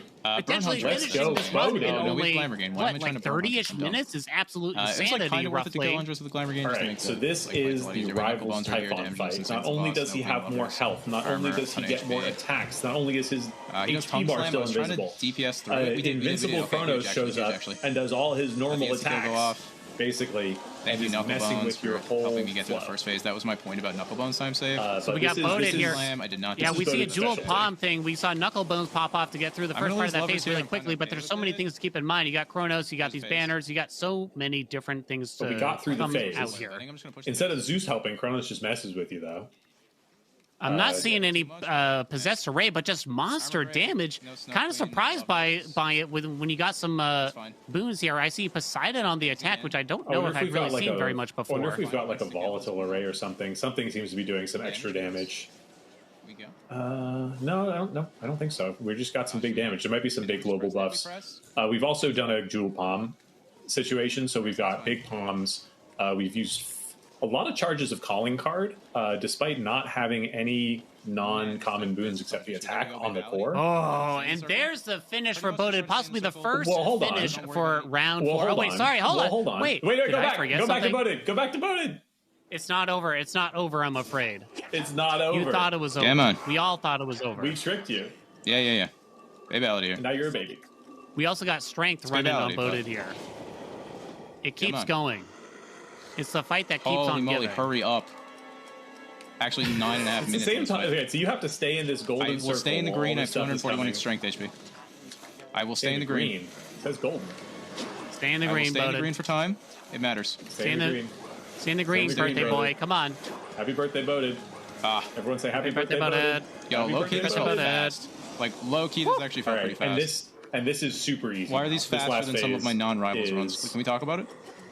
Did I super chill. We can't talk about it, but all we can talk about is you winning this round. Yes. And happy there it is. There it is. I think that's going to be first place for race number 4. Congrats to Boated for those huge points that he's going to garner for that right now. Yeah, I don't think it'll be enough to put him into first unless Foolish really isn't able to close this fight down. With all these DDs left, I think it's going to be fine. There we go.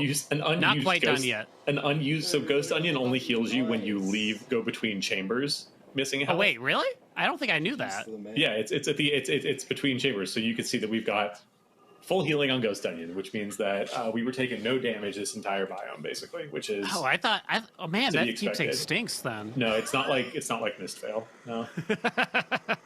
For some reason, I thought it just happened when you lost some health. That's life tax. Well, life tax you have to hit for, but yeah. Oh, maybe that's what I'm thinking of here. Ooh, big hit there. But, I mean, again, 3 death defiance, like you said. We're fine.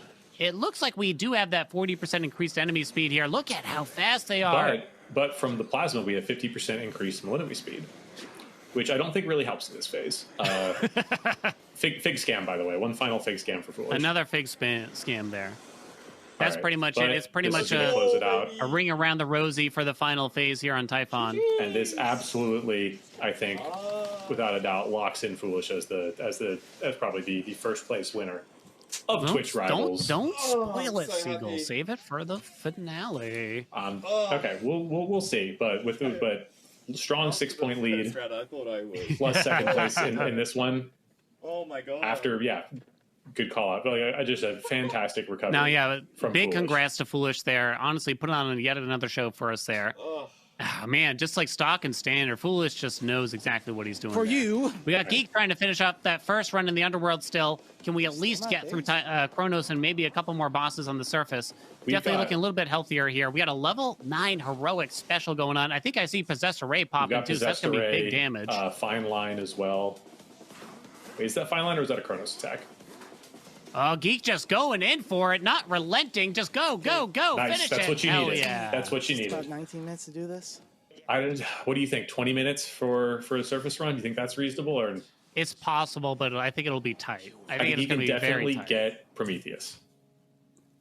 I think, definitely could definitely get through Prometheus. I think that's kind of going to depend on how much the hammer behaves here. Right. Kate has Possessed Array as well, but unfortunately is stuck with Cardio gain. Yeah, with the Ares gain, which isn't I think it's the Hestia gain. So it's actually not too bad for this. That's good then. Yeah, that's not too bad for this. That's quite good. I think Boat3d. All right, let's see if she can lock in for the second attempt at the third phase. Come on, show us a good phase 3 here, Kate. Yeah. All right, but we got 3DDs, fig scam, by the way. I've now really that's rarely rare in been Tartarus. I'm seeing way more fig scams like percentage-wise today than it's like got to be at least triple the rate that I see them. I don't think you've ever seen my stream because of just never lucky, you know, Cgull. Ooh. Never lucky. Yeah, but that's good content, you know. No one wants to hear you if you're not complaining about something, right? It's true. #complaining.com. .com? You can't do a hashtag and a .com, can you? Yeah, you can do whatever you want. And if you can't, you'll complain about it. But no, Kate's I think got into this in a lot better shape. Yeah. As well as is kind of just like kind of owning this stuff better. Oh, look at that! Look at that! Kate's just going to town right now, and Chronos just feasting I think, right here. I think she's recognized the good position that she's in. Although that invuln period is annoying, but we can take like 4 more big hits. So that's one of the evil things that Supergiant Games did to us for these rivals fights is that they all had this sort of combo breaker mechanic where they'll just go invulnerable and be like, "Nah, you did too much damage in the past couple seconds, so you're gonna have to wait a few more seconds before you can do anything else." It's so evil, but it's very suitable for something that's meant to be incredibly difficult. You're silly. Ooh, Steve with a stacked attack on Hell this time, level 7 heroic Poseidon attack. Not a lot else going on though. I think in terms of the damage that's stacked. So I think we're going to be because there aren't like Lion Fang is really the only non-antler keepsake that'll boost this build. Also, we got scammed. It looks like we were looking for an Ares boon, but we at least didn't rarefy everything. Yeah, might have been looking for a Grievous Blow or something for that double damage chance. We're missing a level of scaling here that I think we need. So I think, we'll see it's how the Yowie fight. It's like, do. Oh, it's so good. Doka, you would. All right, now we can see the Prometheus Heracles fight a little bit from the beginning. This is a devilish fight. This is a devious fight, right? Because the other ones, it's like it's combinations of area denial. Exactly here, you're keeping track of 2 dudes, and it's tough. I always have trouble tracking these 2 dudes, I got to tell you right now. Moab put in an interesting choice with the keepsake here from Demeter. I wonder what Moab was actually looking for here, because we do have Aspect of Medeon, maybe in like Weed Killer. Tranquil Gain. Tranquil Gain. Ugh. I mean, it's not bad. It's not bad in some boss fights, right? Because there's some place where you just have to stand. Also, yeah. Oh man, Moab has got a really complicated game plan. No top, middle, bottom. Stay down here, move up middle, then go top. That's more than my brain can handle. That's probably kind of what Foolish was showing off there, is that you kind of want to stay on Heracles and try to finish him off while you're waiting for Prometheus to drop those flames. I mean, that's ideal, but can you really pull that off in a racing format? God, that's going to be so difficult. Especially if Heracles locks into a spin attack, doing his very best Asterius impression. I have only one goal. But it's this is a tough fight. The fact that anyone that's making it to Rivals Chronos, anyone that's making it to the surface at all, is a really impressive feat within 50 minutes. This on a 24 fear run. These are hard runs. So I've got huge respect for all of our runners here. 100%. You know, like I'm actually kind of surprised at how many finishes we've already seen today with just a few, but I mean, this is just so difficult to do, honestly. Never mind, it was a surprise for them too. Like, so they didn't get to practice ahead of time for something like this. Not necessarily, unless they foresaw it, like someone like Prometheus would. Yeah, well, I can quote at least one racer earlier today as saying, after finishing his practice, as saying, if there's Rivals, I'm screwed. Oh, wait. Was that Goldilocks himself, I'm going to guess? Yeah, I wonder how good Olza Rubius is doing. Probably not as good as Blood Spree.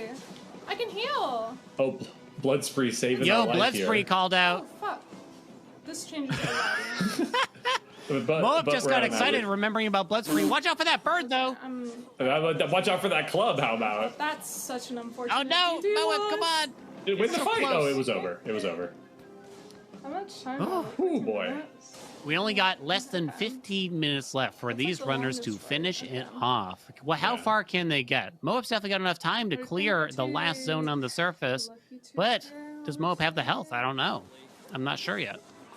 Let's see. And B solidly moving into the It's yeah. So it looks like another jeweled palm run, maybe with all these levels. Finishing up the Eris fight, we got a Anvil Ring, fan favorite. Anvil Ring. So the way that Persephone works for building the meter is you need damage from the gods, so damage that doesn't come from your attacks or specials directly. And so Anvil Ring, solid for that. So like, I would just charge up and we don't have enough. We don't There's have no any magic. regen. Yeah, that's the only thing V's missing here. No magic regen. No way to keep spamming out that Omega special. But once again, we're coming back to Laser Belch.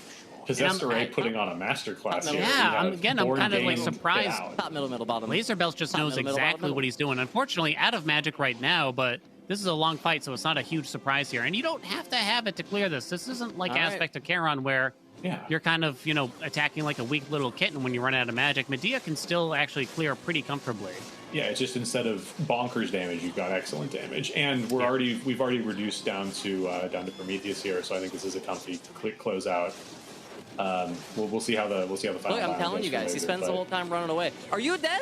What's going on? Oh my God. This fight is a little weird at ending sometimes, for sure. I have never seen that before. That's interesting. I almost wonder if Laser was running 0 frenzy there, no extra speed from there. We got Krovan in the Typhon fight here, almost about halfway through, I think. Probably use an aspect of Medea, I think. Yeah, we've got strength and knuckle bones. We've got a healthy amount of armor. Krovan being extra careful here now, just staying back. Yeah, no possessed arrays, so the damage output is a little lacking, especially with no blitz. Right, we've got Apollo and Ares. This doesn't look like is actually kind of an interesting build or something. There's no rolls left, huh? I wonder what Krovan started with. It was probably we probably forced to take a common storm ring, I imagine, but it's rare to not, because you can take attack blitz pretty confidently. I'm very, very curious as to what he started with here. Yeah, and usually you can get some more Zeus boons over in the first zone there too. So I wonder, or maybe it was like a Zag calling card thing. I'm not sure. Yeah, but I feel like we'd see more heroics. But okay, I was going to say since we started watching, he hasn't taken damage. There's a little bit, but we're in the second phase now. Yeah, Krovan just trying to be careful or just make sure we can finish it. This is the most dangerous part of the fight there. Okay. So all we got to do is dodge some junk here. A lot of health. Typhon, and it's no pretty defiances, easy. But a lot of health. We got knuckle bones. We got strength for damage mitigation. This face is bad. I believe. I think I can do it, though. We should be able Krovan in third place, by the way. The Hades 1 God Gamer out here putting on quite a clinic, Might be locking in for third, actually. Yeah, we'll see how much Boated's win. Let's him shoot up the rankings. He was in 6th before. Nice dodge there from Krovan. Oh, but you got the bouncy balls off the right sidewall there, which are just really challenging to get through. Only taking 38 from the laser is nice. All right. Should be pretty clean now. And that should be pretty good for Krovan. Still finishing with over 10 minutes left. Less than a 45-minute run for all regions with all rivals on. Pretty solid, I gotta say. Rock solid. Congrats, Krovan. That's good. Hopefully that's on time. Actually, not dying in both Rivals 4 back-to-back. I wasn't sure about it. I can hear his voice is shaking. He made it, but he made it through the gauntlet. Yeah, I mean, Krovan's right. Just surviving is a challenge on its own at this point. It's not really about going fastest so much. It's about survival here. By that big wave. Fig scam. Another one. I thought we were all done by now. You know what I mean? Nah, now you're never done with the fake scams. I do wonder because the difficulty is focused on the bosses. I do wonder obviously the speed is an issue, but like the one encounter, and Olympus encounters can be quite long, but like one encounter per region. In this run, I wonder if it's worth the fig leaf, right? If there was not a boon that would have served you better. Yeah, it's actually a good point. You're giving up a very strong keepsake slot by taking the fig leaf, but you got so many bigger things to worry about with Rivals 4 on. Because if you think about it, more. You save time from skipping an encounter, from skipping a few encounters. That is very true. You also save time by having a better build in these long, grueling boss fights. Because look, he even does the instant kill, and then lands the eggs during the instant kill. The egg guardian himself. on hand. I mean, looking pretty safe here. 88 armor, still 230 health. 2 death defiances. One of them is Skelly's Luckier Tooth, but nevertheless. We also have the Rapture Ring putting weak on Typhon, which is reducing his damage output considerably. We also have Shameless Attitude, looks like, which is a great damage buff. The damage on this build isn't super high, but clearly we've spec'd into safety here, which I think is correct. It shall be the tongue. Definitely respected. It's definitely where I would be at this point in time. I wouldn't be putting on, you know, White Antler or anything like this for this. There's just so many things. It's a roguelike at the end of the day, right? And as much as you might know about what you should have and what you want, you know, you just can't control it all in these runs. Whew. Ooh, additional shout out I'm seeing in the chat that apparently Burr fought and beat our brothers Daggers in this run. Yo, no way! All right, come on. Come on. Let's give it up for Burr with a Zag win. Oh, I'd love to see that. We'll have to watch that back for sure. And I run. You can hear the unseen ones and everything. Oh, can't wait. No, this is the phase I never got past Ray. I only have 2 DDs and 60 health. I'm like really No, you're fine. It's so much easier than it was when they first put it in. Mope was like stressing about this. It's like I never got past this phase. It's like you've got so much health. Fuck. Oh no, cgull. We've got Luckier Tooth. Just gotta dodge the lasers. Just don't get hit by the lasers, and you're fine. Yeah, the balls aren't too bad. They only deal about 8 damage a pop on average, depending on a few things. But the lasers hit you for like 40 plus. I don't know this phase. I've never seen this phase in my life. Here we go. You never seen this phase in her life. In your life. Oh, he's like so well, I got good news for you, Moab, because this is basically, you know, a victory march at this point. All you got to do is pound him. Typhon is spent. Typhon is done. Typhon is drained on the cusp of death.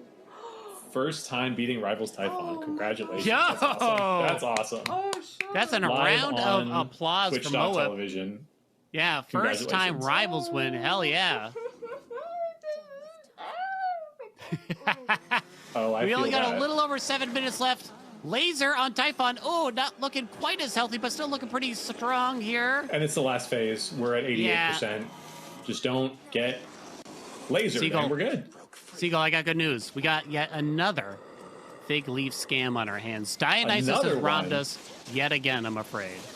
There's gonna be an inquiry, I think, about this one. There's gonna have to be. Someone F10 this right now for me. Great I'm so happy we didn't DNF Laser. on anything. I'm so happy.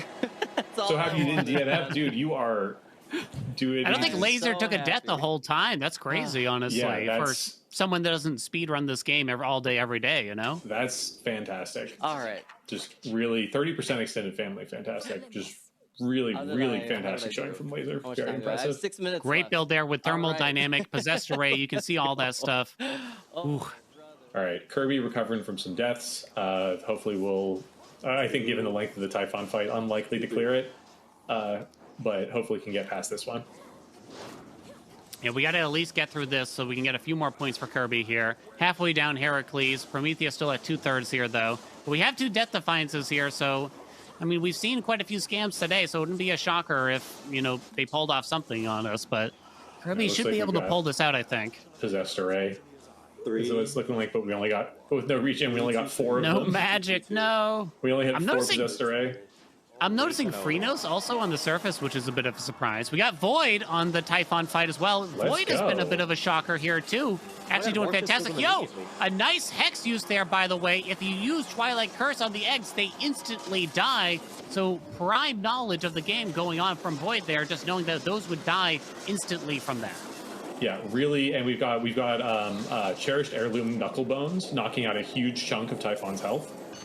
That's 25% of the... I don't think it counts the revival phase, but even so, that's incredible. I'd like to call out the life tax, which is, I believe, what that is, from a Jewel Still going, wow. Still going, which means that we have taken, like, less than 100, only, 100, 150 damage so far this entire surface run, which is... And look at that, about to finish it here, too. And Void has been a big surprise here, actually, you know, doing a fantastic job. There goes out the Twilight Curse. Unfortunately, he couldn't reach the egg on the total other side of it there, but finishes off anyway. I think we might be hitless in this fight up until there, because the armor was at 40, which is, you know, the round numbers usually come from when you've just purchased it. Yo, nice dashes from Void there, too. Yeah. Great use of the Omega Special to avoid those really dangerous moments there. That's a lot of You damage. got this, Void. Come on. Yeah, so we've got a Hephaestus attack build here. It's pretty slow because it's only common, but it's doing what it needs to do. Looked like it was a jeweled palm start run to... Looks like it was a jeweled palm start there, so which could be rough. We got 4 minutes left, so Void can definitely pull out this win and at least get a few points from killing the boss, even if it's not a very quick run here. 140 health, that's very doable with strength on. Yeah, I'll probably forget though.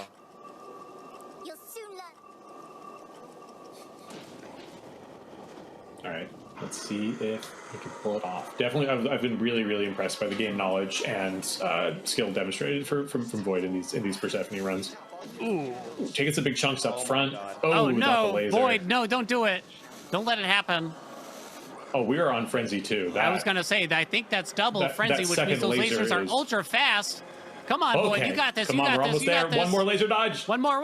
Come on. Yes. Okay. Yes. Okay. That should be it. Just don't get hit. Just don't get hit. Don't get hit. There's one thing that could potentially hit here, but only one thing, I believe. If I remember right. Okay, we got the good pattern, so it should be no problem for Void here. Oh, but we can come out of that in a weird spot. Okay. Yeah, another one.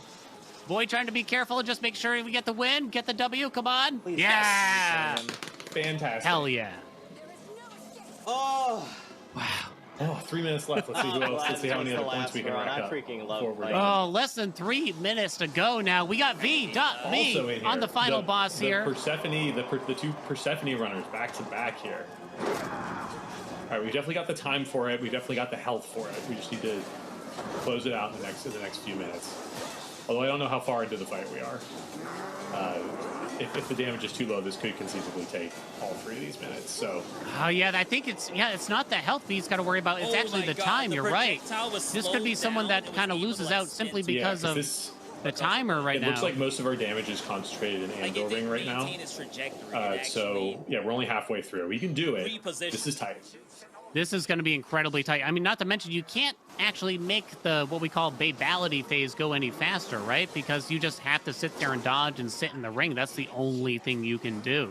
I mean, if you're lucky, you get to stand in it the whole time, but, you know, that's not necessarily always the case. You know, sometimes you just got to dodge. Only 132 max health for V also here right now, so maybe not as safe as I once thought. Running with 3 full DDs, it's quite a bit of safety, but the... cgull, I've had it up to here with you saying that, and then poor Moep getting got right after you say it. But then we didn't, but Moep won, so it was fine. Okay, you're lucky I don't remember anything, so... All right, nice quick egg phase there, by the way. Fig leaf scam. Wait, is that another fig leaf scam I spot? Another one! Yet another. We're gonna have to talk to Amir about this one, I think. Amir's gonna get some strong flavored DMs right there. I'm talking crispy salad flavored. 1 minute left. Come on, V, you got this. It's so safe. Deal the damage. Come on, get in there, V. Come on, do an attack. Minute 10. This is tough. I feel like the baby phase takes a full minute, doesn't it? It's long. It's like long. we're going to be at 50 seconds by the time we can move again. Is the problem, right? This whole thing just takes too long. Mash. Mash, V. I am spamming X. Yeah, no, this is. I don't think we're making it, unfortunately. 46 seconds. It's gonna be so close though. No, stay in the ring, V. Doesn't it usually start higher than 0? No, it just climbs up really fast. Okay, dash forward whenever you see that move, and that'll help you dodge. It's okay, just take the damage now at this point. Well, no, if you the have DDs, to. The DDs are 5 seconds. The DDs, they're gonna cost you the time too. 70 damage from that laser. So close. Yeah, the laser's 70 at full, I think. Oh my god. Is it not? Oh, here we go. 20 seconds left. Come on. I don't think focus. Lock in, V. Still keeps going, right? Lock in. Get it. Come on, drop that cast. Hell yeah. Oh, I just Omega don't think special. We have enough damage. Yes, more cast. The fig made the 9 difference. seconds. Yes, there it is. Come on. Oh, he got it. Come on. Oh, the fig scam couldn't hurt us. I don't know if they're going to count this because, like, we have to get through the cutscene. I feel it counts, V. It counts, honey. Don't worry. I don't know if that counts. Oh, it counts. I mean, I don't know if it counts, but we got to make sure that it counts. Leaderboard rules are the frame. Technically, it's supposed to be the frame the health bar disappears, but he doesn't have a health bar, so we would count that for the leaderboard. Let's hope. We'll find out with the official ruling after this. But guys, what an end to round 4. We'll break it down and give some prizing out and claim a championship spot after this break. We're seeing Foolish's masterclass, Underworld the Surface, going through that fatality one more time. Finishing Let's this, go, finishing this baby! run in 35 minutes. Jeez. That's insane. To be clear, you know, like,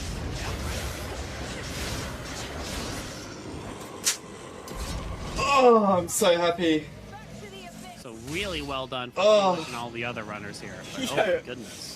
After the first round, Just I a true thought I was masterclass in Hades, and that's a little bit more than a speedrun. Foolish just closing it out with a masterclass at the end of it all. That was your Intel Core memory. All right, gaming also happens here in our Hades 2 speedrun. We got Haelian and Cgull, who have been phenomenal guys. Hope your voices are still intact. I hope you get some good sleep tonight, some good recovery. It's been a lot of chat about Hades 2, but it's all been worth it, and it's led us to this moment. Haelian, we see opposite sides of the coin where Void barely finishes it out. V also just that last second, 7 seconds left, gets the finish. And then you've also got Foolish on the other side, who we just highlighted in our Intel Core memory. Just absolute dominance. But in the same way, it was competitive across the board. Is this kind of what you hope for here when you put this thing together?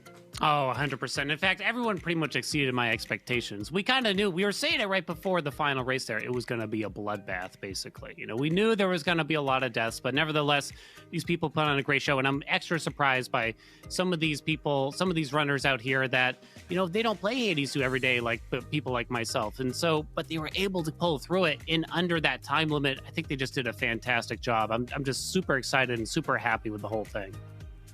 You know, Cgull, you mentioned that Hades is kind of a knowledge game where there's a lot of, you know, games where you speedrun. It's very much so about the mechanics in the community. But this one, you really have to know what to do. Were you surprised at the way, you know, members of the Smash community or other games, fighting game communities would come in like Void and be so successful, given the fact that knowledge is required? Have they been playing Hades on the side here? I mean, what do you think is going on?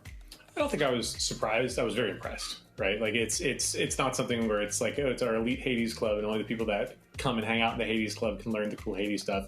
But it's easier when you have a group of people where it's like, hey, this is how damage works. These are the good builds, and you start from there and kind of learn that way, right? But you know, some people are just really good gamers, right? And they can figure this stuff out more from kind of the first principles. They understand what goes into good builds. They understand, you know, these are the people that people like to watch compete, and these are the people that succeed in competition. So I would say I'm not surprised, but I am very impressed by their demonstrated ability to just rocket their knowledge in a short period of time and put on some really impressive performances. Yeah, this was a fun one. I got to say, the final finishes for me were some of the standouts for Burr earlier on in the first few rounds. And you could see, you know, whether it was Void or whether it was V towards the end, really like the heart-pounding moments of Hades 2. Talk to me about just Hades and Supergiant in general, taking already a successful Hades 1 and adding on to it and still giving us moments that feel, you know, intense and exciting and new. What are your thoughts on just the improvements made across what was already such a great game to bring an even greater experience and a different experience here for Hades 2? I mean, I'll start with you, Anley. Yeah, absolutely. I mean, how do you make a better game when the first game is like 98% positive rating? It's pretty much impossible, right? Like you can never get everyone to agree on what's going to be better or what's going to be worse. How do you make a game that feels familiar but not too similar at the same time? You know, you want some new stuff, but you don't want to isolate the people that like the first game. In other words, Supergiant really had almost no chance of pulling this off and having, you know, the majority of people still enjoy the game, but they did it. They really did. And they made the biggest game they've ever made before, and it's just a really big, it's a masterpiece, honestly, of a game in total, in the franchise, too, and it only adds more to their portfolio. It's just a great studio. Yeah, it's a phenomenal thing, and the second I found Hades, I knew over 1,000 hours in that original one, and Hades 2, I'm just kind of starting and getting into my journey with that, but I knew that just the way that you died and came back, and the story and the way people were reacting, I said, well, this has some depth to it I have not experienced in other roguelikes. It's bigger than just the battles, the mechanics, the builds that you pick up, and that's what makes Hades feel that way. cgull, just your thoughts as well, maybe on any improvements with Hades 2, but also just the scope with which they've been able to successfully not just keep the tone from the original Hades, but add on to it. Yeah, I think I echo definitely everything Haelian said. As an add-on, I think one thing that goes a little underappreciated is the technical leaps and bounds that Supergiant's technical teams made in this game. In the first game, basically everything was a pre-rendered 2D image animation. This game now has, they use their own engine. They've updated it. Now everything's full 3D models. You've got little animations of people walking around and posing. You've got gorgeous animations, gorgeous portraits. You've got all the little guys hopping around, your familiars. But they've still kept the visual identity so strong that it's like, oh yeah, this is Hades 2. And then you put them next to each other for a second. And then from a technical standpoint, you're like, holy crap, this was 5 years apart, basically, that they did this. And so I continue to look forward to them. They've already demonstrated that they know how to design games and they know how to make good games. And I'm looking forward to seeing them just kind of build out onward and upward with some really, really cool technical stuff in the future. That's what impressed me the most. Well, it's certainly going to be in the conversation, I believe, for Game of the Year coming up later on in December. But we'll see what the fans continue to think. It's all been positive from here. It's all been positive for our competitors, too, but it's been a little bit more positive for one. Our ultimate champion is ready to be revealed for Haelian's Hades 2 speedrun. We've got the graphic ready. You can go to it to reveal Foolish as our champion. Congratulations, Foolish. You got to take home those delicious daggers of Milenway. What an exciting showcase of skill, but also just like a prize to receive for someone who's already so good at this game, to have that physical memorial of the memento of just what they've done today, but also just what this game means to them and the success that they've had it's amazing, Haelian. Yeah, I mean Foolish really proved it here, even after being at a detriment after the first race, you can see the points being given out here. Just 9 points ahead of second place there. Congrats to Boat3d pulling from 6th to 2nd place in just one race there. I got to point it out. But yeah, Foolish really proving why they actually hold the world record for multiple categories in this game right now. So in a way, it's not a surprise, but in another way, it's just kind of nice to have that affirmation, right? And kind of surprising, too, to see him have that 9 points in round one. This is a 9-point win after, getting basically 16 points less than first place in round one. So it's pretty impressive across the board. 2 wins, I think a second place here. On your second page, also, cgull, you see some familiar names we've been talking about. V.me with that finish. Dan Reichardt, we saw a lot of his kind of style. He didn't go technically the meta that we'd seen across most of our competitors throughout the day, but still had a pretty good score. Yeah, some rocking consistency from people, I think, at all levels, right? Like there was definitely kind of a tiered results, which is what we expected, right, from the varying levels of expertise. Some people really hopped themselves up a tier, which was really impressive to see, but the consistency in most of those results, and then for the people that had a poor showing or two, the ability to recover and then deliver in a grueling 4 or 5 hour gauntlet of these increasingly difficult runs, just really, really impressed by everyone's consistency, grit, and stamina. Well, coming up, we've got a great opportunity to talk with someone, and you wouldn't be foolish if you guessed who it was. In fact, it's going to be our champion, of course, nonetheless. Foolish joining us here on the broadcast to give us a little bit of how it feels to go home, not only with that $1,000 prize, the first place, but the blades on their way. Foolish, how you doing, and congrats on the win. Oh, thank you so much. I'm feeling great. I did not expect to win after the first round, but we got there in the end. So stoked for the blades too. It's a really cool prize. I want to just, my question's going to be about that change up. Round 1, 9 points, and then suddenly it's like a whole different version of you kicked in. What happened in round 1 that resulted in that, and then how did you change it up? So, Blades was already the weapon I was most uncomfortable with. Like, Morrigan's quite a hard weapon, I don't have that much time on it. But the biggest problem was that I did not check my Arcana setup properly and did not have the Lover's card, which gives you 3 free hits in every boss, which made taking Antler into Typhon a little more scary than it should have been. What? So what did you come back and clear it after that, Foolish? I wasn't able to watch the whole run of yours, but did you come back and still clear it, but just at a slower time? I 17 seconds off getting the clear. Oh, so close. Just so ran close. out of time. But hey, yeah, congratulations. Okay, I only got one question, I guess, for you, since I kind of already asked you one. What time is it over there right now? It is 12:40 p.m. Okay, so it's a nice time now, but it wasn't so nice when you had to start this race, right? Bright and early?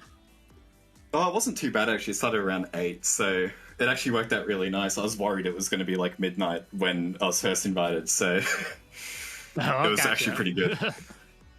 Hey, congratulations again, Foolish.